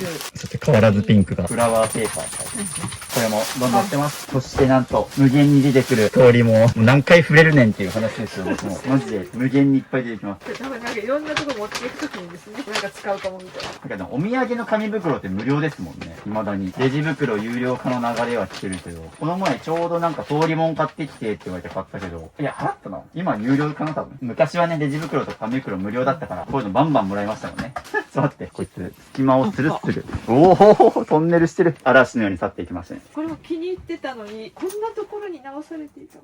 忙しいて、ないなと思いながら探す暇さえなかったみたいな。ここにも無限のカバンが。すごいこれ。この綺麗なカバン。なんかやたら形綺麗だなと思って出したら、あ、そうそう、形整えるための。これもこんなところにあったんですね。あったなぁ。使ってたのに。これほぼ未開封ですよね、多分。何回か使って、でも大事に、そうなんですよ。数えるほどしか使わず大事に大事に。そうですね。じゃないとこういうの多分詰めないと思うんで。あ、服が大変です。服がゴミの山に侵入し始めました。猫のように登りますね。アスレチック。マジで気をつけてくださいね。怪我しちゃう。あっちに帰りなさい。お帰りになりました。というので迷われてますが。これは捨てたくないと思いつつ、でも結局過去のものですかね。本当に大事にしてたらこんなところに落ちません。すいません。服、危ないぞ。ゴミの雪崩に潰されちゃうよ。好奇心旺盛。余白ができたらすぐ入りますね。そうですね。素晴らしい。でも減らせば減らすほど服が動いてくれるんで、僕たちも頑張って減らせてるんだなって実感が。服、あっちに行っとき。このゴミの山に興味津々です。でも本当一大イベントですからね。服の人生7年間でこんな一気に片付けてるイベントないと思うんで、多分ワクワクしてますね。これから先どんな快適な生活が待ってるんだろうって。もうちょっとで快適なお家が待ってるぞ。というので家族総出でお片付けです。すごい着々と床が空いてきてます。半分ぐらいはもう歩けますね。あとちょっと頑張りましょう。はい。すごい。一人寝れるくらいのスペースはできて、淡々と片付いてますが、また本がいっぱい出てきましたね。なんかいろいろごちゃごちゃっとあるんですけど、またなんか、あ、こんまり先生のすいません。本が。あっちにもありましたよはいね。最初の片付けの時も2、3冊あって、見失っては買うみたいな。同じの買っちゃってる。これもったいない買い方しちゃってますね。こんまりさんに同じ本2冊買って、印税が回ってるんで、経済回してますね。じゃじゃーんということで、床がいっぱい空いてます。ということで、ちょっと夜遅くになりまして、時刻8時半。2時間ぐらいでここまで結構減りましたね。ちょっと今日ね、僕がスタート遅くなっちゃって、お昼過ぎまでちょっとラジオとかに出てたりして、ラジオ終わった後こっち来て今もう片付けてるっていう状況なんですけども。なんで今日は意外と5時間ぐらい、キッチンとここを入れて5時間ぐらい片付けて、ここ自体は2時間ぐらいしかやってないんですけど、ここまで空いたので、逆に言うと、2時間でここまで空くものを長年ずっと5年間溜め込んでたっていうのはちょっともったいないですよね。そうですね。明日以降が本番ということで、ここもそうだし、まだこれと同じような部屋が上の階にもあるので、今日はもう夜遅いので、ちょっとお母さんとかワンちゃんのこともあるので、早めに終わって、明日また頑張りましょう。そしてですね、こっちがやばいことになってます、今。やばい。せっかくあんなに綺麗に片付けたリビングが、もうこんなゴミ屋敷に。でも和室があんだけ開くくらい、こんだけ捨ててます。そして服はあんなところでくつろいで、さっきまであんなに余白いっぱいの床で寝そべってた服が追いやられてます。あんな奥に。ごめんね。俺たちのせいで。ちょっとこれを今から夜な夜な中庭に出します。これもまたゴミ出し大変ですね。はい。ここでは寝ないから、当たり前ですけど。はい。あ、もう、本番先です。でも大丈夫ですか？大丈夫です。明日出しましょうかね。もう夜で中庭行くとちょっとね、近隣の人に迷惑もかかりそうですし、今日はもうここで寝ないし、あとそこでご飯食べるだけってことで、明日もここ使うんで、今日このまま1日だけですね。1日だけちょっとこのゴミ屋敷の状態で少しいただきました。ちょっとまた明日よろしくお願いします。よろしくお願いします。すいません、ちょっとこんな状態で、もう明日にはここピッカピカにしますので、ではでは、今日はもうゆっくり2階でお休みください。ということで今日も一日頑張りました。絵本を見てたらお母さんの声が聞こえてくるような気がしたよという10月27日、めっちゃ頑張って減らしました。たくさん見ますよね、こんなの集まると。そうですね。お母さんも長年生きてきて、こんなゴミの量は見たことないと思うので、驚かれてると思いますが、今日感じで今日一日お疲れ様でした。という感じで帰るんですけども、帰る前は最後こんな感じになってまして、おそらく多分丸さんもやりたくてしょうがなくなっちゃうと思うんで、もし別に全然寝てもらってもいいんですけど、明日朝起きて来るまでとか、なんかやりたくなったらこの周辺とか、こっちの方奥やってもらえるという感じで、僕が帰る前の最後の記録、こんな感じです。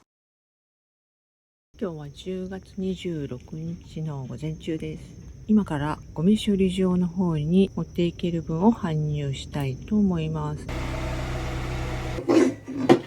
この上の棚から出したものがこれです。この中で残すのはこれだけになりました。おはようございおはます。ようございます。ということで今日が6日目です。もう6回目の光景ですね。ということでよろしくお願いします。よろしくお願いします。はい、ということで12時ゴミ袋、昨日の残骸が残っておりました。引き続きあっちの部屋を出していきます。ということで、レッツゴー。今日はあれなんですね。マイメロの黒い方、黒みちゃん黒みちゃんだ。黒みちゃんのシャツ着てらっしゃいましたね。って感じで頑張っていきましょう。ちなみに昨日心境の変化ありました？バーって減らして一晩寝ただけですけども。あまりの量だったので、最初はまだまだ減らさないかんっていうのあったんですけど、畳が見えてきて、目に見える形で減ってきたので、なんか頑張らねばと思ってでもなんかちょっと山箱が楽しくなってきた感じあります。そうなってくるのが一番良くて、減らし始めが一番しんどいんですよ。終わりも見えてこないし、変化も感じないしっていうので。さあ昨日ね、キッチンもほぼ終わって、ここまで床見えてっていうので、なんかもう結構終わりが見えてきたと思うので、あとはそうですね、もうやりきるだけっていうので、いいですね。なんか希望の光が見えてきたということで。あとお話で、私がアルバムとかいろいろ積んだ中にあったのを見られて、大事なものが大事にされてないってお話で、しみじみそう思って、なんでそうなったんだろうと思ったら、当時の私本当にいっぱいいっぱいだったんだなーって、その大事なものを大事にするっていう心の余裕がないというか、メンタルが正常に働いてないみたいな。はい。でも冷静にそれを昨日減らしたことで気づけたっていうのがありますよね。そうですね。というので、引き続きここもどんどん減らしていきます。ちなみに、昨日僕が帰った後も、この辺りとか片付けされてるので、少し減ってますね。そうですね。この上の棚にあったこちゃこちゃしたものを片付けて、母が大事にしてたネックレスとかが、ここにあったんだとかいう感じで見つかりもしたので、よかったです。はい。おー、よかった。大事なものを見つかって。というのでですね、ここにお父さんの服があったりとか、こっちにもお父さんのものらしき遺品のシャツですね。10年くらい前父が亡くなった時にかなり片付けとして服は捨てたものも多かったんですけど、段ボールとしてここに残ってたのかなって久しぶりに初めて見たみたいな感じですね。発掘できましたね。はい。またここも大丈夫です。そうですね。お父さんも自分の遺品で丸さんが今こういうゴミ屋敷化してるっていう状況をしたら、いやもう捨ててくれって言ってるはずなんで、行っちゃいましょう。はい。という感じで、続いて、すみません、こっちに父じゃなくてお母様の分ということで、こちらはもう着ないですね。そうですね。大丈夫ですね。はい。という感じで手放してもらってますが、服に埋もれてる。なんか暇だから相手してほしいっていう状態らしいです。ここ最近は僕たちがずっと片付けしてばっかだから構ってくれないっていうので、ちょっと退屈して退屈してる。もうちょっとで終わるから待っててね。着々と空いてきてるんですけども、こっちも大変なことになってるし、こっちもパンパンなので、ゴミ出しするための準備します、いろいろ。いやー大変だ。僕よく言ってるのが本当に片付けはいるいらないの判断だけではなく、ゴミとして外に出すまでが片付けってよく言ってるんですけど、自分が言ったこの言葉を今初めてここまで痛感することないので、頑張りましょう。はい、そうなんですよね。丸さんも、これでも何回かゴミ処理場行っていただいてるんですけども。10何袋ずつなんで、本当に減ってるのが見えないぐらいの分量です。そうですね。僕も毎回車で来てるんですけど、ゴミ処理場行く時間が惜しいからっていうのでどんどん片付けやってるんですけど、ちょっとその分のツケが来ましたね、今。どんどんゴミを出していきます。というので、出し切りました。こっちの部屋も行きます。お分かりいただけるでしょうか、このやばさを。大量の書籍ともろもろですね。もうこれを少しずつゴミ出して減らしていきます。すごいな。はい、ということで着々とこの部屋どんどんゴミを出しておりまして、ここですね、ずっと寝かせていた服着たるアイテムを福くんが触って追いやられましたが、こちらはもう大丈夫でしょうか。そうですね。もうありがとう。1日目2日目とか結構最初の方に一旦起きたやつですけど、時間の経過とともに気持ちの整理もついたということで、いるやつだけ玄関に置いて、もういらない分は手放すという形で。いいですね、ここ。だいぶ心が落ち着く空間になってきた。部屋は心の写し鏡って言いますけど、なんかここ最近ずっと物置部屋にいて、ここも数日分のゴミがずっと溜まってたんで、ここどけるのにも3時間ぐらい作業してますからね。外出すだけで。そしてこの後お母様が帰ってきますので、驚かせたいですね、ここ。というので、こちら、服着たるアイテムはお塩に振るそうです。いやもうご本人が納得いくならそれが一番いいです。ありがとうございました。という形でこのお塩を振って手放していきます。ちなみになんで塩を振ると清められるんですか？なんか冷静にも思って。僕も今までこの片付け動画でお守り手放すとお塩振ってきたりしたんですけど、なんで塩にはこう魔除けの効果があるんですか？海から生まれてる塩だからやっぱ清らかなものとか、昔からみそぎをするのに海に入ってみそぎされたりするからやっぱり清められるっていうちゃんと勉強したわけじゃないんですけど、なるほどなるほど。そういう印象。塩は偉大なんですね。これも撤去します。うお、久しぶりの光景。3時間ぐらいこうやってます。ここにまた大量の空気が溜まっていきます。ゴミの一時置き場みたいになってますが、ここにですね、僕本当はお二人のクローゼットを作りたいんですよ。服がですね、今こんな感じで服をかける場所がないから一時的に取り入れるんですけど、あっちにですね、いい感じのハンガーラックが2つあるんで、これを救出します。でもこの服たちいりますかね？さようならですね。もう一番奥の奥に置いてあってた服たちなので、もう使わないですね。前はここまでですね、歩いて入れてたっていう。今は入れるようになりましたけど、ようやくここにたどり着けた。そしてここにも通りもんの紙袋が、ちなみにこの通りもんの袋の中にも服が入ってました。という感じで服を減らしておりまして、これが開いたので救出します。ようやくこれが使える。そしてここにも猿田彦神社って書いてますね。あらゆるものに服をかけてますね。よし、救出しましたこれ。はい、というので必要なものを救出できたので、ここにお二人のクローゼットを作っていきます。動画だと伝わんないかもしれないですけど、もうこれ倒れちゃうんですよ。危ないっつって。そう、なんかこれに差し替えていきます。ちなみにどうですか？服減らしてからもう1週間ぐらい経ちますけど、毎日の服選びは楽でしょうか？そうですね、結局本当によく着る服しか着ないんだなみたいな、あれだけ持ってたものの。いや、ほんとそうなんですよ。みんなたくさん服いっぱい持ってる人ほど着る服ないって言うんですけど、服減らした方がむしろ自分にとって大事な服、好きな服わかるから、たくさん着れますよね。このすごい不安定な。洗濯物。ああ、そうですよね、これ。洗濯物用のやつをね、一時的に使ってたんで、ようやくちゃんとしたやつが手に入ってよかった。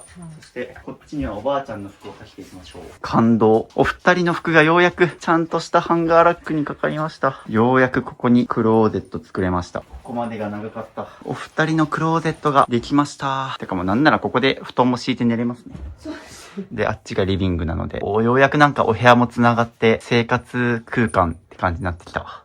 どうも。どうも。お疲れ様です。ということで、お母様が帰ってこられました。引き続き片付けております。いつもと違う感じありますか？あ、何のことだろうかって。昨日はここがゴミ袋でいっぱいだったと思いますし、あっちもですね。ずっとね、ここ6日間来てください。これから？ああ、ここまで6日間ね、来てください。頑張っております。返事が長いけどごめんなさいね。ああ、いえいえ、全然。ということで、休憩も終わって、あっちも広くなってきたので、再開します。着々と開いてきますが、そちらは、懐かしのテレフォンカードです。テレフォンカード、時代を感じますね、これは。マニアの方からするといいんでしょうけれど、よかどこ博多とかこんな形で博多のものがあったりしますが、使わないですね。そうですね。でも誰か欲しい人がいるかもしれない。そう、みんな捨てる時にそれ言うんですけど、だったらちゃんと使っとけよ。この状態にしたのは自分だからねっていうのが、最後まで自分が責任持たずにこういう風に雑に使っといて、最後になったら関数が使えるかなってみんな結構残したがるんですけど、ここは心を鬼にしてどんどんやっていかないといけないので、そうだよ結構ね、こういう懐かしのものとかもここからどんどん出てきそうな気配があるので、もうちょっとですね、でも淡々と減ってきてます。という感じで結構片付いてきたんですけど、大変なことが起きてしまいました。こういう痛いところ見せて申し訳ないんですけど、なんと丸さんが作業中に画鋲を踏んでしまいまして、本当に物に殺されてます、これ。こんなに画鋲を刺されて痛い時にカメラ回しながら言うことじゃないんですけど、本当にお気をつけてください。はい、チブさんがその書いてあるのは正解ですね。そうですねいろんな意味で。僕ね、多分この動画よく見てもらうと、3日目か4日目ぐらいから僕これ履いてるんですけど、大事ですね。はい。でも良かったですね。今こうやってパッと絆創膏を取り出せるようになったじゃないですか。これ前だったらもうどこあるか分かんなかったですね。怪我の時にパッと。そう、本当に大変そうですよ。再開します。もう戦いですよ、これ。画鋲で出血しながら、すごい畳が見えてますけども、ついに奥まで行けるようになりまして、ここはどういったものが、多分母のものなんで、これ印鑑。母の旧姓ですね。結婚前の印鑑のようなので、大事に使わなくなったっていうのをポイせずに。ちょっとね、この辺りちょっとお母様に。これはね、お母さんの前の名字やね。これはいらん。これはまあつける機会が少ないけど。これはね、印鑑は取っておくということで。というので確認を取りまして、印鑑以外は全部捨てるというような形になりまして、ということで、こういう大型の収納とかも空になったので、どんどん運び出します。ワープロですね。ワープロってもすごい響きが懐かしい言葉だ。すごい。ワープロって今の Z 世代の子たちってもう知らないですよ。そうですね。ここにプリンターがあって、来たすごい僕も久しぶりに見ました。文豪って書いてるんですけど、もうなんかディスプレイもすごいことになってます。そう考えると、今のノートパソコンって薄いんですね。これを持ち歩いてたわけですね。ね、これを持たれてたんですよね。4キロぐらいありそう。まあ、これも処分します。すごい。あとちょっとです、本当に。最後、本を縛ってるんですけども、もうカメラ回ってないとこでも大量の本捨ててて、これもう余裕で100万円分ぐらい多分捨ててるよね、みたいな。というのも、まあ、1冊1000円だとして、1000冊以上余裕で捨ててるんで。長く生きるとその分いっぱいですね。そうですね、何十年分。まあでもね、100万円でそんだけいっぱい知識学んで見せてるんで、それが高い安いとかはないと思いますけど、金額にするともう本当にそれくらいのものと僕たち捨てたりしまったり、いろいろやってますね。なんか僕、この片付け企画始めて嫌いになったものが2つあるんですよ。紙の本と食器。究極いくと、粗大ゴミとか捨てるより、食器と紙の本捨てる方が大変だなと思っちゃう。ああ、そうですね。重いし、かけた時間の割にスペースが生まれないし、縛るの大変だし、場所によっては腰回収持ってったりとか大変だし、あと怪我するっていう、ね、さっきも画鋲踏んだり、ちょいちょいありましたもんね。小指ぶつけたりみたいなのが結構ちょいちょい怪我されてるんで、そうなんですよ。結構紙とかもね、僕も何回か切ったりしてるんで、本当にお気をつけて。マジで殺傷能力高いですよ、紙って。そうですね。しかもなんかずっとなんか触ってたらこの数日間で手が結構乾燥、カサカサになりますね。特にこの家にある本は長年の、埃もあるし。そうですね。もう僕の黒い服も大量の埃だらけですから。ずっと鼻ぐすぐすで。鼻水も。もうマスク、今日は30ですけど、もう50にすると呼吸がしんどいし、もう今日飲み薬とか、点鼻薬も最大限できることしててもこれなんで、体との戦いです、これは。食器も結構割れないかとか、食器のカランカランの音とか、重いし割れるし、みたいな感じでね。でもあとちょっとです。こんだけ大量の本捨てたらもう、マルさん、無敵です。そっから先怖いもの知らずです。ちょっと、はい、頑張りましょう。じゃじゃん。ということで、なんと、床がミニマリストになりました。頑張りましたね。ありがとうございます。そして、これを減らすとどうなるか。ゴミ袋見に行きましょう。じゃじゃーん、大変なことになってます。おかしいって、さっきあんなに何にもなかったのに、この光景何回も見たって、捨てても捨てても湧いてくるゴミ袋たち。これ3時間です。3時間でもうまた、これだけのゴミが。あの部屋にこれだけの量、まあまだ一部ですしね。そう、これもう、まだ捨ててますからね。もうほんと一部というか、100枚買ったゴミ袋ももうなくなりそうですからね。なんでこれを週2回のゴミ出しの時にちょっとずつ出してもらうのと、ゴミ処理場にも持ち込みつつっていうので、お願いします。僕も行きたいんですけども、時間が足りなさすぎて。で、まあ、ここどんぐらい作業したかな多分、6、7時間ぐらい作業して、ここまでは空いたんですけど、僕ね、もう触れたくなかったんですよ。押し入れ。だって、ここにこんだけあるんだから、あれ開けたら絶対物ありそうじゃないですか。もう僕、目をつむってたんですよ。見たくないってので。行きましょうか。絶対入ってますよね、これ。そう、ここ数年開けてないところですよね。たどり着いてないので。たどり着いてないですよね。マジか、これ開けるのか。こんなに開けるのが怖い押し入れないですけども。その前に、こっちにもなんと、今日って書いてるんですけど。減らしても減らしても次に敵が出てくるということで、終わらない戦い。何ですか、これ。扉。ここ扉ってもしかして。玄関に通じる扉で、玄関あった ?6 日間この家いるんですけど、変な家わかります？映画見に行きましたけど。この家の間取りを今上からイメージしてるんですけど、結構廊下に繋がってるとですよね、これ。そうなんです。しかも。開かないんですけどね。そう、しかもこれ何がすごいかって、開かないんですよ、これ。ちょっと待ってよ。あっち行っていいですか、これどうなってんのこれ。ミステリー始まってる、これ。こっちっすよね。そう、ここの廊下に繋がってて、ここかここ扉あったんだ。もう気づかなかったですもん、ここ。この玄関入ってすぐ。もうこの家6日間来てるんですけど、ここ、マジで気づかなかったです。今まで。塞いでたんですね、ここで。そうなんです。はい。本当はここから普通に、はーいって出入りできてたんですけど、お茶道具の水やダンスの、はい。今使わないけど、はい。将来いるかもしれないから処分するからいるって言われて、将来いるかもって割って置き場所がなく、ここにジャストフィッシュとしたの家にここを封鎖してしまったという。なるほど。封鎖したせいであそこが開かなかったんですね。謎が解けました。これいります？もういらないと思います。もう一回刺激したんだけどな。これから取りましょうか、まず。そうですね。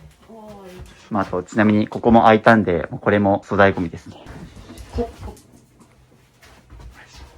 ちなみに、ここだけ畳が青いですね。まあ、本来の畳の色、ここは日に焼けてるってことですね、こっちが。そしてですね、お気づきでしょうか？まだ物があるんですね、ここ。せーの。はい。オーマイがここね、床が空いて終わったかのように見えて、まだ大量にあります。おい、減らせど減らせど物が出てくる。終わらない。なのでまだ続きます。そして前置きが長くなりましたが、ここ開けましょうか。やばい、マジで初めて見るから怖い。いきます。おー、こっちも行きます。どうぞ。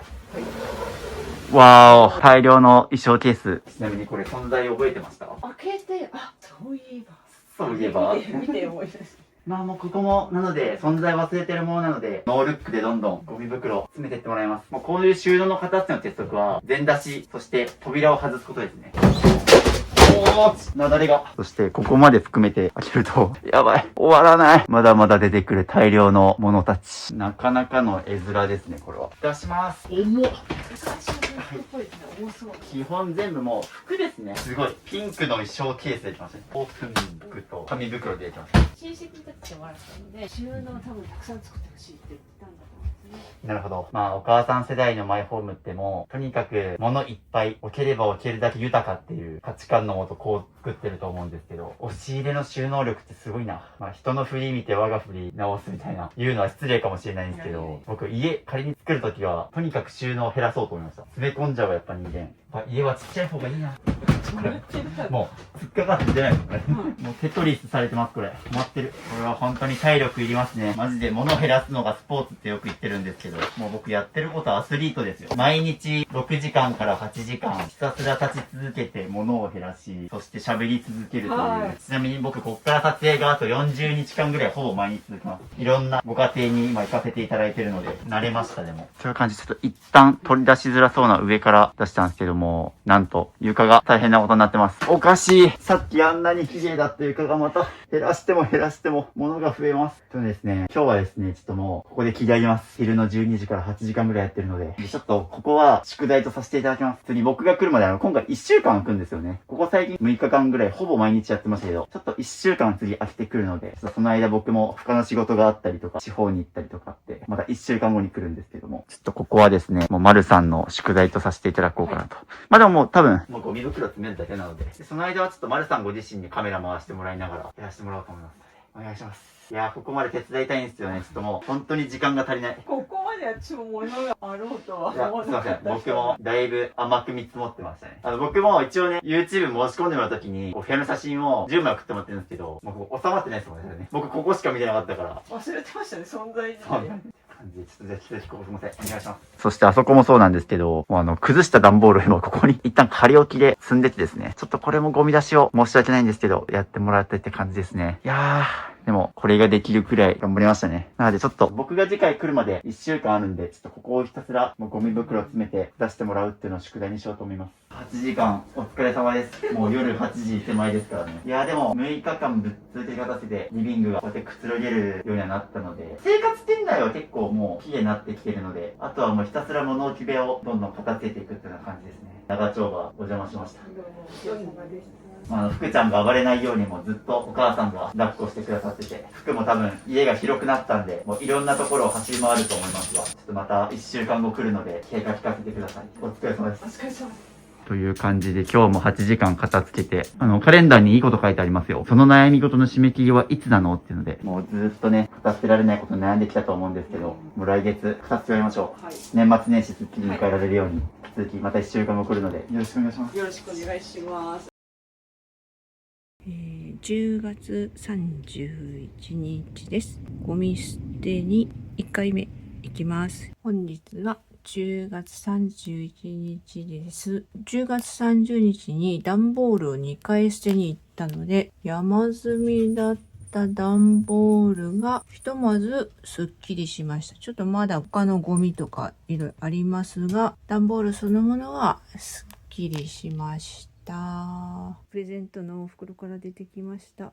父の日にプレゼントしたシャツを大事に父が取ってくれていたようです。これもさようならします。ケースの中のもの出したらこのようになっております。10月31日2回目のゴミ捨てです。今度は布類中心です。こんな感じで満杯になってます。10袋以上あると思います。ます。11月1日の夜です。昨日の10月31日は2回、ゴミ処理場に燃えるゴミ捨てに行きましたが、本日はちょっと日中用事があって、夜作業をしました。前回の分と合わせて収納ケースを空にしました。はい、ということで、1週間ぶりに、まるさんのお家に来ました。よろしくお願いします。お願いします。ということでですね、タンスがですね、扉の前から移動して、ドアが通れるようになってますね。こっちの部屋のゴミを出すにあたって、回るのがちょっと大変なので、一回これを寄せて。で、さっきもですね、もう僕がお家に来る5分前まで、ゴミ処理場行って捨ててきましたみたいな感じだったので、おそらく前回僕が出た時よりも物が減ってるだろうということで、僕は何も聞いてないです。ちょっと1週間ぶり、宿題を残したんですけども、入りたいと思います。おー、すごい。衣装ケースが空になってます。あ、すごい。あ、開いてる。待って、すごい。全部縛って、これ頑張りましたね、マジで。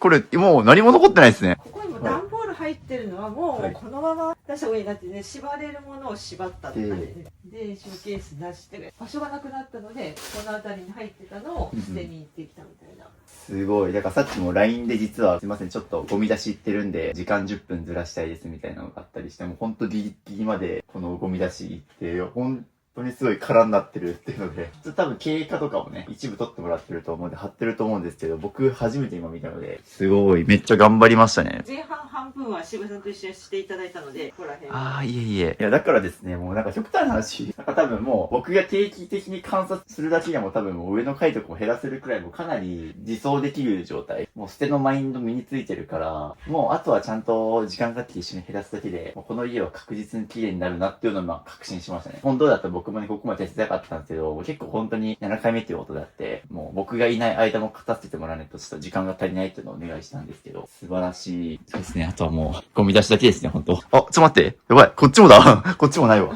ここも全部。おー、はい、本当だ。出たんですけど、一応出して。で、真ん中もなんかちょっとハンカチとかあったんですけど。素晴らしい。全部ない。そうですね。だからここにあった書籍が多分ね、あそことかにも縛られてあるので、素晴らしい。全部空になってます。あ、もう全部すごい。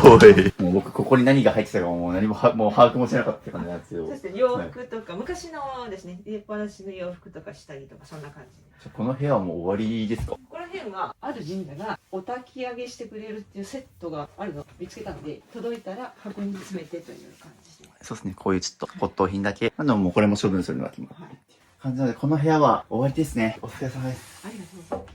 ということで、前回から僕が来る1週間までここが課題ということで、今日からは2回編ですね。新章突入ということで、2回編をスタートしていこうと思うので、よろしくお願いします。よろしくお願いします。ちなみにですね、ここに積み上がってた段ボールだったり、ここも含めて空になっております。そして久しぶりのリビングにお邪魔します。おー、綺麗になってます、お手。お邪魔してます。めっちゃ綺麗というか、お母さんがあんなところにね、もう余白いっぱいの空間でのびのびと座られているということで、今日もお昼の12時から8時間くらい片付けようと思ってるんですけども、素晴らしい、広いっすね、リビング。2週間前まであんな言葉悪いですよ。ゴミ屋敷みたいなのに、ここまで綺麗になりまして、そしてどうでしょうか、こちらキッチン。かなり食器棚なくしたり片付けて。減らしても不便はないというか、日常生活大丈夫。ですよね。こうやって前お母さん座れなかったですよ。なんか逆にここまで綺麗になってるとちょっと落ち着かない感覚とか、今までの自分じゃないみたいな、なんかありますか？不思議な気分ですよね。すっきりして嬉しい。軽い気持ちになってると同時に、これすっきりしてるな、みたいな。そうですよね。だってもうこのお家でどんぐらい過ごしたんだっけ8年とか10年ぐらいはごちゃごちゃした感じで。10年ぐらいここでね、あの状態で暮らせて、今これってもう第二の人生始まってますよね。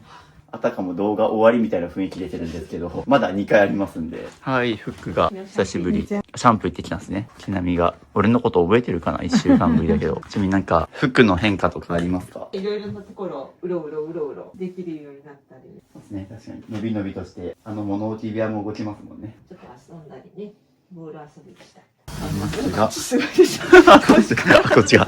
やばい、こっちは。引き続き、部屋頑張った香りにそうですね。なので、ここもちょっとまた、どんどんゴミ出し頑張りましょう。もうもはやこの家ね、ゴミ出しの方が大変ですもんね。そうですね。まあ多分動画が公開されるまで1ヶ月、2ヶ月くらいあるんですけど、もうその間で少しずつね、毎週ゴミ出してっていうのをやって、ちょっとずつ減らしていってるんで、ゴミ出しをちょっと頑張りたいですし、服があそこに今クローゼットありますけども、どうですか、服選び。片付けた時が夏物の時期だったんで、もう本当あそこに収まってるって感じですね。この空間も香りが変わった気がする。ちょっとよどんだ感じが。そうそう、よどんだ感じがあって、なんか風通し良くなった感はね、ありますね、やっぱ。軽やかになった感じします。朝とかは開けて風は通すみたいな、風が通せるようになったからですね。そうですね。なんせこっちも。流れる習慣で、はいつい閉めちゃう。閉めちゃうんですよ。そうですね。流れの習慣でね、こう閉めちゃうと思うんですけど。ここは客間で、うんうん泊まった人がいた時に光が入らないように、おー。カーテンがあって。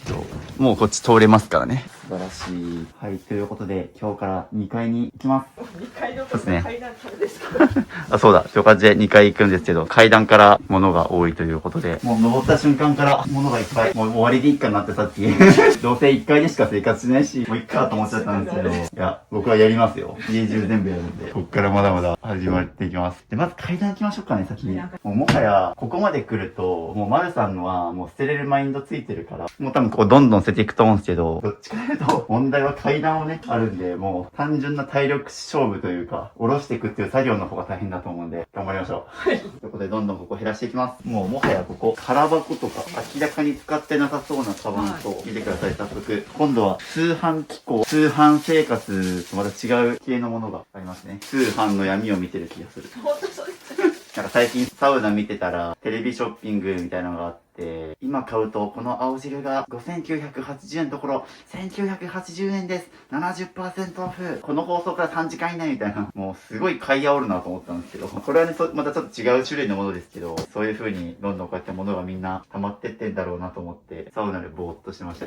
僕サウナにテレビつけるのやめてほしいんですよ。どうでもいい情報でマインドフルになれないからっていうのはさておいて、どんどん捨てます。でも本当購買意欲は煽られるっていうのは本当見ててそうだし、言葉悪いんですけど、購買意欲に煽られて買うような人っていうのがこうなっちゃうっていうのが、その丸さんを悪く言ってはいけないんですけど、まあ過去の自分が多分そうだったと思うんで、不安から買っちゃうみたいな。そう、不安から買っちゃうとか、安く買えてるのがなんか楽しいとか、心地いいみたいな感覚があったりとか。まあでも今の丸さんはね、もうそのマインドを完璧にね、捨て去って、新しい丸さんになってるんで、どんどん行きましょう。やばいやばい、払う段ボールを取っ払うと、雪崩が起きるみたいな。で、今度これを取ると、この資料が落ちてくるみたいな。どんどん芋づる式物が雪崩れて。毎回ゴミ処理場にこれを持っていくとおじさまたちがもったいないから普通のビニール袋でいいんだよって毎回言っていただいて、ありがとうございます言うけど、もうその選別をしてる余裕がないから全部詰めてますみたいな。ね、そう、ゴミ処理場持ってってるから、確かにね、福岡市の指定ゴミ袋って50円するから、高いっちゃ高いんですけど、結局僕たちってゴミ処理場も行くし、家庭ゴミでも捨ててるから、こう選別してる暇がないっていう。っていうんで、カメラの裏ではこういう風に丸さんが今、どんどんゴミ袋に入れてます。こっちもすごいな。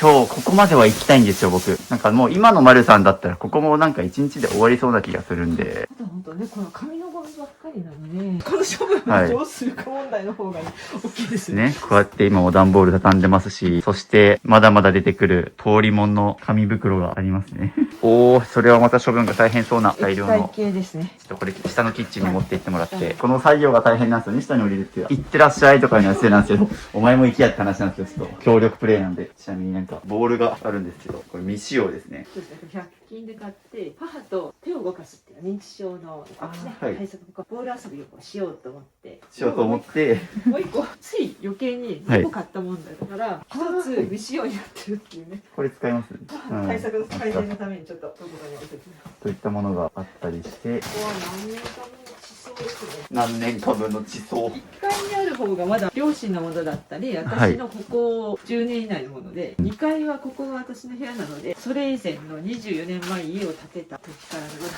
ので、例えが合ってるかわかんないけど、下がまだ新石器時代なんですよ。こっちは旧石器時代。旧石器。さらに昔の。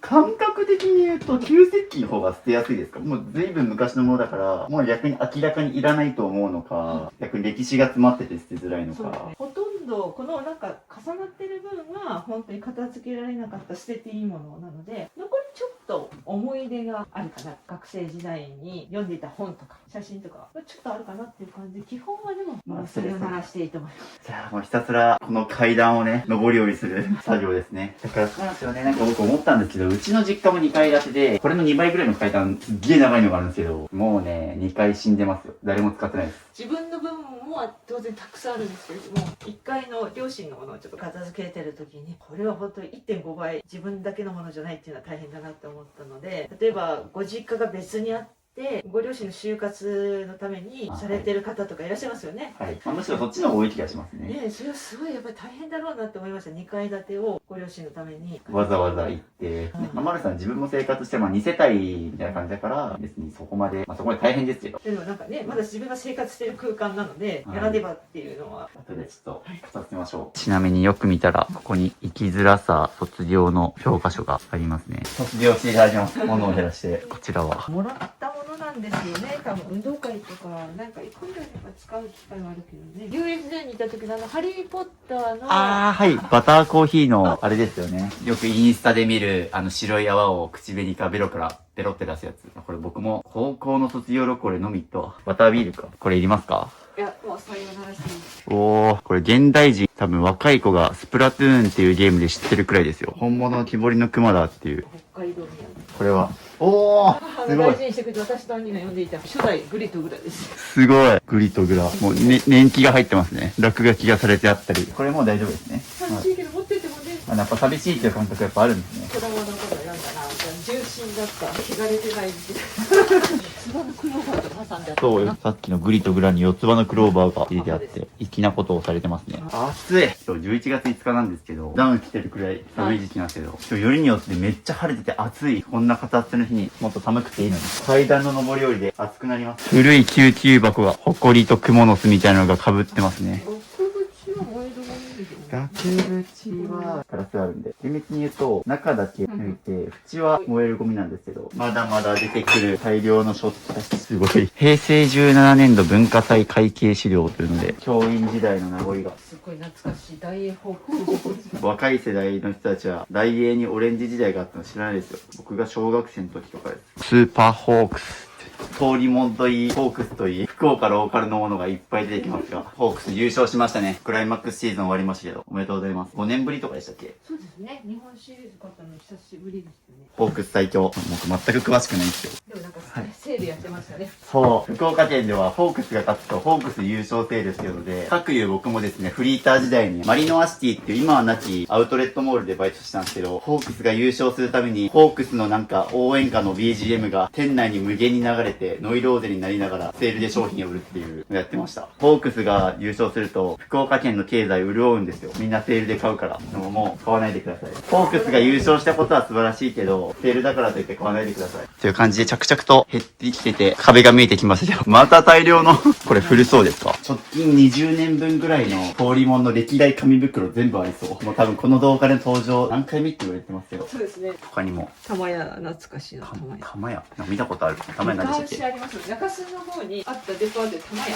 あって。もう大丈夫ですね。はい。ちょっと私恐ろしい事実思い出しました。どうされました？これですね。この向こうにもおお、本当だ。収納があるんです。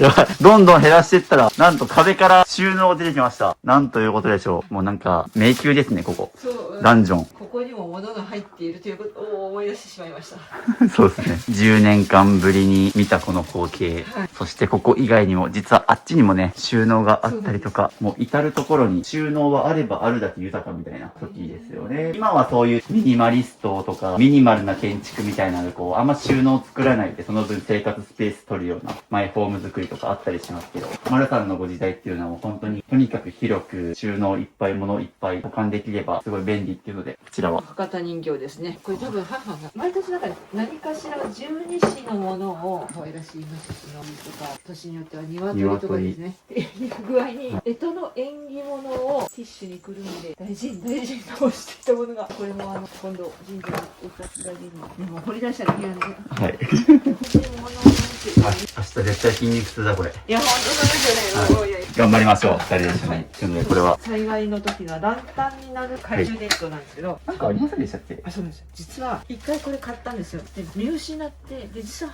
これ直してたんですね。私知らずにそれがないと思って。ああ、なるほど。あれよかったっていう。なんかもう僕も丸さん家にあるものも大体頭に入ってきたんですけど、確か一回置きましたもんね、リビングに。で、こういう感じの防災用の照明とかランタンあったけど、ここにもあって、これを見で失ったがゆえに新しいのを買ったみたいな。まあ、どうしても実は認知症のおばあちゃんとかがいたりすると、結構物あっちこっち持ってったりとか、なんか状況を教えてくれないみたいなこともあったりとか、あとね、よくあるのが、ちっちゃいお子さんがいるご家庭とかも似たような現象がよく起きがちで、僕も昨日3歳のお子さんがいるご家庭と、わんぱくな猫ちゃんがいるご家庭って、赤ちゃんと猫ちゃんがもう物をあっちこっち移動させちゃうから、気づかぬうちに紛失したみたいな。物が勝手に移動してるみたいなことが結構起きて、結果それで見失って、また買っちゃうみたいな。人があったりするので、ご家族で生活してるとそういうことも起きちゃいますが、ただこれは片付けすることによって少なからずこの活性は防げますね。そうですね確率は減らせるから。感じで、これはもうないゴミだ。なんかあった時に冷やすためのですね。ああ、はい、熱中症とかの。これここにあったんだみたいな。それならするか。あったら便利だけど。あったら便利はなくても困らないし、最悪買えます、これ。そうですね。高級生姜。気になる。生姜の中に大量の靴下たちが、うおー、すごい、ここに被ってます。10年前とかですかね。あ、そうですね。もうそれ以上前かもしれない。生姜は出てこなかった出てこなかか。ったですね。人が出てきたら怖いですね。そして開ければ開けるほどどんどん物が出てきますが、私の小学校、中学校ですね。そして、バレーボールの本だったり、待って、これ気になる。褒め方、叱り方、コーチング。コーチングって言葉結構最近一般的になってきた。ゲームのコーチングとか、いろいろコーチングってありますけど、なんか結構走りな気がしますね。まあ、言葉としては昔からあるけど、これ2007年の本なんで、19年前ですね、もうほぼ。部活の顧問とかしてた時の生徒にどう伝えるかみたいな。心に響く叱り方っていうのがあります。叱る場合の言葉、あなたらしくないよ。あなたらしくないですよ、この状況。嘘。嘘あ、そうなんですね、みたいな。物が多いことによって大事なものを見失ってますよね。そうですよね。これ参考になりました。ちょっとこれ僕もらいますね。ありがとうございます。至るところにコーチングとか、リーダーシップとかいうふうな、ゴロゴロあると思います。まあ先生ですからね。いや、でもだから本当勉強熱心なんですよ。だから。しかもこういうのって大人になると学習をやめるじゃないですか、多くの人って。社会人になると月に一冊読んでるだけでも上位なのか、みたいな話聞いたことあるんですけど。丸さん、だから先生しながらお忙しい中でもこういう風にね、自発的に本買って学ばれてるから素晴らしい先生だったと思うんですけど。清掃後の褒め方があります。清掃後の教室はいつも綺麗だな。清掃後の丸さんのお家いつも綺麗なんで。一回ね、綺麗でしたよね、なんだっけ。そうですね。あの時の感覚を思い出して、ここもどんどん減らしていきましょう。それは、くじけないでって書いてます。一時ベストセラーになったくじけないで。すごい。60万部。僕の本の6倍だ。長年詩を作って晩年になって出版されて、これがすごいベストセラーになってから活躍されて2冊目も出されたりしてはい。60代とか50代とか出版して、やっぱ人間って何歳になっても可能性ありますね。刺繍。ということで、丸さん、くじけないで、どんどん減らしてください。はい。超ど素人だったけどバレー部顧問だったので、はい。埃が宙を今飛んでましたね。なんかこの部屋に今日到達しないかもしれないぐらいの。そんなですか？そんなですよ。そんないっぱいあるんですか、ここ。行きます。いきます。おー。ちょっと待って。マジか。ちょっと待って、やばい。本当にやばい。なんと、どえらい奥行きが。マジか。一部屋増えたんだわ。俺もここサクサク終わらして、次ここ行こうと思って、今日ここまで終わらして帰りますって言ったのに。なんと、屋根裏部屋みたいなのが一個、丸々あるんだが。なんてこった。残業確定です。もう頑張るしかない。もうね、へこたれてる暇ないんで。いらない。全部処分ですね。そうですよね、ここ。はい選ぶ必要はない気が。だってもう、ここに長年なく生活したものなんで。なかったことにしたい。なかったことにしたいぐらい。もう無理ですね。これ、どう考えても視聴者さん気になりますよ、これ。まあまあ、ここはなので、今日時点ではスルーします。なので、ちょっとまた僕が帰った後にこれお願いするかな。もう単純なゴミ出しだと思うんで、これ。なんか見た感じは、何が入ってるかっていうと、まあほとんど本かな。本とか、紙物がいっぱいあって、ここ本当に多分ゴミ出すだけって感じなのと、まあ、ここはどっちかというとこっちを優先的に減らした方が効果でかいんで、ちょっと今日は見なかったことにします。はい。まあ、これはちょっと後日経過報告を送ってもらいます、また。これは。私の成人式でございます。おー成人式おー、なんと、丸さんの成人式、20歳の頃、お美しい。この袴は、着物はいとこに借りて、でもどうしてもなんか私、ハイカラさんに憧れてたのか、皆さん普通に振り袖着てあったんですけど、袴が着たいと。そう、袴を着てらっしゃるっていうので。こちらは、要検討ですね。ちょっと、そうですね。はい、後ほど、まあ、写真撮ってするとか、はい、思い出セットで。っていう懐かしいものでも、こういう大事なものがゴミに埋もれちゃってますよ。そうですね。うわ懐かしい。ルネサンス。昔契約してたジムだ。あ、そうです。私はね、一時期入ったものの、会費払いながら、いつの間一度も行かなかったっていう。僕はちゃんと言ってましたけど、西陣っていう場所に僕住んでて、契約してました、このジム。懐かしいということで。大学院生の頃ってまだパソコンが普及してなかったので、紙を読んで調べて論文にまとめるって時代なので、国家体感と言いまして、こっから情報を得てるって感じですもんね。私和歌を研究してたので、和歌のこの言葉は他のどの歌集で使われてるかとかいうのを作品で弾いて、でここから古今和歌集とかしたという、すごい量はそうですね。もう今の若い子なんて、Google ましてやチャット GPT で古今和歌集の何番教えてって言ったらバババーって全部言ってましたから、すごい時代になっちゃいましたけど。なので、これもちょっと下に、そういう形で雲様が空になったので、下に置いていきます。というので、ついにここが開きました。よいしょ。じゃじゃーん。ついにこの階段が開きました。すごい。何も邪魔されることなく歩ける当たり前の幸せを感じてます、今。広いですね。広い。こんなに広かったんですよ、まさに。まあ、まだまだこっちは続くんですけど。もうなんなら今日ですね、僕ここと、あっちの部屋も終わらせたいくらいなんですよ。次回最終回にするためにはそれくらいのペースでやらないといけないですね。まあでも、いける気がします。というので、まだこっちのね、廊下側が物いっぱいあるので減らしていってるんですけど、服、登ってこれるようになったと、ついに減らしたおかげもあって、この犬スルスル入ってきますね。素晴らしい。そういうので減らしてたら、見覚えのあるポリフェノールが、わお。母のため方ですけど、結局食べたままですね。賞味期限が2022年です。飲んだらお母さん不健康になっちゃう。服が来るたびに、あ、物減らせてるんだなって実感します。確かに通り道な、減らしてほしいよな。いい気してます。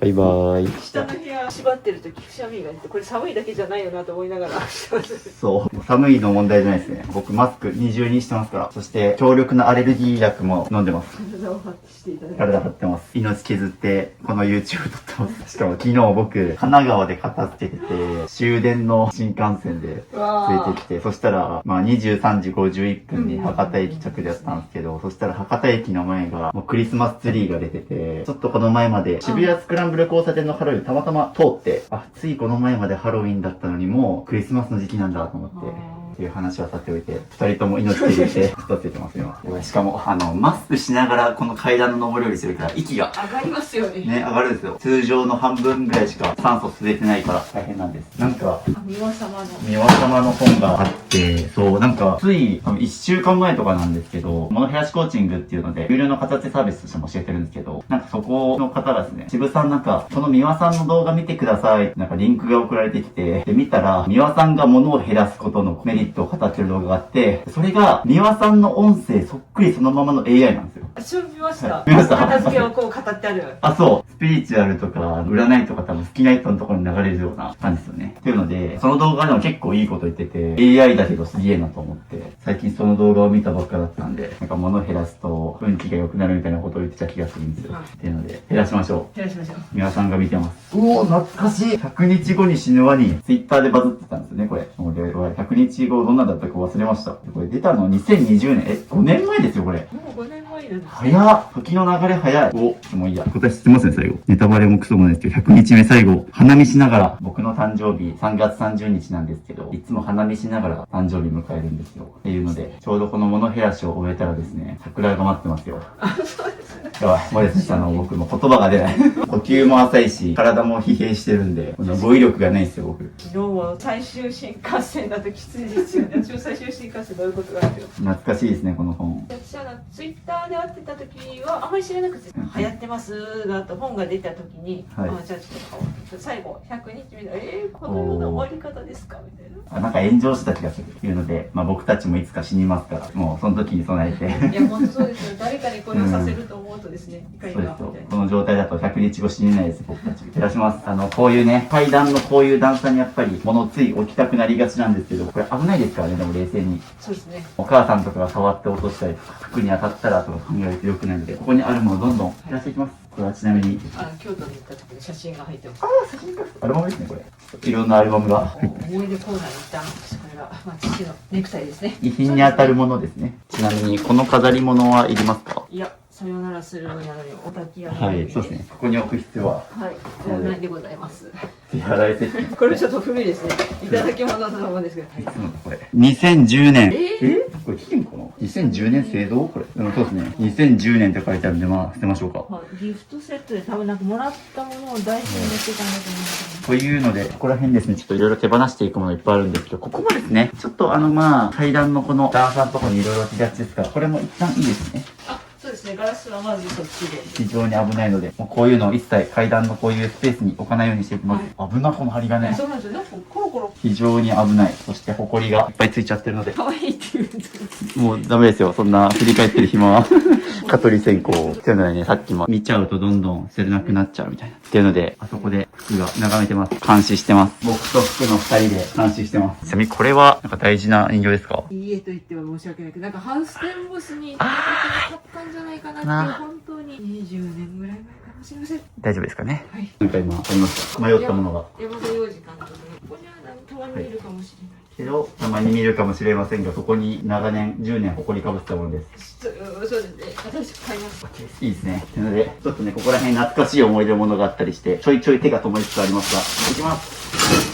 物に殺されてます。はい、というので、もろもろ床が開きました。ちょっとこのまま休憩です。はい、というので、時刻は2時ということで、ババン廊下からこんだけ大量の不用品が、廊下ですからね、これ。さっきまであんな綺麗だったリビングがまた、ゴミの山に減らしても出てくる不用品たちということで、いやー、2時間でこんだけの不用品が。廊下にこれだけのものがあったっていうのがちょっとびっくり。そうですよね、あの廊下に、ね、パッと見なんか壁に寄せてあって、そんな物量なさそうに見えても、出すとこんだけっていうので、そういうので僕はランチ休憩でさつまいも食べてます。おかわり。ちなみに今日は11月の5日なんですけども、騙すのも人、助けてくれるのも人ということで、助け合いですね。本当そうですね。助けられる。福ちゃんが俺のさつまいも。狙っている。というので休憩も終わりまして、ちょっと階段をね放置してたんで、最初からここからやるよって話なんですけど、後回しにしてた階段やっちゃいます。これ何ですか？これ帯なんですよ。帯？お茶会の時とかに着る帯ね。これはいつ使える。怪しいですけど。あ、いや、新しいの買ったから。洗濯用。という感じで、基本的にここにあるものはどんどんこういう靴下も片方どこから出てきそう。紛失した靴下。もうここはサクサクいけそうな気が。無臭打のシール1枚だけ。なぜか。これもね、一通りは読みましたね。防犯ですね、これは。なんでこれをでも読もうと思ったんですか？母もいるので、防犯意識をもう一回確認しようみたいな。高めようみたいな。でなんか例えば過去に家に入られた過去があったりするのかなと思って。ああ、それはないんですよね。まあなんかそれこそ最近なんか詐欺とかが多いって聞くので、高齢者を狙った警察ですとか、本の一部引用させていただきますが、これからの防犯対策の一番手 AI カメラっていうので、まあそういうのがあってここにさっき置いてあったみたいな。そうなんですよ。直で玄関を移そうと思ったら、母に無用に電気を使ってると思って引っこ抜いちゃうんですよ。ああ、はい。でも使い、母にね。という感じでこれも大丈夫ですね。はい。これは、届いと、さうちょ。未開封なので、したくないですね。来年の11月。でもここに置いてる時点でさよならすべきですね。そうですね。っていうものがいっぱいありまして、ごめんよ。こう見てください。ごめんよ。みたいな。ちょっとごめんなさい。全然わからなかった。かわいそうなんですね。そうなんですよ。こういう風に雑に扱ったのは丸さんですから。他にもですね、突っ込みたいものがあって、これとか未開封ですよ、これ。もったいな。一番のダニ対策を教えましょうか。物を減らすことです。あ、そうですよね。僕はもうこのお家マスクなしで生きていけないので、ここにも本が眠ってますね。そうなんですね。箱の中に、おーやばい、なだれが。今度は東京バナナの紙袋が出てきました。通りもんかと思った。いろんなものが出てきますが、また人生というキーワードが出てきましたが、あなたの人生がつまらないと思うんなら、それはあなた自身がつまらなくしているんだぜって、本当にその通りですよ。サンボマスターみたいなタイトル。世界はそれを愛と呼ぶんだぜみたいな。いいですね。刺さりますね。いいこと書いてありますよ。この傷こそ自分らしさだと思えばいいっていうので、今までこの動画でいろいろ自分の痛いところ、恥ずかしいところもいっぱいさらけ出してきてると思うんですけど、その傷こそ自分らしさということで、でも本当にこの動画撮り終わって、いつかこの動画も1年後、2年後、10年後と見返した時に、こんな時期もあったな、成長したなと思える日が絶対来ると思います。すごい。プリングルスの空箱があります。これなんか、これは誇りです。母が片付けた時に掃除をして、なんかわかんないけど、ここに置いたっていう形だと思います。なのでお母様が無意識に置いてるものが結構ありますし、こちらも奈良の大仏セットみたいな。薄木の何やったっけ、なんか石仏ですよね。すごいです。これも非常に黒いかもしれないんですが、埃がすごいです。クーくんの毛ですね、これは。そうですね。飾り用のるつもりですけど、でもこのね、埃かぶってますし、これ階段にあるのめっちゃ危ないです、この家に。落ちたらもう一撃で割れるので。そうですね。そして、無限に出てくるスタバの紙袋。やばい。何気ないところから2円が出てきました。お金は大切に扱いましょう。出されました。なんでこんなところお皿ですね。これ可愛いんですよね。どんどん行きましょう。というので階段を着々と片付けてる一方で、服がもうちょっと待っててね、片付け終わるまで。あ、お母さんもいろいろ見てくれてます。家族総出でお片付け中です。というので、掃除してもらっております。はい、ということで、階段がピカピカになりまして、大量の不用品が出ましたが。なんかしなきゃと思ってたのが、こうやってあっという間にですね。そうですね、ここ結構パンちゃんのベッドシーツ変えたり、動線的に結構通るからこそ物をどんどん置いちゃってたみたいな感じだと思うんですが、広い。そして上までこうやって全力ダッシュできます。おお、広い広い広い。ということで、ようやくここにたどり着きました。ここを減らしていく前に、下にですね、粗大ゴミがあるんですけども、こっちの粗大ゴミなんですけど、ここが空になったから、これ今、丸さんが、幅120、高さ135っていうので、測ってくれてるので、これを粗大ゴミに出します。で、業者さんが来る前にこれをちょっと運びます。で、一部のものは、業者さん入ってくれるんですよね。粗大ゴミ回収の方、有料で入ってきてくれるそうなので、これ閉めるやつでも入ってくれるんですか？なんか玄関先まで行きます。ああ、じゃあ、玄関先まで置いていきましょうか。というので、玄関に粗大ゴミを出すために、ここをどんどんまた中庭にゴミ出して、スペース空けてるというので、もう粗大ゴミを出したり、ゴミ出すだけでも、すごい時間とエネルギーがかかりますので、頑張りましょう。はい。というので、中庭にどんどん出してどういう風になってるかっていうと、こんな風にどんどん出して、雨の日はブルーシートで隠してっていうのをやっておりまして、中庭がこんな風になっております。というので、スペースも空いてきたので、扉張っちゃいます。よいしょい。というので、もう大掛かりな工事が始まってます。廊下広。はい。というので、これを今から玄関に運び出すので、人形さんを分別してます。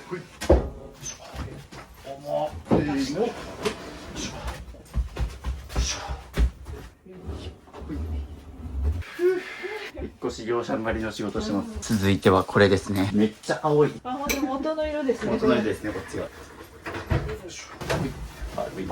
おー、恐ろしい。大変なことになってます、ここ。埃と暮らすってこういうことですね。頑張って掃除機お願いします。はい、というので、ここ、すごい掃除機でピカピカになりましたが、40クラウンって書いてますよ。なんだろ調べたら、この MS40 クラウンっていうのがあって、これが欲しかったんですかね。う。願いがあったんでしょう。願いが、引き寄せの法則的に言うと、書くと叶うみたいな、これを目標に頑張ったのかもしれません。っていうので、これ多分旦那様のあれですかね。誰が書いたんだろ職人さんが書いたのか。う。はい。これ本当に40年ぐらい、私は子供の頃から購入しはったからですね。こう40年以上あると。はい。ほい。よいしょ。よいしょ。って感じで、これも撤去です。玄関に粗大ゴミ全部出しました。この後回収に来てくれます。いやー、めっちゃ運び出しましたね、これ。そしてですね、今、中庭の掃除をしてくれておりまして、ブルーシートで、やばい、ゴミ屋敷ジャングルと化してます、この中庭が。はい、というので、こんな風になってます、今。で、ここにずっと置いてた粗大ゴミを運び出します。ずっと保護してた、この、何でしたっけ？食器棚だ。そうですね。キッチンにあった食器棚です。もう僕もですね、もう減らしすぎて何がないんやらみたいな感じになってて。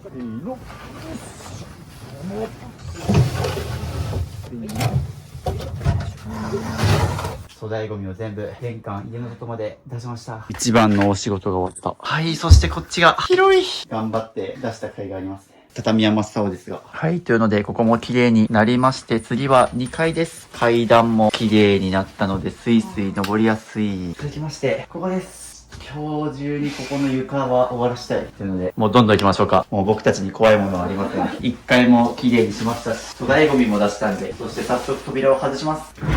すごい、扉を開けると、このように、でももう見慣れましたね。もう僕も何も思わなくなりました。あ、またか。というので、ここ減らしていきます。おーね。今、物が転倒して服が死にかけました。マジで物に殺される。丸さんちを語って始めてから、もう3件くらい僕言ってるんですよ、YouTube の人も。なんか言われるんですよ。こんなに物が多くてすいません、みたいな。めっちゃ言われるんですけど、俺何も思わなくなりました。あ、もっとひどい人見てるんで何も思わないっす、みたいな。基準値変わりました、僕の中で。もうなんか多分、どの家行っても僕もう驚かないですもん。ああ、またか、みたいな。だから、ぜひ応募する人は恥ずかしがらず、僕はもうこの物量のものを減らしってるんで、もう怖いものありません。おお。次でしょ。何気なく開けましたが。これなんかちょっと高級なハンドバッこんな箱に入ってきたんですよ。どでかい空箱でしたね。何かに使えると思って入れちゃったんですね。そしてこれまた多分紙ゴミ出すために置いてたんでしょう。もったいない。未開封の次あたりすごいところから豆菓子が。ふわと庭外をした断崖ですね。着物ですね。ちょっとご高齢になったりしてもう着ないからっていうのでいただいたり。着物がいっぱい。結局下がああいう状況だったからですね。結局ここに仮置きしてみたいな。仮置きの仮置き、第二の仮置き場みたいな。若かりし三輪様が、金髪じゃない三輪様が。ちなみにどういったものがあるかっていうので、本だったり、お手紙だったり、ボードゲーム。うわ、懐かしいこれ。遊んでました、僕もちっちゃい頃。うお、しかもちゃんと揃ってる。そういったものがいっぱい。雑多に絵本があったりですね。こっちは福岡の梨があったり。とか、あっちにはお人形さんがあったりとか、まあ、服は出してますけども、タンスがあったり、この上は何かわかりませんが、外箱があったり、まあ、基本的に書類系、紙ゴミが多いかなという感じのお部屋になっております。お、どうされましリリー・フランキンのた？うわ、懐かしい。東京タワー。デザインシンプルでいいな。これも手放します。はい。何ですか、これ。もうずいぶん前、お茶関係のはい。黒棒というお香ですね。ちょっと私開けてないんじゃないこれ。一応開封はされてます。何年前？いや、20年にはならないけど、10はい年。こういうなんか丸くて、お茶の時にですね、灰に緩めて香らせるっていう。もったいないことしてるけど。もったいないという感情がいっぱい出てくると思いますが。もうまた祝儀袋の最大が。お祝儀袋のように、私は何かで書けるんじゃないかって、昔ハガキをよく書いてたので、お手紙を。何かの時にお手紙書くためにいいなと思って書いためた絵はがきですね。もう大丈夫です。というので、後悔の山ですね、ここは。ああ、またこんな可愛らしいです。こういうのが出てくると、可愛くて捨てられない。というので着々と助けてってるんですけど、なんかすごい懐かしのアイテムが、いつの時代の、もう今この使われが重いですね。なんと、ソニーって書いてありますけども、CD とラジオがいけるやつ？はい、で、カセットもですね。カセットも結構当時いいお値段したやつですね。いくらぐらいしたんでしょうかね。 4万とかしたかな。当時のものがあって、地層の奥から。ここから掘り出されました。はい、というので着々と床が空いてるんですけども、懐かしの安全運転自己診断。デザインがレトロな感じしますね。ちなみに僕は先日初心者マークが外れたんですけど、無事故無違反です。廊下が大変なことになってます。ゴミ袋の山。ということでこれを今から下に運んできます。もう階段20往復ぐらいしてる気がします。でもこんな健康的な YouTube 企画もないと思ってて、YouTuber なんてカメラの前で喋って、もう家に引きこもって撮れちゃう簡単なお仕事なんで、簡単ではないですよね。普通こんな運動する機会ないんで、 YouTube 撮影でお仕事させてもらいながら心身の健康を維持できてるんで、ありがたいお話です。危ない。というので床が広い。あとちょっとです。はい、というので、あとちょっとで終わりそうというところで、ちなみにその新聞紙はすごい人気を感じますが、大昔は高校生が大学に合格した時も新聞に手元新聞に掲載されてたんですよね。合格おめでとう県内ワイド福岡っていうので、1992年の新聞なので33年前の新聞ですね。ですが、大丈夫でしょうか？はい、写真撮ることそうですね、写真だけ。いいですね、もう思い出のものは写真に撮って捨てるっていうのが様になってきてます。渋さん世代はタレパンダ知らない世代じゃないですか？いや、知ってますよ、さすがに。タレパンダ。懐かしいでも。 30年前です。はい、ちなみにですね、この部屋、結構丸さんが大学生時代のものとかも結構あって、これとか、Windows 98って僕まだ3歳ですよ、これ。なので30年ぐらいほんと前のものがあったりして大変でしたが、もう終わります。暑くてほんと。今、11月5日なんですけど、18度、強風。もう一番最低温度で強風にしても暑いんですよ。いや、夏じゃなくてよかったね、これ。だから僕最近夏場は受け付けてないんですよ、私って。みんなも汗ダラダラになっちゃうんで、冬場に一気に片付けてます。物置部屋って、ここはたまたまエアコンがあるんですけど、大体のご家庭ってエアコンがないから使わない。だから物置部屋にしちゃおうみたいな空間多くて。だから、そういうとこ行くと、決まってエアコンなくて夏は死んじゃうから、僕前それでちょっと大変な思いしたことあるんで、ひたすら扇風機だけでなんとか片付けるみたいな。なので皆さんも片付けは、今ね、年末年始にこの動画が上がってると思うんですけど、大片付けとかで家族がみんな動いてくれるし、寒い時の方が片付けはいいです、絶対。もう本当に暑くなるんで、体が。なんで、冬場に動画見てる方は、今がチャンスです。はい、というので、床が更地になってるんですけど、これ、見てください。アーク引っ越しセンターって、これ、アートではなく、アークですか？アート引っ越しセンターの前身とかでもなく、こういうのがあったんですね。今もあんのかな。こっち新居に引っ越してきた時の段ボール残骸ですね。なるほど。そうか、今ないかな、ないかもしれないですね。調べて概要欄貼っときます。僕アート引っ越しセンターでアルバイトしてたんで思い出しました。高校生時代。でも大変ですよね。大変です。日給8000円とかだったかな。しかもなんか今はわかんないですけど、ユニフォーム費用とかで数千円取られて、それを回収するためにまた働かないといけないみたいな。何回か元行かないと元取れないみたいな。あるあるですよね。最近だと UberEats で働くために UberEats のカバン買わされて、それがまたお金かかるから回収するためにバイトしなきゃいけないみたいな。夏にバイトしてたな。すごいな。バイトしてちゃんと自分の使えるお金を。ああ、でも本当にそうでした。うち自己破産してから本当に貧乏だったんで、もう自分で遊ぶためには、それこそ僕有利用カードの転売とかやったりして、スマホ代とか全部出してましたね、高校生時代。バイトも、高校がバイト禁止だったんで、卒業してからって感じだったんで、卒業した直後はミニストップでバイトし、引っ越しをやり、夏祭りの露天商のバイトで、1ヶ月住み込みで、福岡から北は新潟まで桜の開花に合わせて毎日出店のバイトをし、日給1万2000円で、テントを出して、バイトして、で、トラックの後ろに布団敷いて寝るみたいな。車中泊してました、ガチ。で、スーパー銭湯に行ったりとか、コインランドリーって服洗ってっていうのを1ヶ月間やってましたね。その月で40万ぐらいと思いましたもんね。まかないっていうか食事代は出してもらえるんですか？あ、そうです、そうです。なんか、出店のバイトなんでまかないのご飯とか、バイト終わりに飲食店みんなで行って、それももろもろ出してもらってましたけど、懐かしい。楽しかった。今思えば本当に大きめのボストンバッグで1ヶ月生活してたんで、僕のミニマリスト原体験っていう話をなぜかこれで思い出しましたけど。よし、終わった。終わった。でもね、言うて2時間ぐらいです。マルさんもスピード上がってますね。一旦床置きしてあるもの全部出して、今、廊下が大変なことになってますけども、おそらく途中早送りになってると思うんですけど、タイムラプスでバズ撮ってて、もう、あれですね、むしろ YouTube 撮ってる方がスピード遅いんですよ。カメラ向きに喋っちゃうから、こういうものが出てきて、みたいな。だからもう黙々とカメラ回さずに、ずっと早送りでやってたんですけど、だからそうだと、マルさん喋らなかったらめっちゃ早いです。時刻6時51分というので、7時前なんですけど、もう一部屋やります。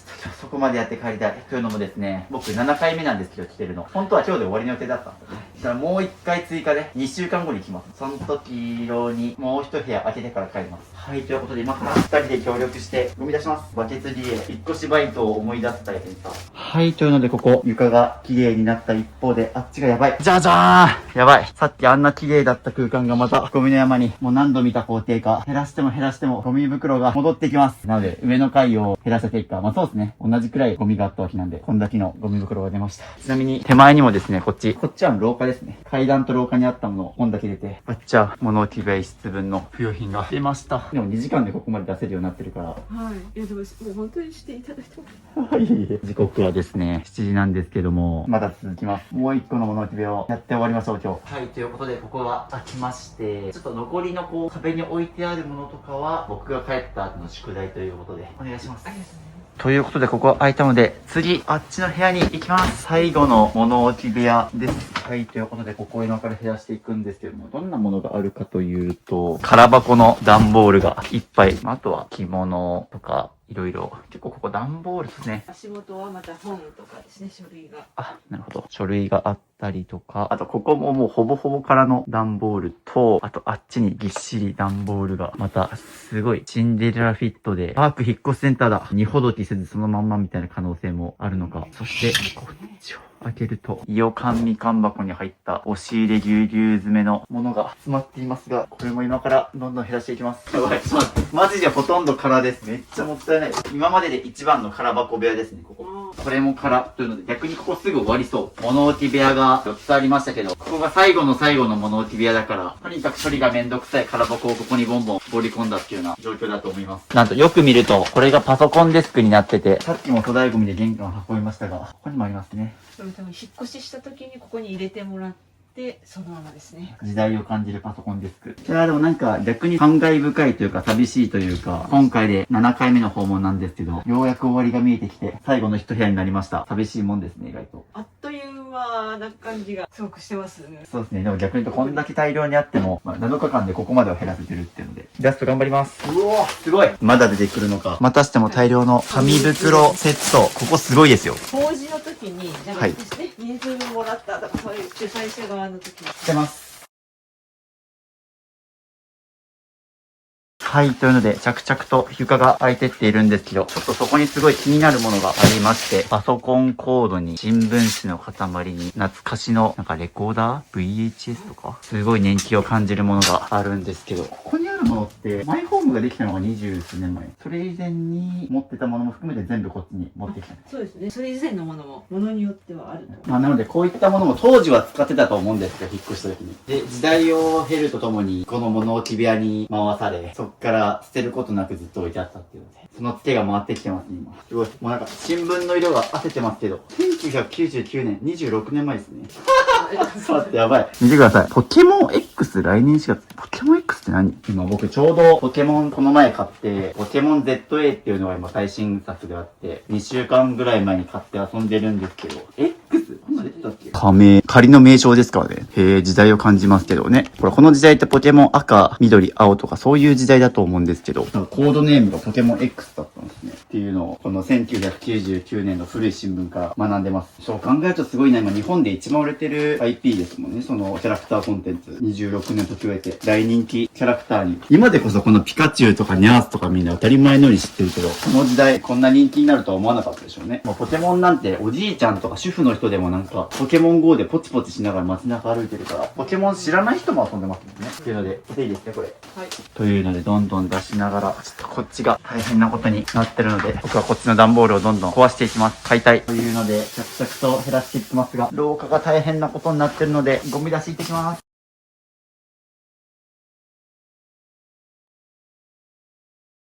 なんと、服が来ました。淡々と片付けてるから、ちょっと待ってね。というので僕は、もうとにかく段ボールを潰して、どんどん下に持ってってます。おー、服がついにここに上陸できるように、服が来たってことは、物が減ってるっていうことです。服が動き回れるようになってます。さっきあっちの部屋の時は一回も来なかったですよね。身の危険を感じたのか、全然来なかったのに。はい、ということで着々と床が空いてきて、あと少し何があるかというとですね、PS2 とか、もうPS5 の時代ですからね。というので、いつの時代の初代プレイステーションの箱があったり、レトロゲームマニアにはたまらない宝庫なんでしょうけど、これ、マルさんですか？アニメですね。でも、持って帰ってきただけっていう感じだと思います。というので、これはお兄さんの私物が実家に自分のものは置かないように。なので、これはですね、お兄さんに確認していただいて処分という形なんですけど、下に持っていきます。はい、というので掃除機をかけてます。こっちも綺麗にしてます。はい、終わりましたということで、床にあったものすべて手放しまして、じゃじゃーん。なんと、ついにこっちもなくなりました。ちょっとね、まだ収納の奥とかはあるんですけど、一番大変なこの床に積んであった分、終わりました。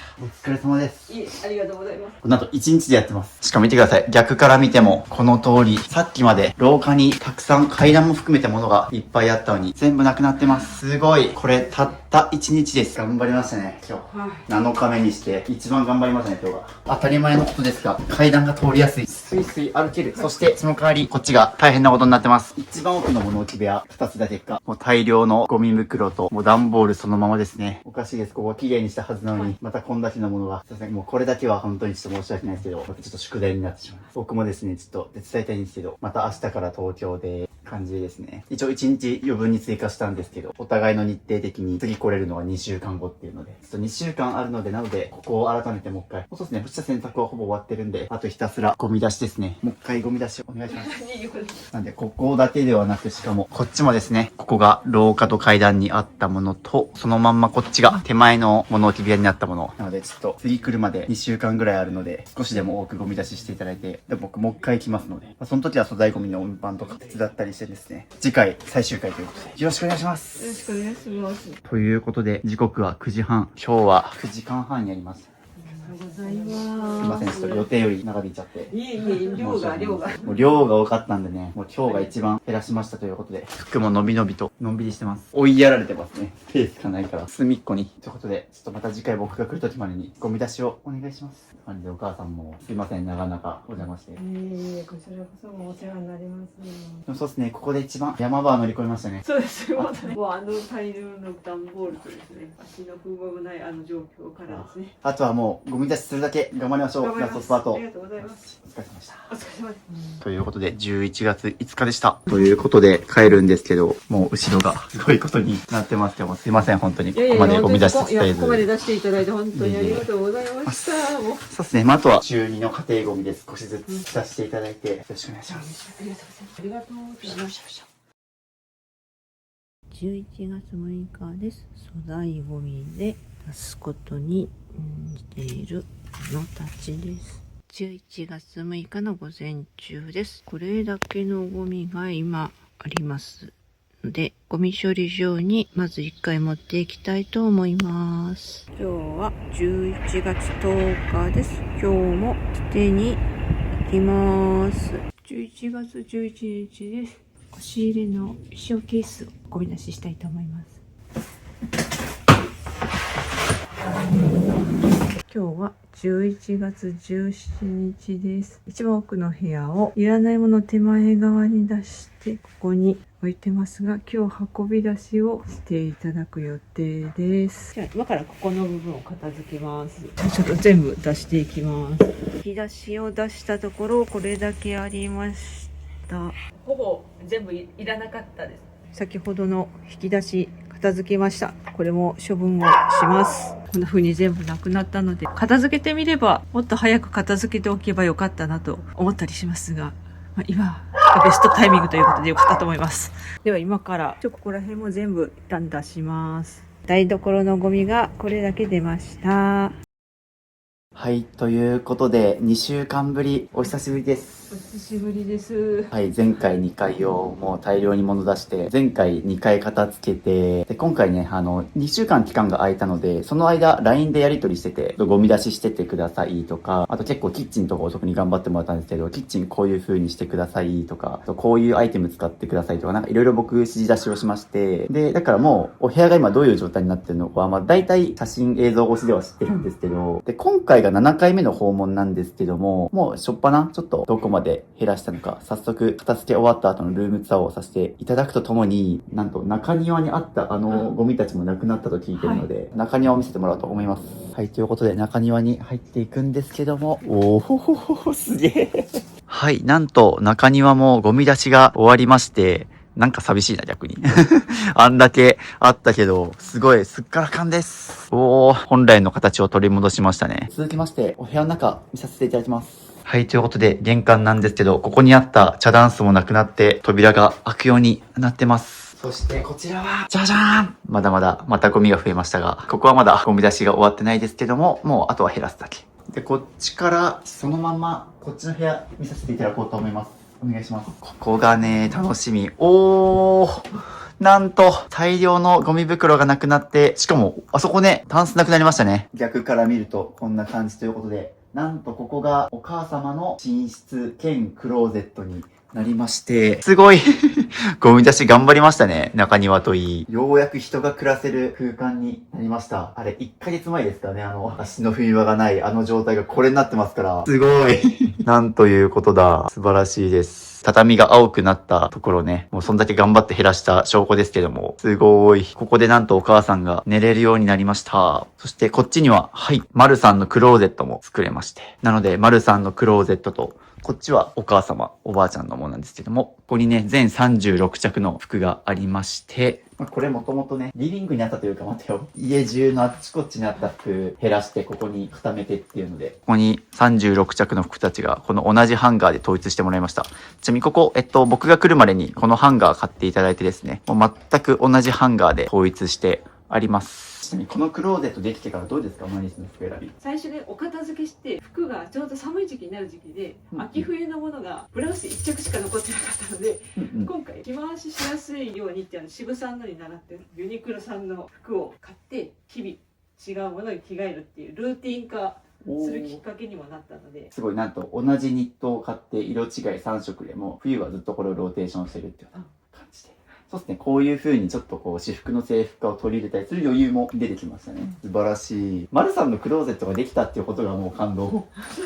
今までどういう風に生活してるのってこうイメージできないくらい選択したところから取るみたいなね感じだったと思うんですけど、素晴らしいクローゼットもできましたし、これお母様のクローゼットで、こちらも同じくですね、専用のパンツハンガーとかを買ってもらってですね、でも古いプラスチックハンガーは全て捨てて、ちなみにお母様も全部で34着とかだったので、そう、もうオールシーズンの服がここにパンツもアウターも全部春夏秋冬全てここに揃っております。素晴らしい。はい、もうこの通り全て同じハンガーですっきり統一できて、そのまんまこっちこっちはですね、ちょっとまだ宿題なんですけども、丸さんの和服ですね。和服がちょっとありますけども、こんな風に家中にある和服がここに整理できたので、ここに置いてあって、あとここにお母様の普段使ってるカバンとか、ちょっとした細々した帽子とかもろもろ、書類が置いてあったり。なので、一応今後の改善を伝えておくと、そこにあるハンガーラックに吊るしてある服とかを、あそこに突っ張り棒を貼ったりして、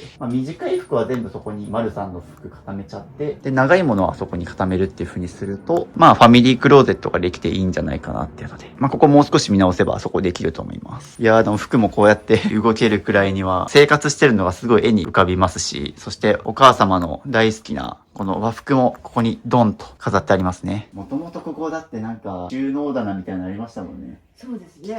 引き出しとかですね、タンスがあって。で、和室からこっちリビングですね。はい、じゃじゃじゃじゃじゃーん、素晴らしい。綺麗。そしてお母様、こんばんは。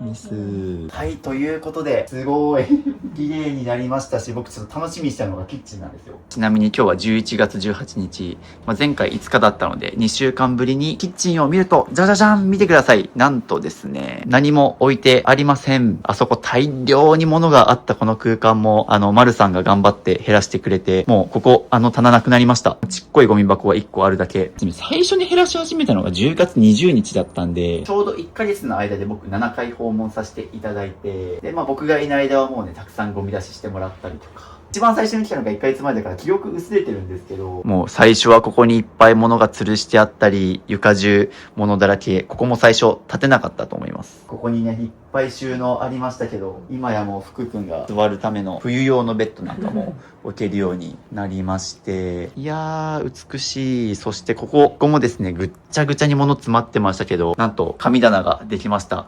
こんな風にもう服が着そうな空間できましたね。ちょうどここってリビングの一番目立つところなので、もう目線の先に服着たる空間ができまして、そして何より下を開いていただきたいです。ここですね。ここがなんと、じゃじゃじゃーん。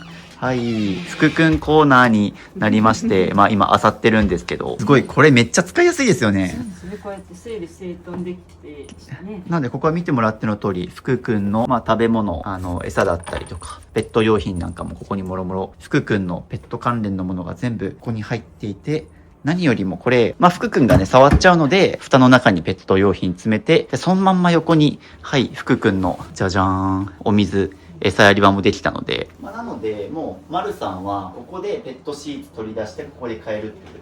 動線もすごい、コンパクトに、ここを行き来するだけで全て整えられるので、どうでしょうか。ね、こんな風にきっちり収まる形で綺麗にね、整理整頓できるとは思ってなかったね。いやー、ここももうぐっちゃぐちゃでしたからね、最初。ここもすごい綺麗になりまして、そして続きましてこちらです。今までね、ここも扉開かなかったですよね。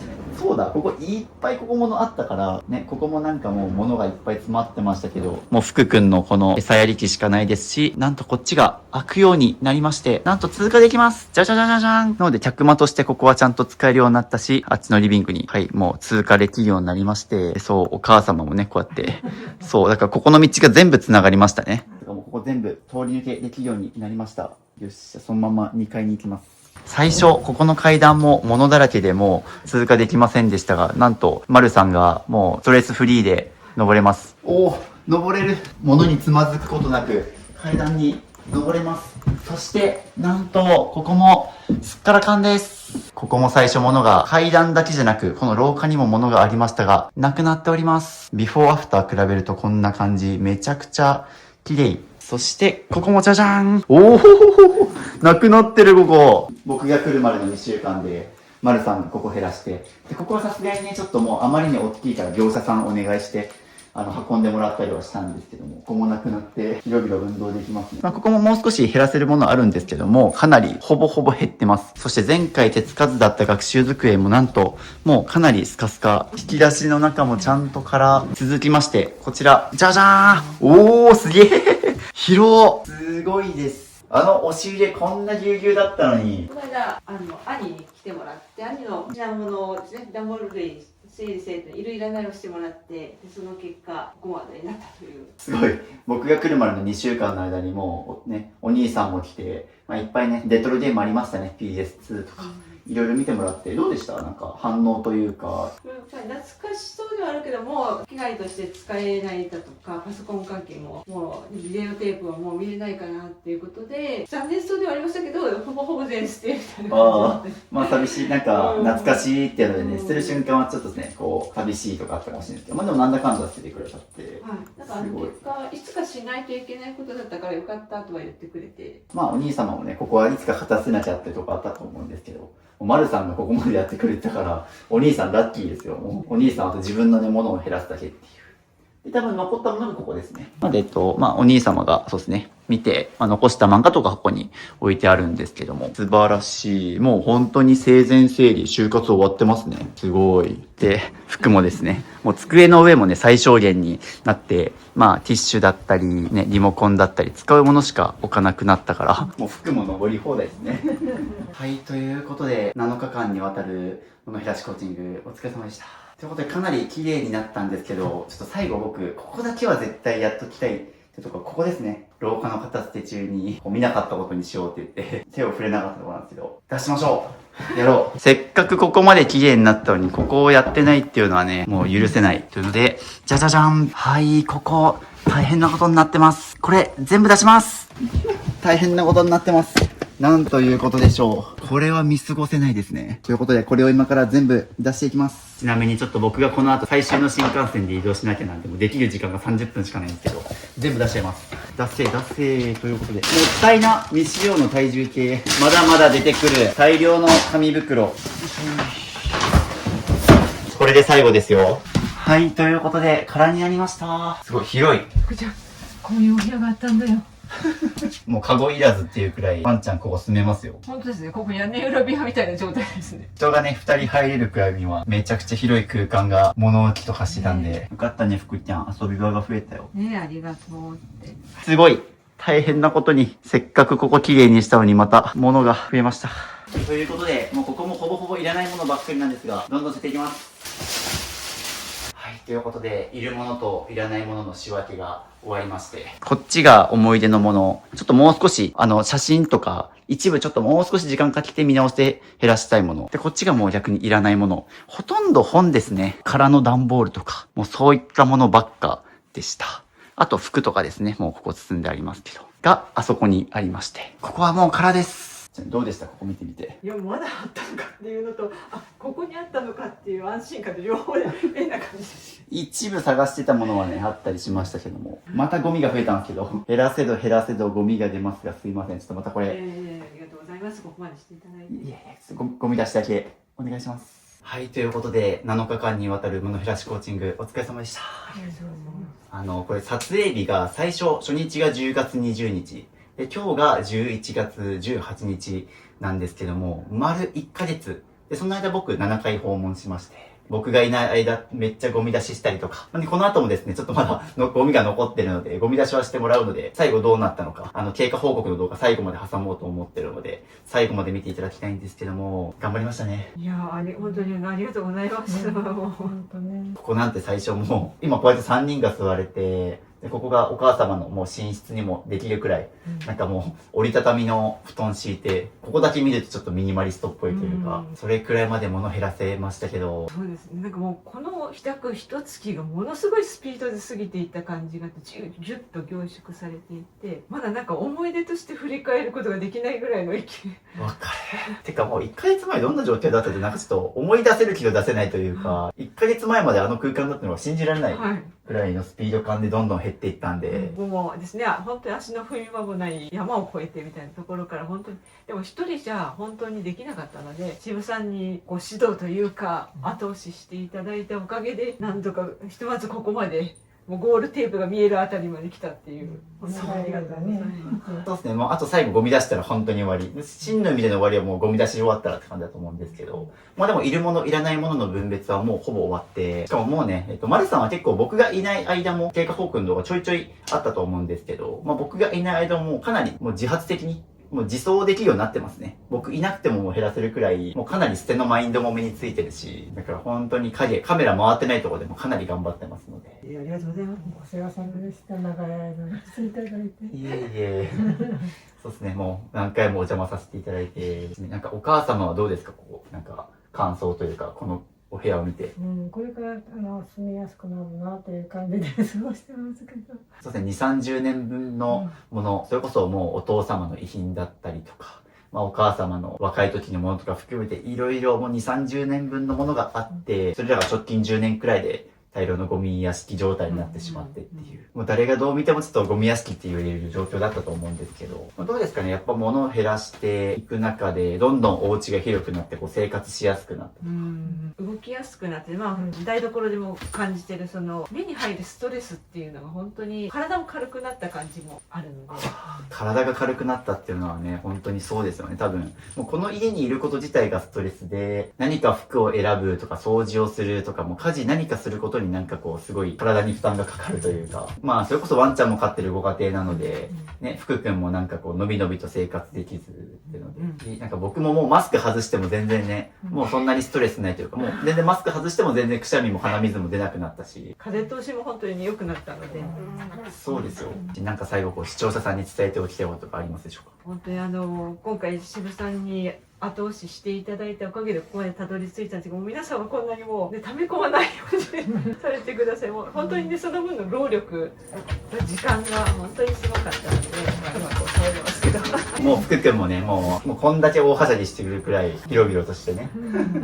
本当に一人でやってたらここまで来れてないっていうのが一番いえいえ大きいので、率直に言うと僕ですね、こういう、まあ、いわゆるゴミ屋敷の方っていうのは依頼期間もいかないんですね。もうなんでかっていうと、まあ、ミニマリズムっていう、そのなんか必要なものを残すっていう観点から言うと、まあ、ゴミ屋敷っていうのはどっちかというと、それこそ本来で言えば業者さんが入らないといけないとか、もう一室丸ごとこうもう選ぶことなく捨てるみたいなことが多かったりするし、まあ、ゴミ屋敷って単純にこう捨てられない性格とか、そういうことが理由でああなってるわけじゃなくて、丸さんもこう、まあ、介護があったりとか、私生活が本当に忙しくてこう荒れてる時期があってっていうところから、この状態になってるから、まあ、単純な片付けにとどまらず、その人の生活を叩き直さないといけない。まあ、人生と向き合わないといけなかったりするから、なんか単純な片付けで済む問題でもなかったりするんですよ、ゴミ屋敷問題って。っていうところから、だから基本的にはお受けしてないんですけど、まあでも丸さんはご記入いただいた文章だったり面談してみてとか、最近の生活の状況を聞いた上で、まあ今の丸さんだったらちゃんと時間作れば減らせるんじゃないかなっていうところで、実際なんか僕の勘は当たってたというか、もう本当に1日目から、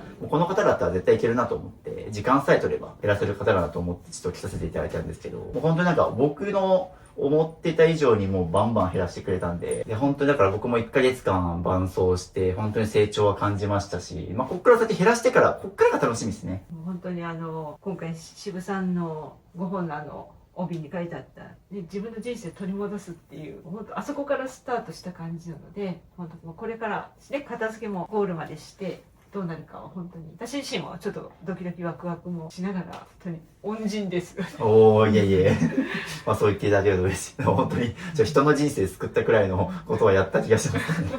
なんか来週はね、京都に旅行行ったりとかね。今までね、多分片付けに費やしてた時間だったりお金っていうのが丸々浮いて、それこそ旅行行くとか、そういった余暇の時間も楽しめると思いますし、まあ福くんだったりお母様との時間もですね、もう大切に過ごしていただいて、もうこれからの人生ワクワク、人生取り戻したっていうね、言葉が聞きましたけど、今後の丸さんの暮らし、人生楽しみにしてます。ありがとうございます。お疲れ様でした。ということで、ぜひ、ミニマリスト支部に、片付けお願いしたいという方はですね、まあ、YouTube に顔出ししてお部屋載せさせていただいている方は、もう僕全国無料で飛び回って、この片付け企画やっております。で、現在本当にちょっともう申し込みが殺到してて、ちょっと不定期での募集になってるんですけど、ぜひですね、僕の SNS だったりチャンネル登録していただけると、募集開始時にはアナウンスもしておりますので、随時登録とフォローお待ちしております。あと、丸さんはね、丸さん片付け中に僕の勉強会のね、学んだこととかノート書いてましたけど、まあそういう勉強会だったりとか、3ヶ月で物、お金、デジタルを整えるミニマリスト入門セミナーとか、無料の勉強会、セミナーも開催しておりますので、ぜひ概要欄の LINE 登録してみてください。LINE 登録していただけると他にもですね、手放すか迷った時の30の質問リストだったりとか、ミニマリスト思考が深まる支部の言葉50選とか、あと捨て方がわからないって人がね、それこそパソコンの捨て方わからないとか結構ね、ありましたよね、丸さんも。でそういうのを全部解説した35種別物の捨て方ガイドブックなどなど、他にも AI 支部だったり、スマホのホーム画面をスッキリ片付けるアプリアイコン画像150個セットなど全部無料でプレゼントしてるので、概要欄の公式 LINE も登録お待ちしております。結構丸さんも結構ここ数日ひたすら片付けてて、今ちょっとね、あんまり言葉が出ないと思うですよね。多分ね、言いたい感想まだまだあると思うんですけど、なのでちょっと後日またね、この後経過報告の動画も丸さんから送ってもらうので、丸さんがどんな暮らしをしてるのか、実際最後まで見届けてください。ということで、7日間にわたる物減らしコーチング、お疲れ様でした。ありがとうございました。お疲れ様でした。良いミニマルライフを。ということで、片付け終わってから2週間ぶり、なんと季節はですね、12月、10月半ばから始めた片付け企画ももうね、12月に入りまして、お久しぶりです。お久しぶりです。ということで前回ね、最後の片付けをやってからちょっとゴミ出しだけが終わってなかったので、せっかくね、やっぱ出ていただいてるんで、ちゃんとゴミ出しも終わったのか含めて、最後までちょっとね、ちゃんと減らし終えたのかを抜き打ちで調査しに来ました。ということで、どうなったのかお部屋を見させていただきます。そしてお母様もおはようございます。どうもお世話様です。すみません、大変なことですよ。いえいえ、ということでね、もう物減らして、結構ね、この状態で、そうですね、もう2、3週間くらい生活されてると思うので、ちょっとまたね、心境の変化とかも最後聞いて終わろうと思います。ということで、ついにここのゴミ出しも終わって、すっからかん、本来の姿を取り戻しております。ありがとうございます。いや、そうですね、僕が帰った後も、もうこまめにゴミ出ししていただいたりとかで、すごい大変だったと思うんですけども。本当にありがとうございました。なんとかかんとかですねよ。かったです。ちゃんとね、片付けはいる、いらないを決めるだけじゃなくて、最後のゴミ出しまでが片付けですから。そしてそのまま、こっちもいいですね。日差しがたっぷり入って、綺麗めっちゃ。こんなにこの部屋綺麗だったんですね。そうですね。というのでね、今日は朝から来てますけども、そして12月6日です。いい加減にします。かっこなきということで、もういい加減にしてくださいね。そうですね。本当そうですね。もう二度とないようにですね。もう二度とないように頼みますよ。いや、でもね、ここまで、いや、なんだかんだで1ヶ月半くらい、もう長期でお付き合いさせていただいて、空間もそうだしね、もうマインドも生まれ変わって、最後、もう本当に今日が最後なんで、ちょっと中庭に行きたいと思います。いやー、やりきりましたね。本当そうです。あっという間の1ヶ月。まあ、ほぼ2ヶ月ですね。もうあっという間の2ヶ月でしたけども、今日除いても7回訪問させていただいたんで、そしてそっからね、ちょっとまた時間が経って、こう、心境の変化というか、いかがですか？目に入るものがないっていうノーストレスっていうのが、なんとなく気持ちとか体も軽くなった感じもあって、だからやっぱりなんか物をなんかちょっと積もうとしたりするときにもうすぐ捨てようみたいな、なんかそのこれをキープしたいっていうマインドにおかげさまでなっています。もうなんか物置くのが気持ち悪いみたいな、ね、前はもう物がありすぎてそれが当たり前だったけど、今度ないのが当たり前になったから、なんかいらないものとか使いっぱなしで置いてあると、あ、戻さなきゃみたいになりますよね。どうですか？なんかもっと減らしたいとか、ここも気になるようになったとかなんかあります？そうですね。この前半でお片付けして残したものも、これもういらないかもなっていうのはなんかちょっと感じているところもあったりとか、本当は減らせそうだなというふうに思っています。ね、そしてもうゴミだらけだったこの中庭もね、こうやってのんびりゆったりお話できるようになったのも成長ですね。そうですね。もう本当最初の時はどうなることかという感じのゴミの山でしたけど、おかげさまでなんか本当に福ちゃんも室内をこういろんな部屋行ったり来たりとか自由に動き回れるようになったのでよかったなって思って。じゃあ最後ちょっとお母さんに一言聞いて終わりましょうかね。ということで最後ちょっとお母様にもね一言聞いて終わろうと思いますがいかがでしょうか？このように綺麗になった状態で過ごしてみて。まあ一生懸命こうね片付けてから見ていただいたりしてからすみませんでした。本当にありがとうございました。まあね今回は僕と丸さんで片付け進めてってるように映ってると思うんですけど、カメラの裏ではねお母さんもゴミ出しちょっと手伝ってくれたりとかこまごまとした掃除片付けもやってくださってましたし、娘さんというかですね、お子さんがここまでちょっと一気に片付けた姿を見てですね、どうもありがとうございました。お世話様でした。本当に約2ヶ月渋さん来てくださるたびに部活動の合宿みたいであでも本当に濃い1週間というか7日間だったなと思って、本当に最初の頃と比べると写真で比較するともう全然違うっていうところで、本当に渋さんを恩人ですいえいえ。本当長い間ありがとうございました。ありがとうございます。そうですね、まあ恩人と言ってくださるのは嬉しいですけども、一番頑張ったのは丸さんですので、本当にお疲れ様でした。ありがとうございました。ということで、バイバイ。お知らせです。ミニマリスト支部の LINE を追加するとなんと無料で YouTube 未公開の片付け動画やルームツアー動画5本、スマホのホーム画面が綺麗に片付くアプリアイコン画像150個と壁紙セット、物を手放すか迷った時の30の質問リスト、ミニマリスト支部と1対1でズームできる相談会、インテリアの参考になるミニマリスト部屋のリンク集など、他にも計10個の特典を無料プレゼントしています。配布は予告なく終了する可能性があるので受け取りをお早めに。概要欄のリンクか QR コードから登録お待ちしてます。